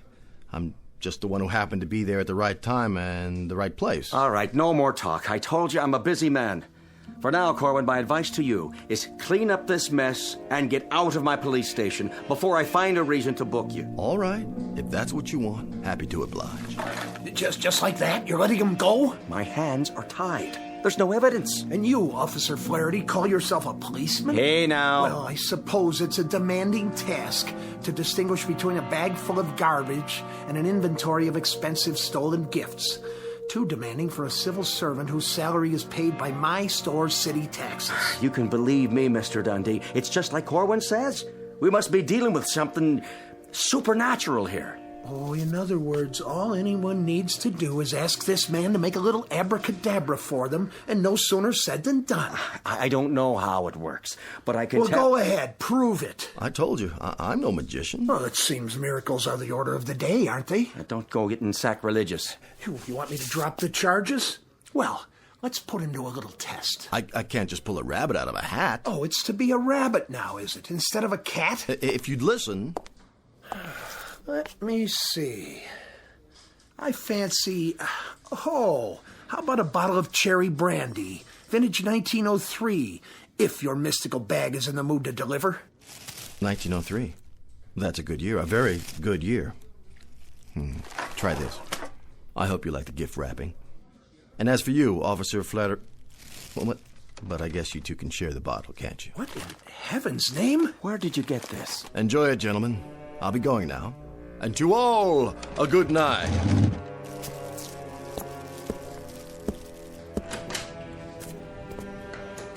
Well, let me open that package for you. You go right ahead. No telling what's inside.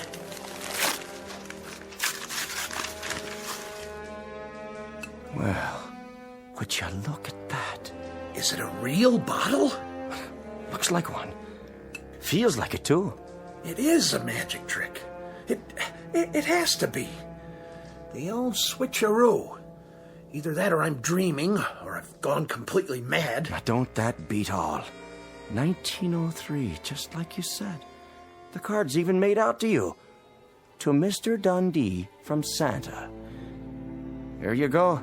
You look like you need it, Mr. Dundee. Give me that.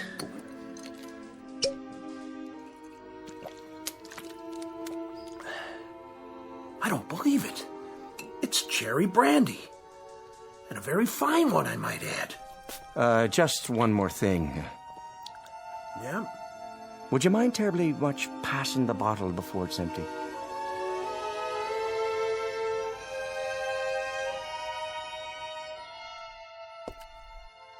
Funny. The bag isn't that heavy. There he is! There's Santa! Come on, he's got presents. Ho, ho, ho! Merry Christmas! Merry Christmas! I want a jacket and mittens and a train. Diesel or steam? No, electric. And how about you? I'd like... well... Go on, say it. What's your heart's desire? a dolly, please. And what color hair would you like, darling? Blonde, brunette, red, or what have you? Anything's okay. Here you go. Blonde hair, just like you. Oh, thank you, Santa Claus. I love you. And a toy for you. And one for you. What's the matter, Santa? Yeah, what's wrong? This bag's getting lighter and lighter. So, what's wrong with that? Well, there's so many folks who need things tonight. I'm just worried about what happens if... If what? What happens if I run out of presents?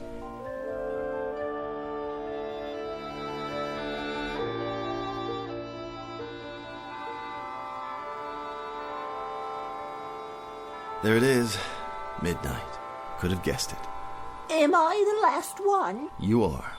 Last present in this bag. If someone else needs it. Go ahead. I got mine already. Well, if you're sure it's all right. I don't see anybody else around, do you? No? Then here you go, ma'am.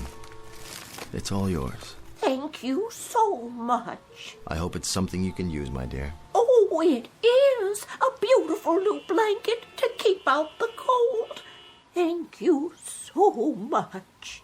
Don't mention it. Yep, looks like your bag's empty, all right. That it is. So, what are you gonna do now? Oh, I'll go on home, I guess. Nothing left to do. Good idea. How about you, old fellow? Me? I can find lots of good places to sleep tonight, only this time I got these great big old socks you give me to keep me warm. Hope they fit. Oh, they're gonna fit just fine. Oh, hey, Santa. Oh, can I call you that? Well, might as well. One last time. I kind of like it. I was thinking... That can be dangerous, my friend. Well, it just ain't right. What isn't? What do you get out of it?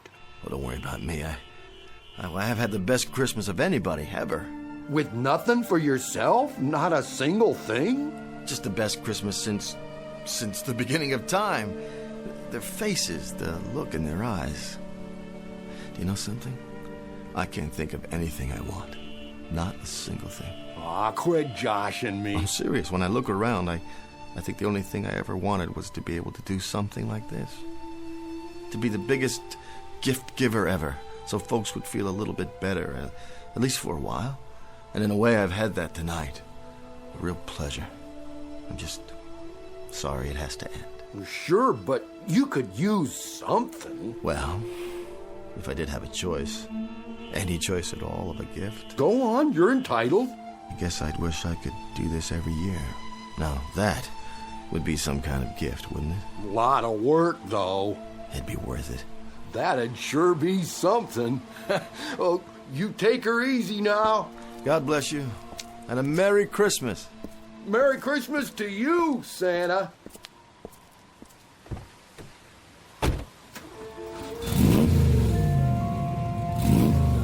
Oh, and thanks for the car. Don't mention it.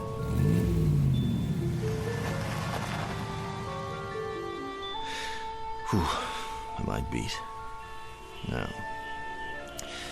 how'd I get here? That's the alley. Guess I better put the bag back where I found it. What's all this? Looks like somebody's throwing out their Christmas decorations already. That's no decoration. That's your sled. Yeah, sure. A sled and a reindeer right here in the alley just for me. Somebody sure made the eyes look real. He is real. Yeah, about as real as you are, little fella. Little fella.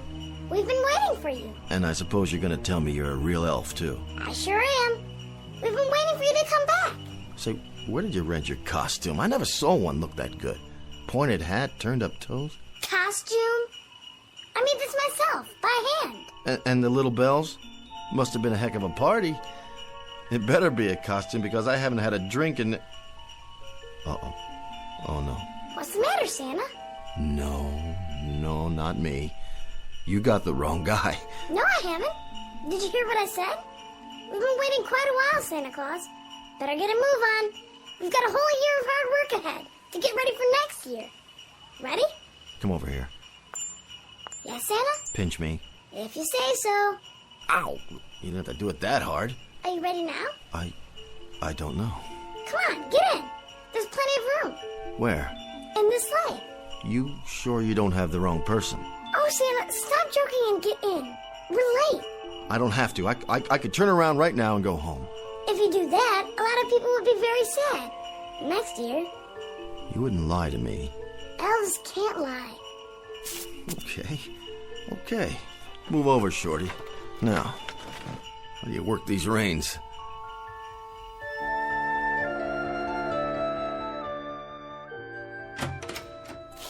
Good night, Officer Flaherty. Night, Mr. Dundee.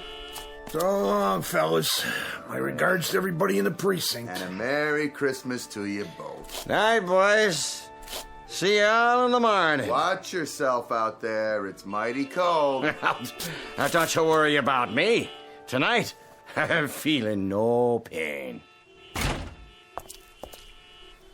Going home now, Mr. Flaherty? That I am. Going home, Mr. Dundee. Assuming I can find me way. I'm sure you will. Left foot, right, left, right. Try to walk a straight line to the lamppost. Where? Over there. Hang on, I'll hold you up. And you, Mr. Dundee, home is it? Home, Mr. Flaherty. Well, I'll walk you a ways, if you don't mind. We could stop off for a nightcap. Well, now there's a pub right around the corner. That is a thought. Just a nip, you know. To warm the soul. For thy stomach and thy infirmities. Isn't that what the good book says? I do believe it does, Mr. Dundee. You know something else, officer. Now, why don't you tell me? That's what friends are for. That they are. So go ahead now. Tell me all about it. Well, sir, this is the most remarkable Christmas I've ever had. You don't say. Merry Christmas! Flaherty, did you see it? Did you? I thought I saw something. What did you see? No, you first. Mr. Dundee, I don't think I'd better tell you.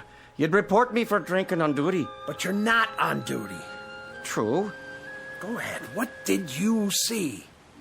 Mr. Dundee, It was that Corwin fella, playing his life in a sleigh, with reindeer sitting alongside a what? One of his little helpers. So help me. All done up in proper costume. They were riding towards the sky, big as you please. One question for you. Yeah? Did we drink a whole bottle of cherry brandy back in the station house? Vintage 1903, but only one bottle.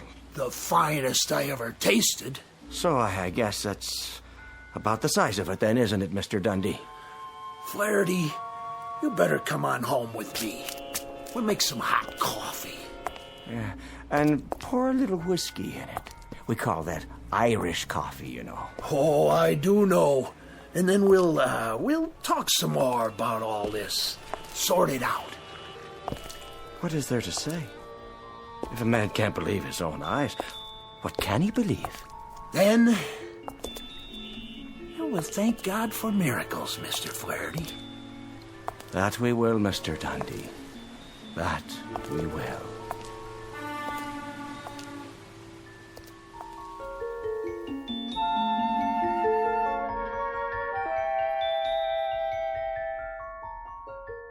A word to the wise. To all the children of our times, whether their concern be pediatrics or geriatrics, whether they crawl on hands and knees and wear diapers, or walk with cane and comb their beards, there is a wondrous magic to Christmas, and there is a special power reserved for little people. In short, there is nothing mightier than the truly meek. And so, a Merry Christmas to each and all, and to all a good night, from those of us here in the Twilight Zone.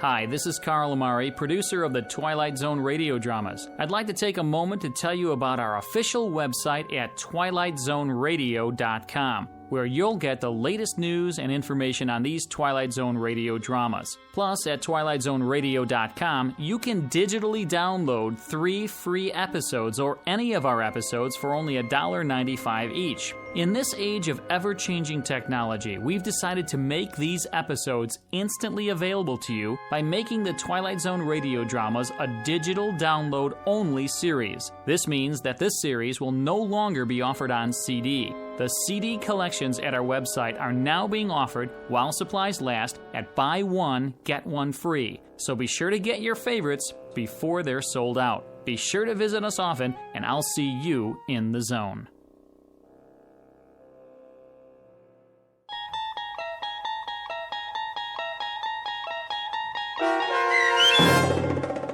Night of the Meek, starring Chris McDonald, with Stacy Keach as your narrator, was written for The Twilight Zone by Rod Serling and adapted for radio by Dennis Etchison. Heard in the cast were Taylor Miller, Turk Muller, Doug James, Peter DeFaria, Peggy Roeder, Adam Tangway, Richard Hensel, Meg Thalken, Lucas Ellman, Zach Gray, Carl Amari, Roger Wolski, Rick Peoples, and Lauren Patton.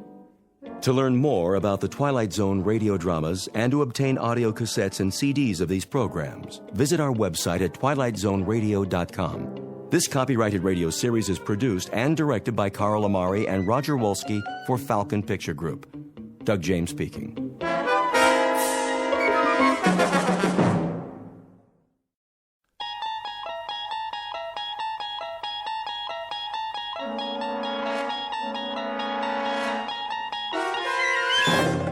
You unlock this door with the key of imagination. Beyond it is another dimension, a dimension of sound, a dimension of sight, a dimension of mind. You're moving into a land of both shadow and substance, of things and ideas. You've just crossed over into the Twilight Zone.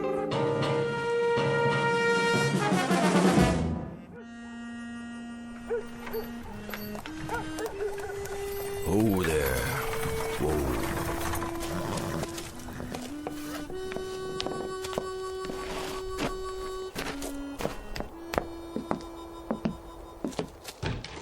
Hello? Yes, sir. You open for business? Sure am. I couldn't tell. Nobody on the street. Oh, not this time of day. It's too hot. What's your pleasure, sir? Beer? Beer she is. Cold, is it? Cool's more like it. Do me just fine. That'll be a nickel. Nickel it is. Come a long way, did you? Long way.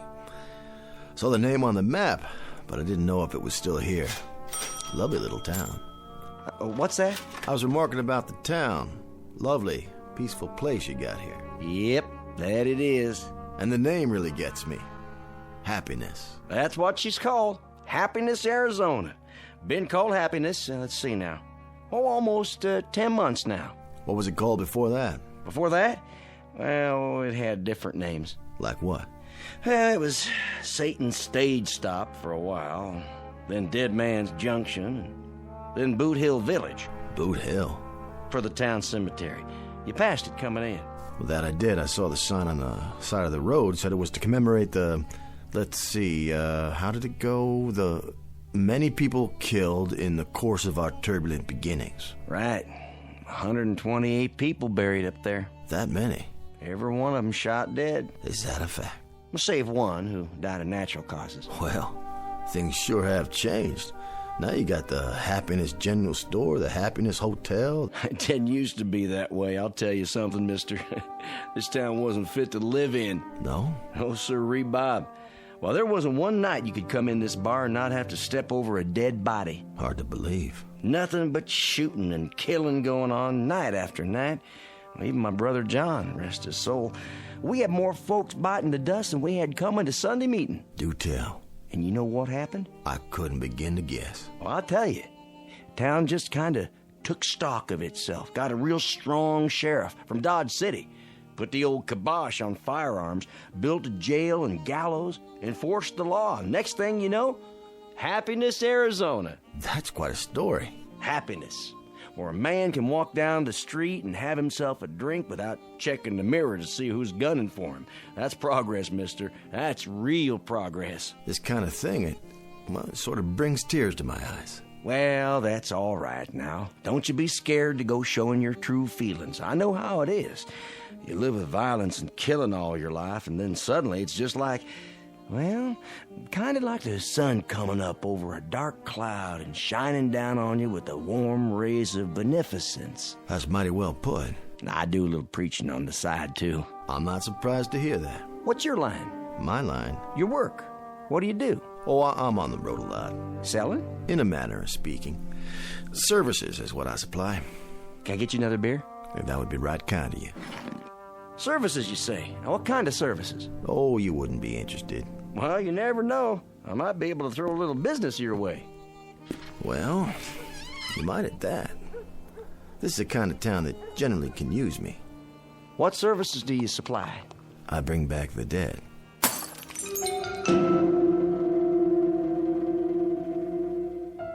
Introducing Mr. Jared Garrity, a gentleman of commerce, who in the latter half of the 19th century plied his trade in the wild and woolly hinterlands of the American West. He has just driven his wagon down the hot, dusty main street of a quiet, unadorned, and absolutely typical town in search of an opportunity to practice that trade. Mr. Garrity, if you can believe him, is a resurrector of the dead, which on the face of it certainly sounds like the bull is off the nickel. But to the scoffers amongst you, and all you ladies and gentlemen from Missouri, don't laugh this one off entirely, at least until you've seen a sample of Mr. Garrity's wares and witnessed an example of his services. The place is Happiness, Arizona. The time, about 1890. And you have just entered a saloon where the bar whiskey is brewed, bottled, and delivered on special order, direct from the Twilight Zone. And now, The Twilight Zone and our story, Mr. Garrity and the Graves, starring Chris McDonald, with Stacy Keach as your narrator.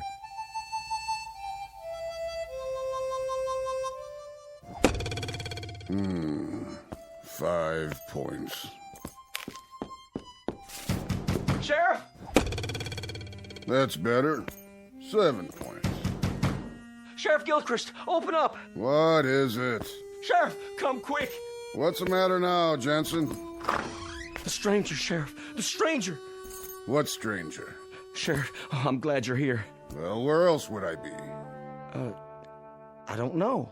But I'm always the first man they look for. And the last they want to meet. Yep, that's true, all right. What are you doing? Practicing my knife throwing. What does it look like? Whose picture are you throwing at today? Same as always. My deputy. Ex-deputy. Chesley? But he done run off. Tell me about it. Oh, Sheriff, you gotta come quick. It's that stranger feller. All right. Just let me strap on my gun.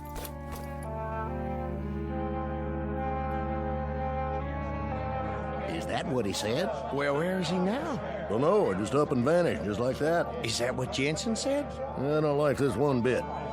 Where's the bartender? I need another drink. He's coming with the sheriff. Here he is, everybody. Simmer down now. What's this about a stranger? He's wearing a black suit and a black hat. There's his wagon right outside. Had a mustache and a bony face. And you should have seen his eyes. Now, hold on, everybody. Let the sheriff talk. He'll answer all your questions. What did he say his name was? Well, he didn't say. Leastways, I don't think he did. Got a sign on his wagon out there. By golly, you're right. Well, sure he is, Lapham. What's it say? Says Garrity. Then that could mean something, I reckon. That could be his name. Say, that's deduction for you. Now you know why we got law and order around here. Well, it's a chancy job. Makes a man watchful, I bet. And a little lonely. We finally got ourselves a lawman who uses scientific deduction. Why didn't I ever think of that? Don't know a fella's name, you just look at his wagon. Really wasn't no great shakes of deduction, Lapham. Well, now I beg to differ with you on that. But it points up the fact that you can't stop thinking on this job. Not ever. It's a kind of think proposition. Take this six-gun, for instance. A lot of men depend on this all the time, when they should be using what's under their hat.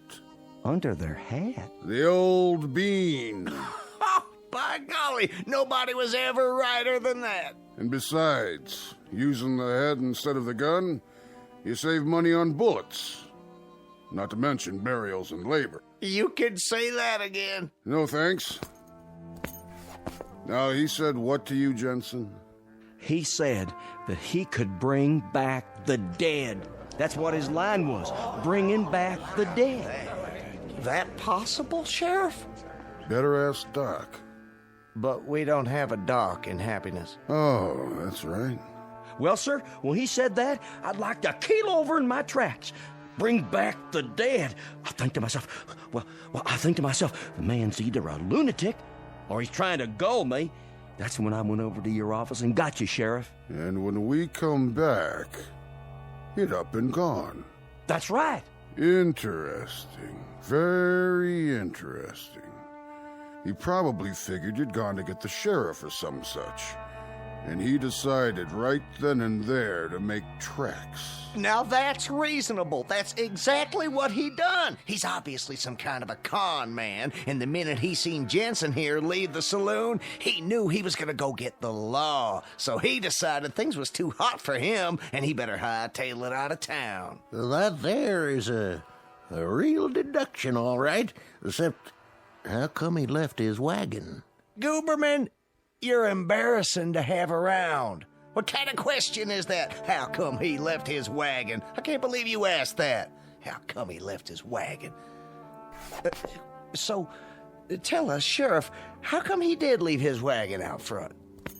The way I figure it, he probably didn't get out of town after all. The way I figure it, he probably checked into the hotel or someplace like that. What other place could he go, except in the hotel? Maybe Miss Tabby's. But Miss Tabby run off with the deputy. Thanks, Jensen, for twisting the knife.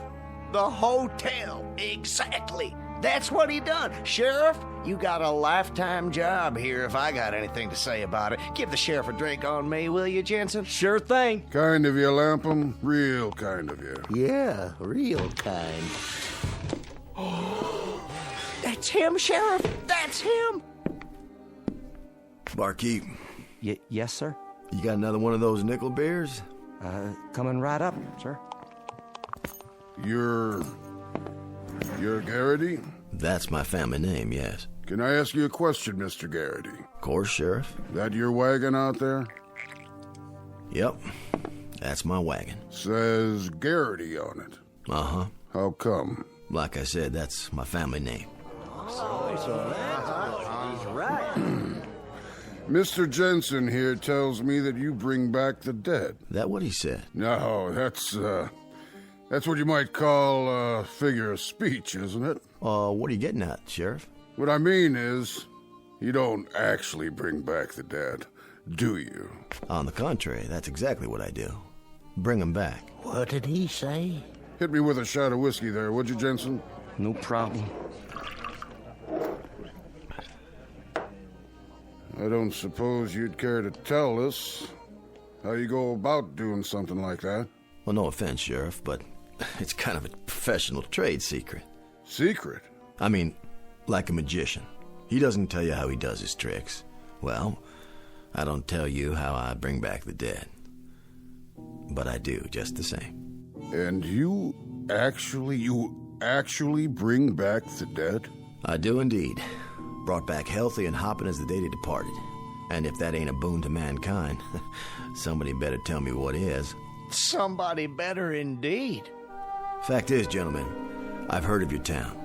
128 people in Boot Hill up there. I figured if a man's trying to sell cold drinks, he goes to the desert. And man's got buffalo skins and woolens, he goes to the cold North Country. And if he brings back the dead, well, then go to a town where most of them are buried. And the name of that town is Happiness, Arizona, with the biggest cemetery west Chicago. All them departing this earth with unspeakable violence. All but one. Which one? That was my wife, Zelda. God rest her soul.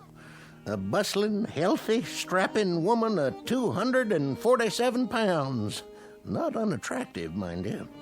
And then one morning, she's taken with the dyspepsia. And I'd lost her. And that there is why I drink. From a broken heart. How much loss can a man stand? Here, Gooberman, have one on the house.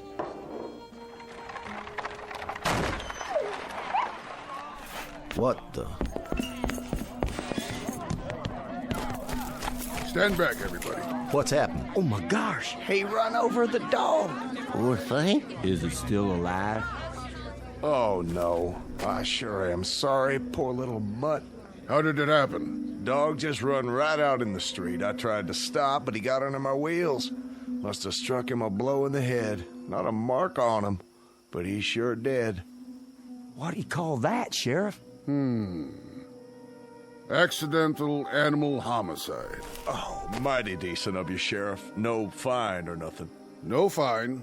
You obviously couldn't help it. That's what the law says.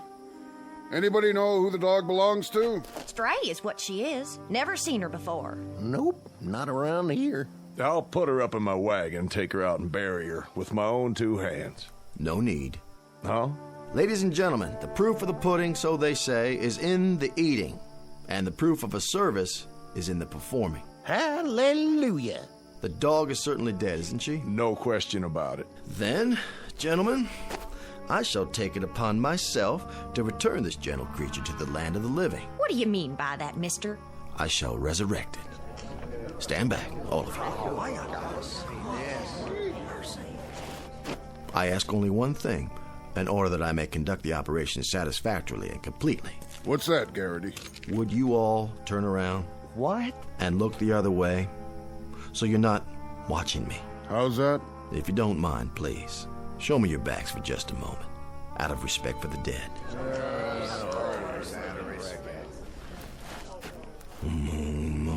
Madon, ergest rage grand wazoo, intercoiter, metaluna, magic land of Alakazam.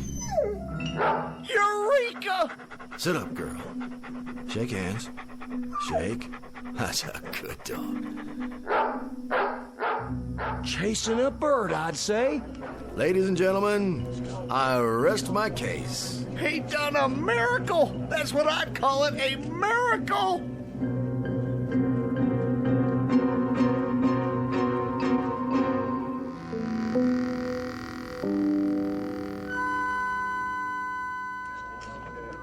Black magic is what it is.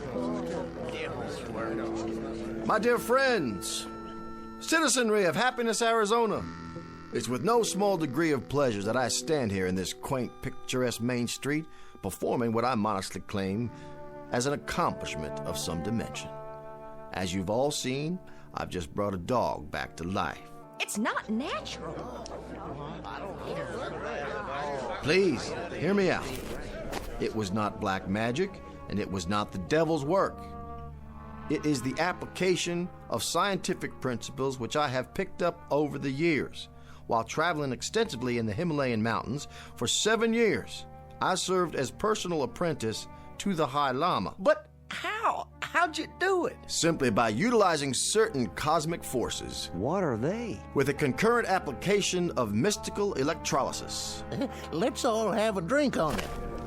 Fortunately, I've brought with me in my wagon here a supply of all the necessary herbs and spices to repeat the process. And what I have done for that dog, why, I can do the same for your loved ones. May their souls rest in peace. For the moment.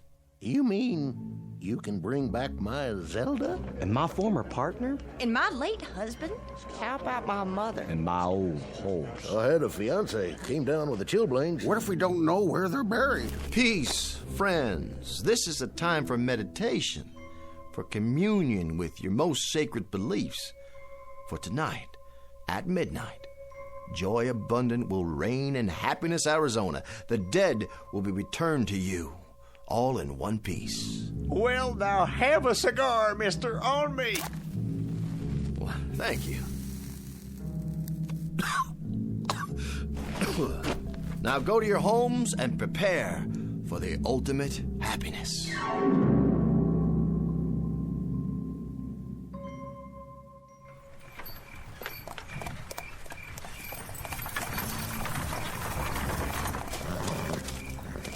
Hello, spirits of Boot Hill. Are you there? I say, spirits. I'm talking to you. Garrity here. Make yourselves known to me. Would you do that little thing, please? Spirits, come forth. Now, I tell you. I'm running out of time here.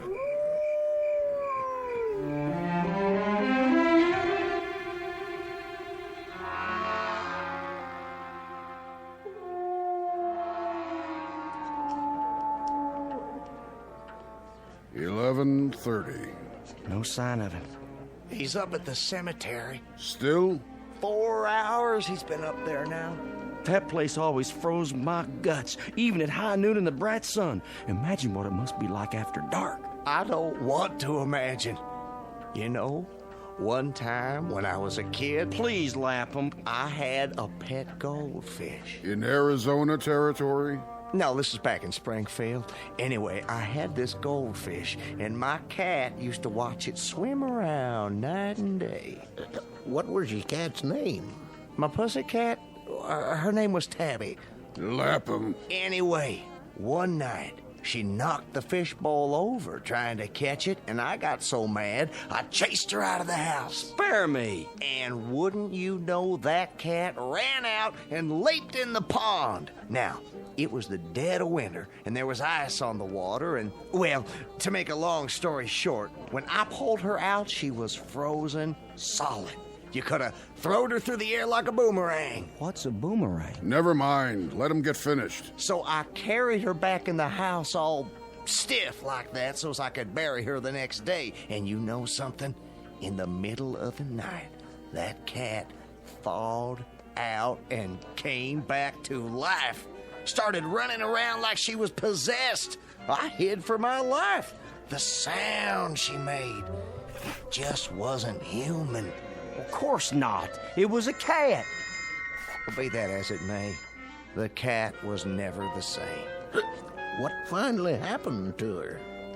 She ate some spoiled mackerel and expired for the second time. She didn't come back from that one, sad to say. Imagine. Can you just imagine? Imagine what, Gooberman? My own little Blossom. My own Zelda. The lonely days and lonely nights. And at midnight, she's coming back to me. Saints preserve us. Listen. What's that? Sounds like Mr. Garrity's finished his work. Evening, gentlemen. Evening, Garrity. Whiskey, please. Sure thing. Another. Yes, sir. How did it go up there? Go? On Boot Hill. The cosmic impulses are... Yes? Incredible tonight. Absolutely incredible. You mean you're finished? All finished. What's that clock say? 11:35. Good. Good. They'll be filing down any time now. Takes them a while because they walk so slow. But they're ahead of schedule. They are? I wasn't 5 minutes into the ceremony when the earth started to heave. A mighty anxious crop of folks up there. Mighty anxious. It'd do your heart good to see them wiggling around under the sod. That right? Just like some happy colt raring to face life again. Did you happen to see my Zelda up there? Why, I might have. Oh, you couldn't have missed her. She's the biggest thing on the hill. Only funeral that ever took 9 pallbearers. That was some service. Doggone if she wasn't a strapping girl. I remember the time she threw me out of the house. Through a window. As a matter of fact, I was 18 feet in midair. That picture behind the bar. Which one? The man with the handlebar mustache. Your beloved brother, isn't it? John? Sure is. How'd you know? Reminds me of someone I've seen quite recently. Shot by accident last March. There was a gunfight in here, and he got hit by a stray bullet. Tall man like you, with a kind of a limp. How'd you know? Your brother was the last man buried. And the last ones buried are the first ones to come up. Come up? And then down.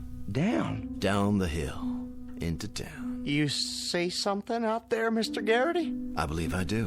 What? Why, I believe that's him coming now. Down the middle of the street. Look, do you see?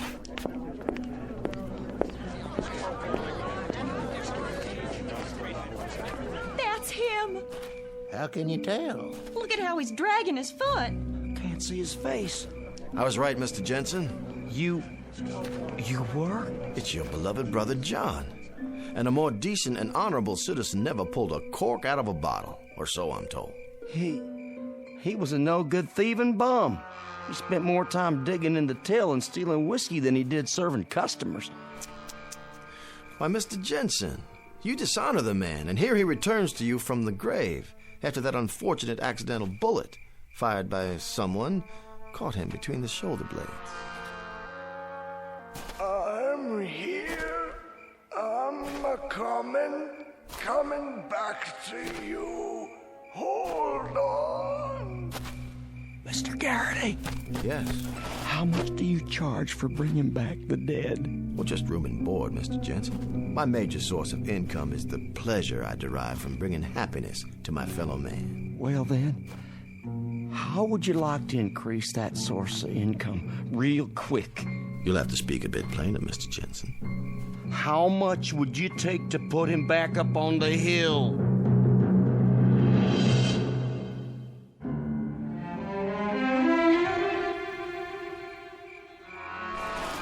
I'm asking you. To put him back? My brother, I mean. In his grave, where he belongs. What does that mean? Well, it's a difficult procedure, Mr. Jensen. Once the resurrection has taken place, it requires a maximum effort to replant them, so to speak. Would $100 pay for the effort? 100? In gold. Shall we say 1,000? What does 500 do to you? Well, it warms me a little, but I still feel drafty. Let's make it 750, shall we? Deal.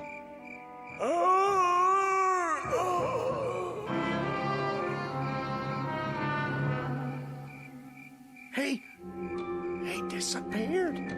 Just plain old disappeared. He did. It's true. He's gone. Can't see him no more. They're right, Garrity.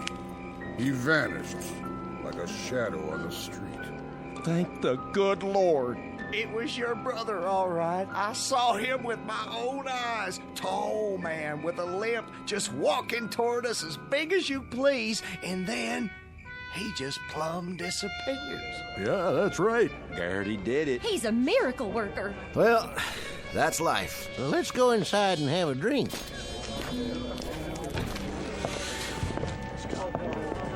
But don't fret, friends. He'll be followed soon enough by the others. The others? Including your beloved wife. Your lonely hours are a thing of the past, Mr. Guberman. Your Zelda will soon be back with you to share your life and restore your peace of mind. Well, no disrespect, but, Yes? What I mean is, she was the flower of all womanhood and everything. Of that I have no doubt. But on 6 different occasions, she broke my left arm. That thing was in a cast so much I developed a permanent list. Your point, Mr. Guberman? Well, I sort of hate to disturb her rest. Get me? I'm beginning to. What'll it take to put her back? A difficult assignment, Mr. Guberman.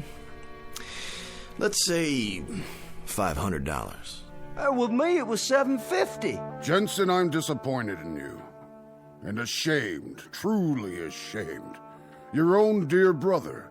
And you, Guberman, your own wife. Garrity, as an official of this town, I apologize for these men. I'm humiliated. Nothing less than humiliated. I don't blame you, Sheriff. Not one bit. But you, I could perceive immediately that you are made of sterner stuff. Well, I suppose that's true. I didn't see you quake in your boots, just because Lightning Peterson will be one of the departed returning tonight. Lightning Peterson? You killed him yourself, didn't you, Sheriff? And he was supposed to be the fastest gun in the territory. Boulder Dash. I say Boulder Dash. Lightning Peterson, indeed. You killed him once, Sheriff, in an honest showdown, and if his internment hasn't taught him anything, you can do it again.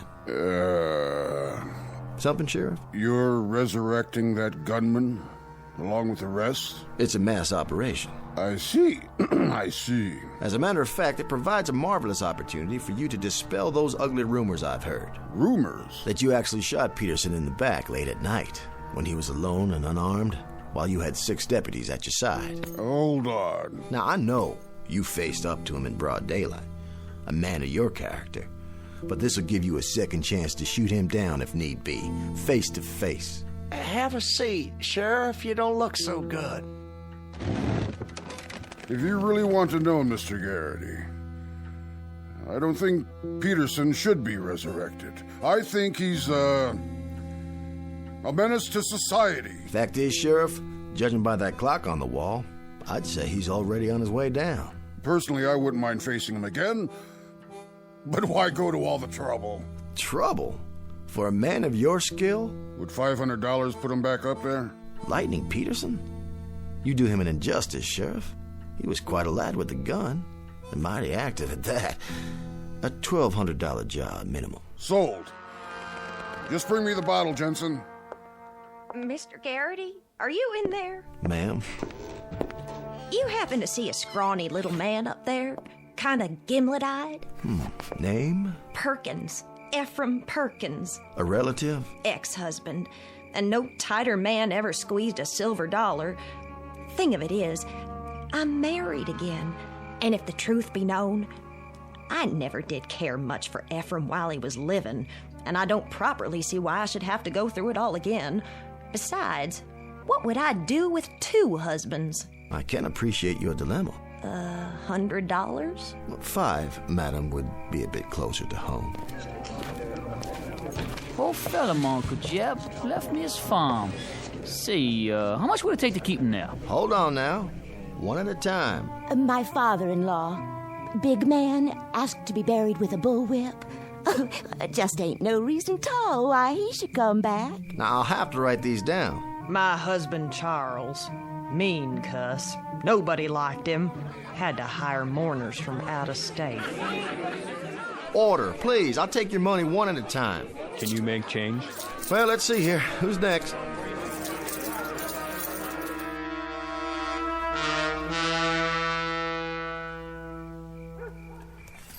Who there? Oh. Here, boy. There you go. Nice puppy. Nice little boy. Got a bone for you in the back of the wagon. You're paid for playing dead like that. That you, Ace? Right here. You're late. Couldn't help it. Town was the ripest pear we ever plucked. They couldn't open their money bags fast enough. What's the take? Whew, see for yourself. I haven't had time to count it. Will you look at that? Considerably more than you earn as an actor on the stage, my friend. Considerably more. Played the part well, though, didn't I? Beautifully. The handlebar mustache was a nice touch. That's why I brought my makeup kit. Never know what you'll need. I checked the itinerary. Our next stop is Tucson. We'll pitch camp and get a good night's sleep, and you go in there in the morning and get a line on the place. We'll see which one of the dear departed you can impersonate tomorrow night. Now climb in. Well, let's get a move on before that sheriff turns suspicious. I tell you, I'll be glad to get gone from this cemetery. Creepiest one yet. You don't believe in ghosts, do you, Ace? Well, I never did, but this one, there's so many tombstones everywhere. Man thinks he's hearing things after a while. Not this one. The folks up here on Boot Hill, they're buried deep enough. So long, friends. Real sorry I couldn't perform what I laid claim to. Rest in peace now, all of you. Come on, let's go. Come on.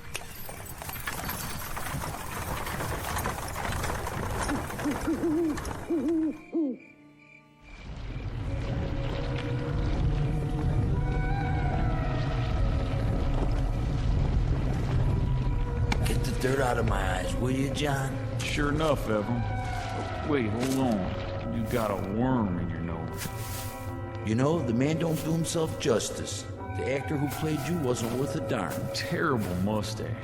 But that there Garrity, he sure can do a job of resurrecting. Sure can. Don't know where he learned them words, but they worked. Didn't they, Lightning? Let's get on to town. We ought to wait for the others to dig out. Don't worry, they'll be along. Besides, I got a lot of drinking to catch up on.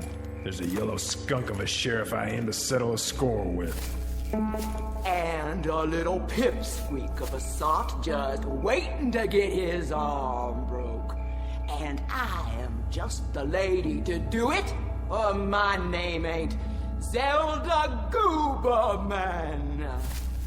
Let's go, boys. Just the four of us. It's clobbering time.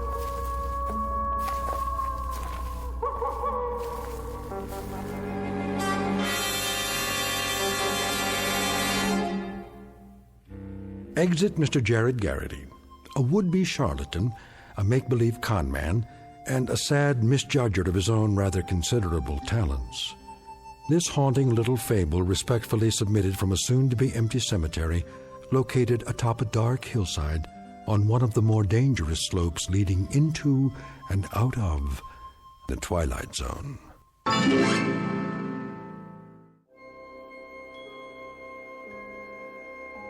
Hi, this is Carl Amari, producer of the Twilight Zone radio dramas. I'd like to take a moment to tell you about our official website at twilightzoneradio.com, where you'll get the latest news and information on these Twilight Zone radio dramas. Plus, at twilightzoneradio.com, you can digitally download 3 free episodes or any of our episodes for only $1.95 each. In this age of ever-changing technology, we've decided to make these episodes instantly available to you by making the Twilight Zone radio dramas a digital download-only series. This means that this series will no longer be offered on CD. The CD collections at our website are now being offered while supplies last at buy one, get one free. So be sure to get your favorites before they're sold out. Be sure to visit us often, and I'll see you in the zone.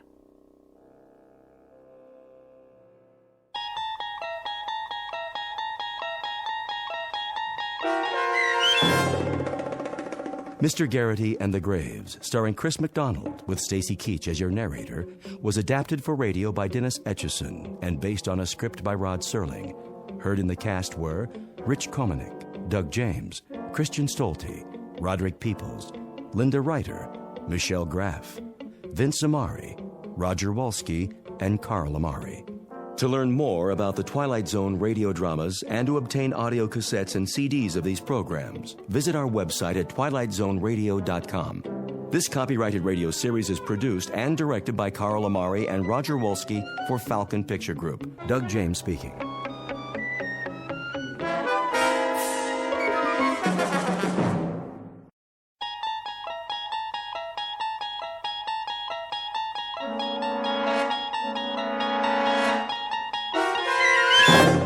You unlock this door with the key of imagination. Beyond it is another dimension, a dimension of sound, a dimension of sight, a dimension of mind. You're moving into a land of both shadow and substance, of things and ideas. You've just crossed over into the Twilight Zone.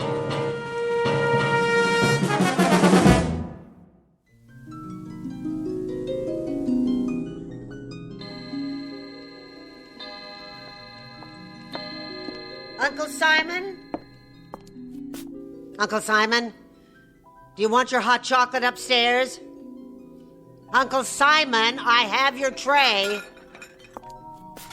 Can you hear me? I said, do you want your hot chocolate upstairs? Garbage head. I'm right here. You don't have to yell. Oh, I scared the life out of me. Oh. Did I? Where were you?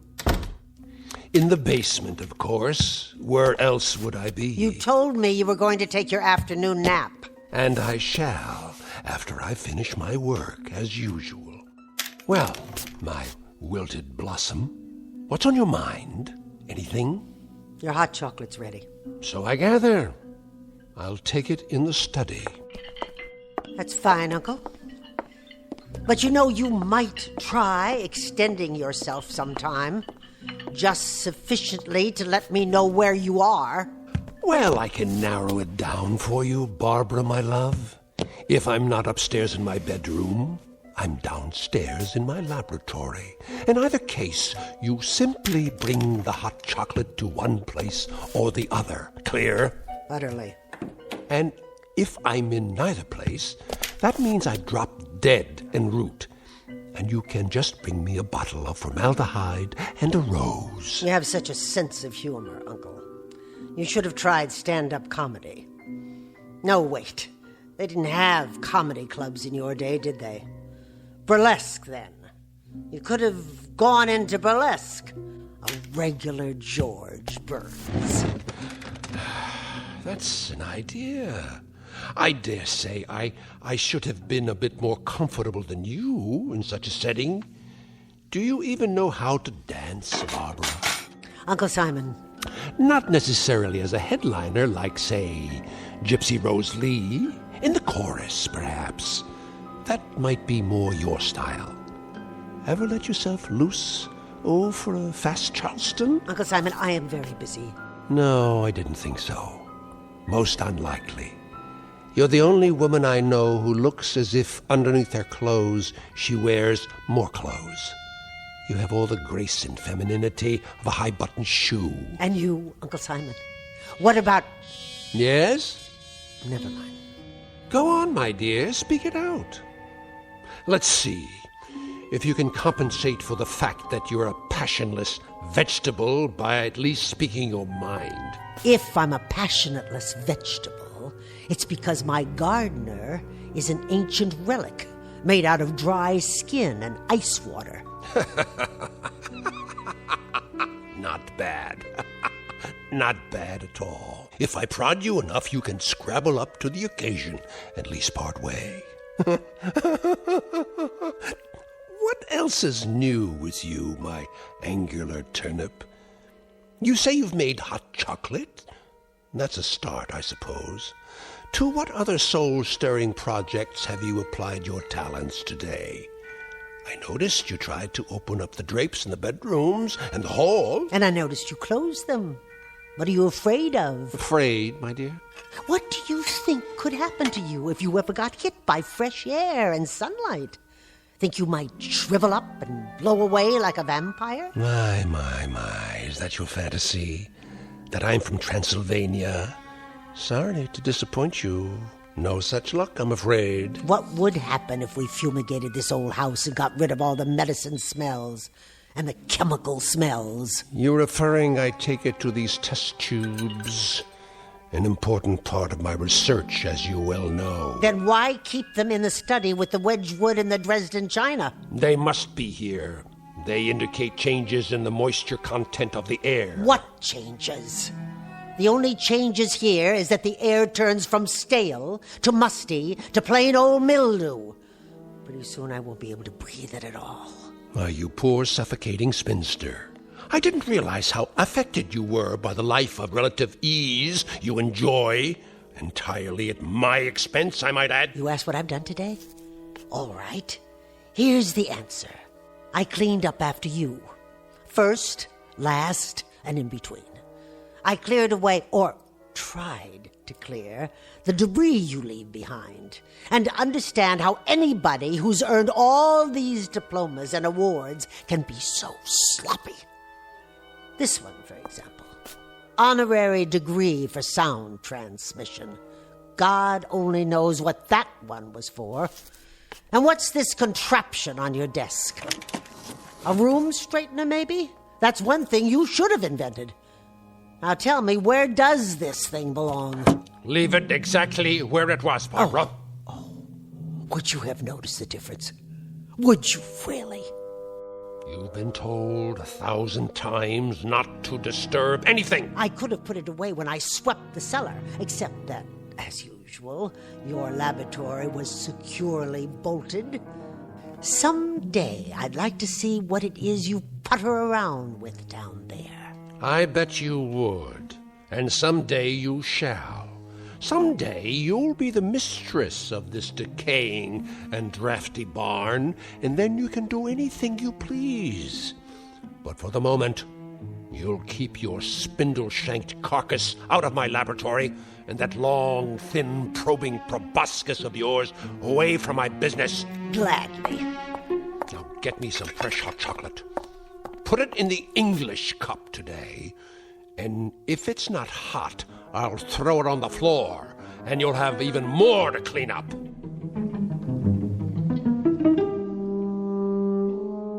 Dramatis personae, Mr. Simon Polk, a gentleman who has lived out his life in gleeful rage, and the young lady who just now beat a hasty retreat is Mr. Polk's niece, Barbara. She lives each hour of her life as if perpetually late for a dentist's appointment. And there is yet a third member of the company, soon to be seen. He now resides downstairs in the laboratory, and he is, well, the kind of character you'd expect to find only in the Twilight Zone. And now, back to the Twilight Zone with Uncle Simon, starring Beverly Garland and Peter Mark Richmond, with Stacy Keach as your narrator. I'll make you some fresh chocolate. Barbara! Uncle. Question. Yes? A point of information. Go on. Perhaps you can enlighten me. If all you've said is true, why do you stay here? I was under the impression I was needed. You are. That answer explains why I keep you here. It doesn't even remotely suggest why you stay. You want it quite honestly, I presume. Indeed. You may be short on beauty, my dear, but a lack of candor is not one of your deficiencies. I stay. I live for the moment that I can see you buried. And on the day when I come back from your funeral, I'll open up a bottle of wine. I want to be compensated, Uncle Simon, for 25 years of being shrieked at, insulted, berated, humiliated, stepped on, ground underfoot like this old rug. Is that sufficiently honest for you?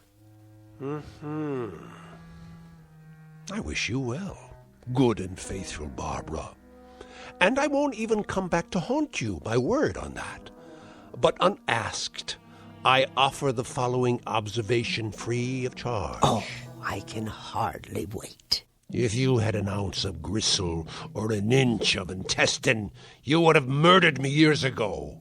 So as to your 25 years of abject misery and unspeakable indignation, life has a way of dishing out justice. In other words, you deserve it, kid. Now play your role and get me my hot chocolate before I think of something more complicated for you to do.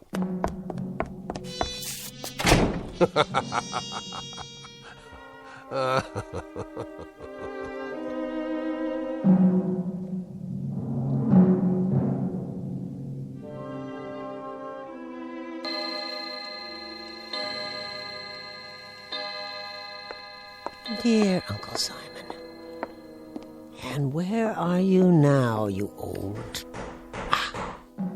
of course, downstairs in your laboratory, as you call it. Where else? And what do you do in there, dear Uncle? I mean, if I could see for myself, just a glimpse, just once, so I'll know... Did you leave the door unlocked this time? Well, now, what have we here? I was looking for... Looking for what? I thought perhaps you'd show me what you're building. Indeed. You'd love to know that, wouldn't you? Well, I'm sure it's something impressive. My curiosity got the better of me. That's the one character trait you share with normal women, curiosity. An ineffable and insatiable curiosity. Well, remember what it did for the proverbial cat. One of these days, you're going to find out what I'm building. I'm sure I will, Uncle. Whenever you're ready. But for the time being, you night-crawling imitation of the female gender... If I catch you sneaking around outside my door again, I'll break your head with a broom handle or one of these canes. Now go back upstairs and engage yourself in a nerve-wracking game of dominoes. With pleasure. Now, go on! Tell me, Uncle Simon. What? Tell me why it is that beasts like you stay alive for so long. How's that again? You heard me. Why do some men have the decency to die when their time is up, while brute animals like yourself continue on and on? Indeed, why indeed. That bit of curiosity I shall be glad to satisfy. In most cases, particularly mine, we have something to live for, an overarching purpose that keeps us going. Oh, and what would that be? I have you to live for, you crooked-seamed grubber. I keep this decrepit heart beating and these over-the-hill lungs breathing because I know how deeply dedicated you are to the one sight that will be your ultimate reward. And what sight is that? Seeing me die. Who came here 25 years ago when you were crippled and sick and couldn't take care of yourself? Who moved in and nursed you and kept you alive? You did! That's right! Me! And no one else! You scrounging female ape. Now let's get down to cases. The question is, why did you? Why would you? Out of familial love, was it, Barbara? Out of a palpitating compassion?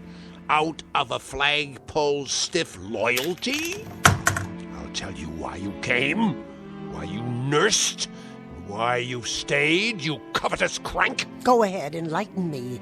There's no mystery at all.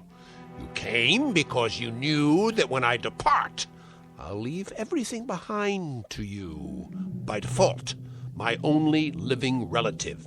Everything.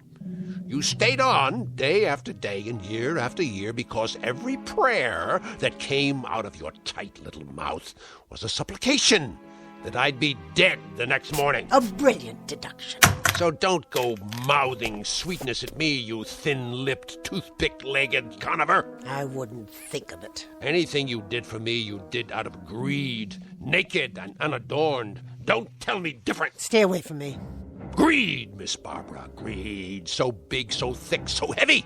It blotted out even that delicious hate you've been carrying around inside. I said stay back. Well, let me tell you something, you money-sick crone. You'll get paid off in due time. Before that, you'll pay through every one of your pores for what I leave you. Don't you raise your cane to me. You'll pay, you ugly harpy. As God is my witness, How dare you? What are you doing? Give me that cane! Barbara! Don't! Barbara!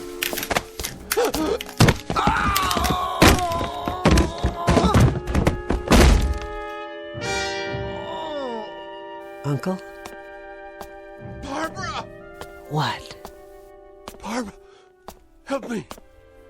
What, Uncle? Barbara, please! I didn't quite hear you. I think... Speak a little louder, would you, Uncle? Tell me, what is it you wanted?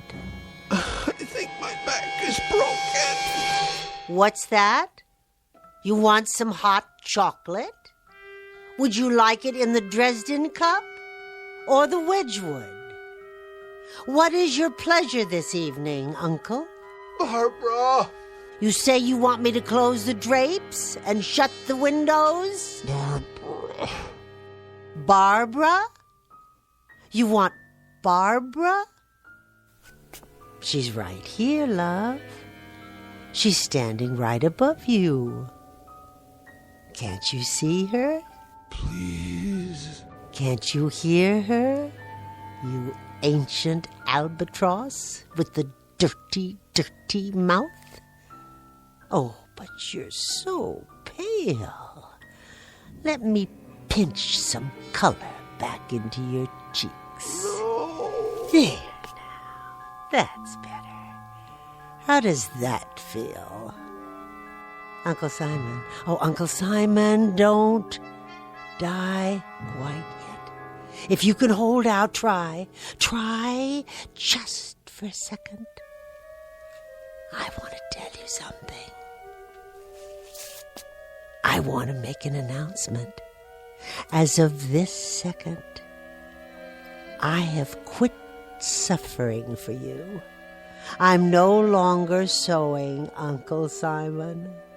As of right now, I'm going to reap.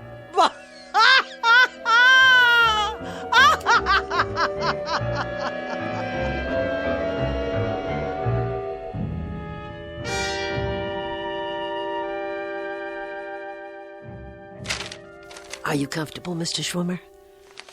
What? Oh, yes. Thank you, Miss Polk. I'll just be another moment. I cleaned off my uncle's desk for you. Yes. You've kept the house in splendid condition, by the way. It looks different somehow. Oh, I've made a few changes. Marvelous taste you have, I must say. If you need pencils or pens, they're in the top drawer. No, the will is relatively simple. I only want to make sure I brought the latest amendments, signed and notarized. But I thought he drew it up years ago. It's been in the safe deposit box for as long as I can remember. The original copy, yes. Your uncle had me drafted shortly after you came to stay with him. He added a codicil or two later on, hence this revised copy. Oh. Really? I wasn't aware of that. Assets, real property. Everything seems to be in order. Oh, there's no need to read it aloud, Mr. Schwimmer. If you can just give me the sense of it so I'll know how to dispose of his things. That, my dear, won't be necessary. I beg your pardon? That is the sense of it. What do you mean? The will very explicitly requires that you throw away nothing, that you keep everything as it was, intact. I see. The house, the furnishings, everything. It all goes to you in perpetuity. With the proviso, of course, that you remain here in perpetuity, as it were. Do you have any objection to that? Why, I have no other place to go, Mr. Schwimmer. This has become my home. Of course. So, the document is quite clear in its intent. Everything will remain in your name as long as you are on the premises. The same thing applies to the various securities in the cash account, which is quite sizable. It has been set up as a trust in your name. You're to draw all the interest accruing so long as you remain in the house. Where could anyone ever find a man with a heart as big as his? Quite so. Is there more? Well, the sense of this, Miss Polk, is that to qualify for your inheritance, there is one additional stipulation. What kind of stipulation? That you're to care for your uncle's latest experiment. Care for? That's odd. I don't understand it, Mr. Schwimmer. Which experiment? I have no idea. But it reads as follows. My beloved niece Barbara will be responsible for the well-being of my latest experiment. She will care for it, look after it, and see to its wants and needs. What wants and needs? A member of the law firm of Schwimmer, King, Bartlett, Kaplan, and Schwimmer will visit the domicile once each week to see that this stipulation is adhered to. In the event my beloved niece Barbara fails to comply with the provisions herein, I hereby give and bequeath all my property, both real and personal, to the State University. Now, the sense of that, Miss Polk... Tell me, Mr. Schwimmer, what is the sense of that? I gather it depends very much on the nature of your uncle's experiment, which he refers to only as it. I take it you have no idea what it might be? None at all, except that whatever it is, it's in the basement. Where are you going? Where do you think? To the laboratory. Oh, wait, you'll need the keys.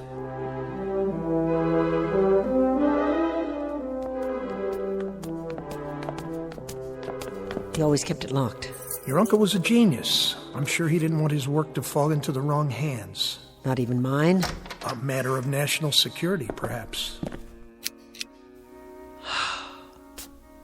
At last. His inner sanctum. Not particularly foreboding. I must say it looks like any research lab at the university, with a few pieces of gear I haven't seen before. He was always ordering new parts, all the latest test equipment. And you don't know what he was testing? He chose not to share that bit of information with me. To protect you, I'm sure. But we'll know soon enough. What's behind that other door? Where? Against the wall, at the back of the room. I don't know. Do you have the other key? It must be the large one. How this relates to his will, though, I'm not at all sure. Now, this piece, this is interesting. Looks like a metal glove. I wonder what it does. I wouldn't touch it if I were you. Why, it's part of a mechanical hand with an arm attached. I said don't touch it. Sorry. Good Lord. There's something attached to the arm.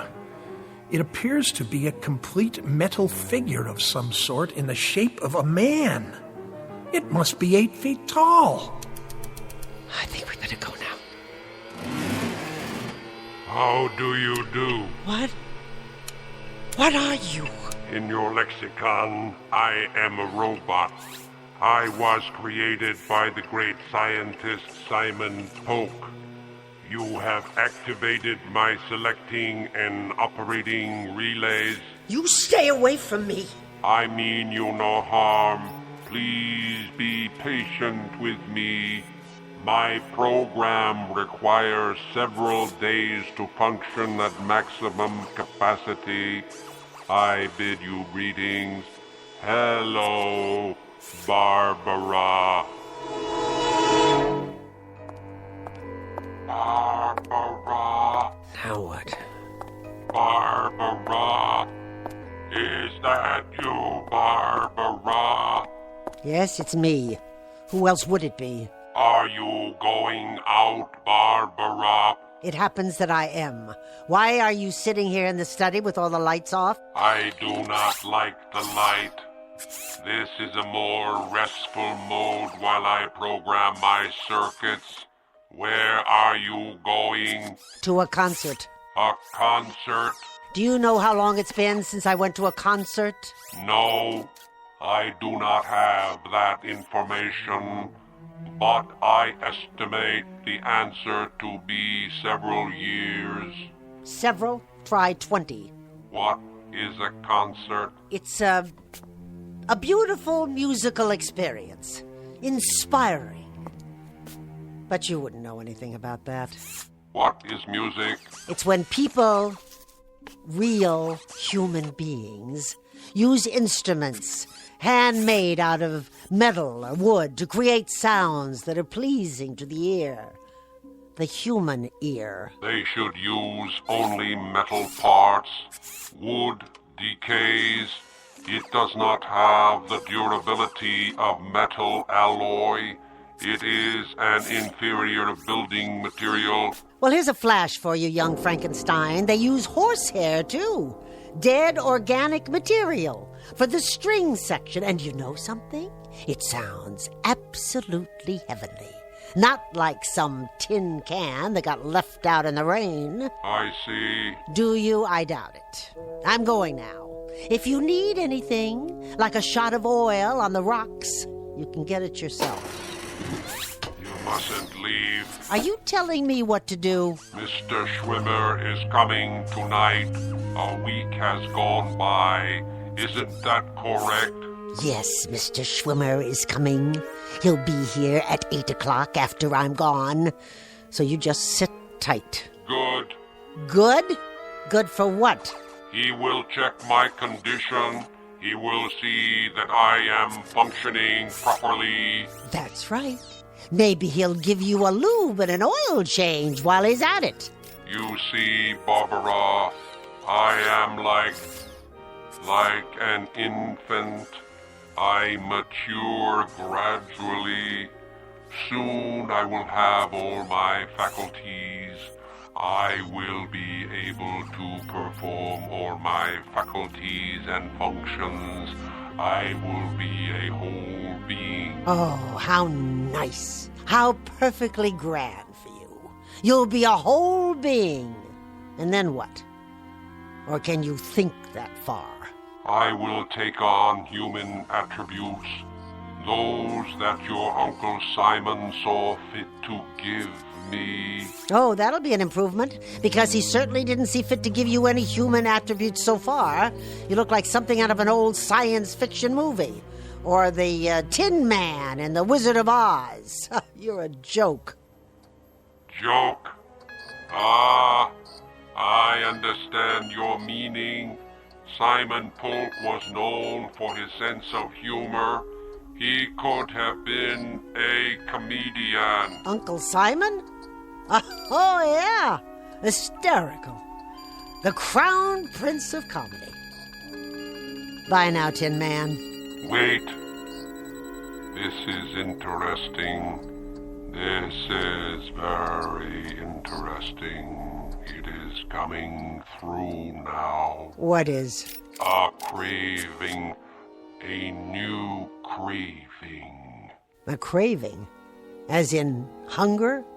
For a machine that doesn't eat? Hot chocolate. A beverage made from dried cocoa beans and sugar.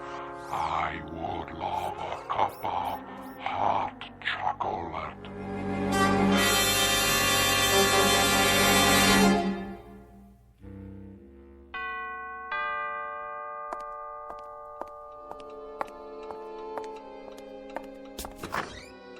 How do you do, Miss Polk? I hope I'm not late. Late? My, you look outstanding in that dress. And those earrings. I've never seen you looking quite so outstanding. Were you going somewhere? No. I wasn't going anywhere. Not anywhere at all. And how, may I ask, is our young Master Polk doing this evening? Right this way. We've been waiting for you in the study.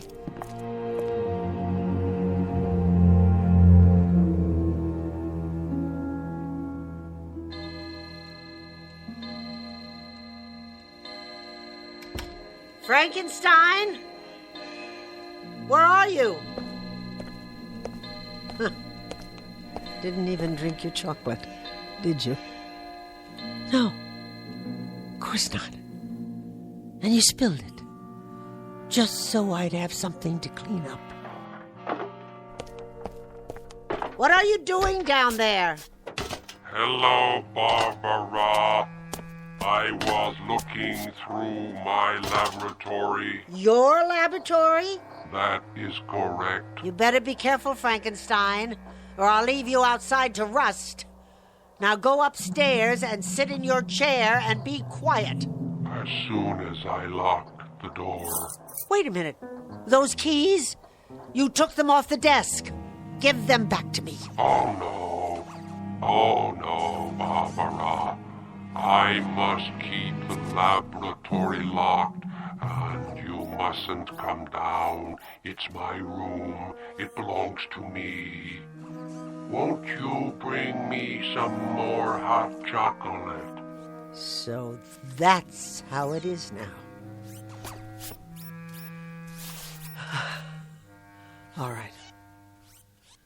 All right. If that's what it takes. Barbara. What did you say? Barbara. After you bring me my hot chocolate, would you please close all the windows and pull the drapes? I don't like the light. I don't like the draft.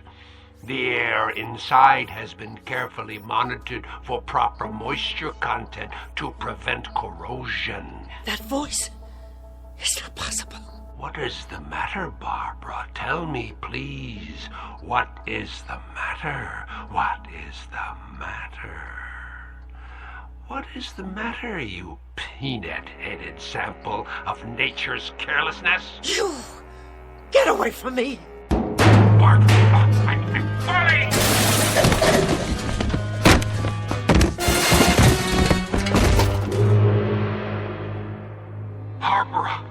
Barbara, my legs, they're bent.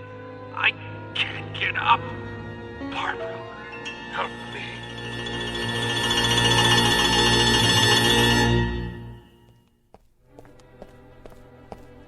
There you are. I was wondering where you'd gone to. I brought you some tea. Oh, thank you. That's lovely. But I'm afraid I can't stay. No? Another engagement, alas. Tell me, how are you, Miss Polk? I mean, really. Fine. Thank you, Mr. Schwimmer. Glad to hear it. It is rather quiet these days. Doesn't seem to say much, even after all these weeks. He makes his wants known. Pity about his legs. But he manages to get around, doesn't he? Indeed he does. Indeed he does. Well, I'll see you next week, then. Yes, of course. And the week after. And the week after that. Take care of yourself, my dear. No need to show me out.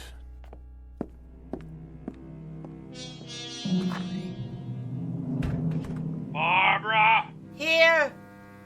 In the study! Barbara, my dear, if you can prevail upon that Raggedy Ann carcass of yours to exert yourself, I'd like a cup of hot chocolate. I would like it in a Wedgwood cup. And if it's not sufficiently hot, I'll pour it on the floor at your feet. Clear? All right. I'll make some. Speak up, you lint-headed clod. I didn't hear you. I'll make some hot chocolate. Do that, you torpid lotus eater. And be sure that it's hot. Did you hear me? Make sure it's hot. What does it take to make you move, you arthritic crab? I'll fix it for you now. You'll fix it for me now. What? I'll fix it for you now, Uncle. That's better. I'll be at my desk, working on my notes. Yes, Uncle.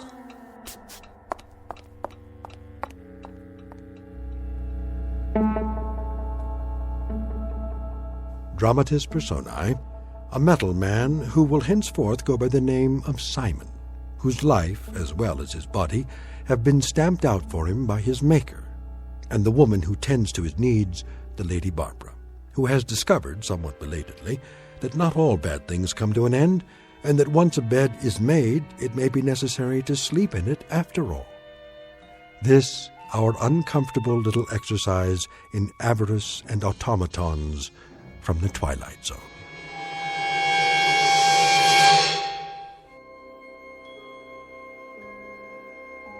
Hi, this is Carl Amari, producer of the Twilight Zone radio dramas. I'd like to take a moment to tell you about our official website at twilightzoneradio.com, where you'll get the latest news and information on these Twilight Zone radio dramas. Plus, at twilightzoneradio.com, you can digitally download 3 free episodes or any of our episodes for only $1.95 each. In this age of ever-changing technology, we've decided to make these episodes instantly available to you by making the Twilight Zone radio dramas a digital download-only series. This means that this series will no longer be offered on CD. The CD collections at our website are now being offered, while supplies last, at buy one, get one free. So be sure to get your favorites before they're sold out. Be sure to visit us often, and I'll see you in the zone.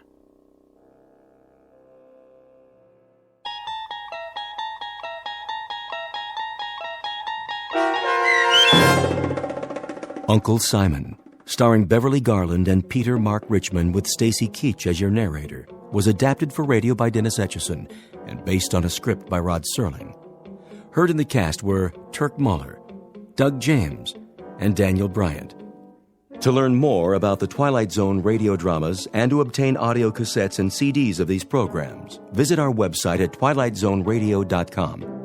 This copyrighted radio series is produced and directed by Carl Amari and Roger Wolski for Falcon Picture Group. Doug James speaking.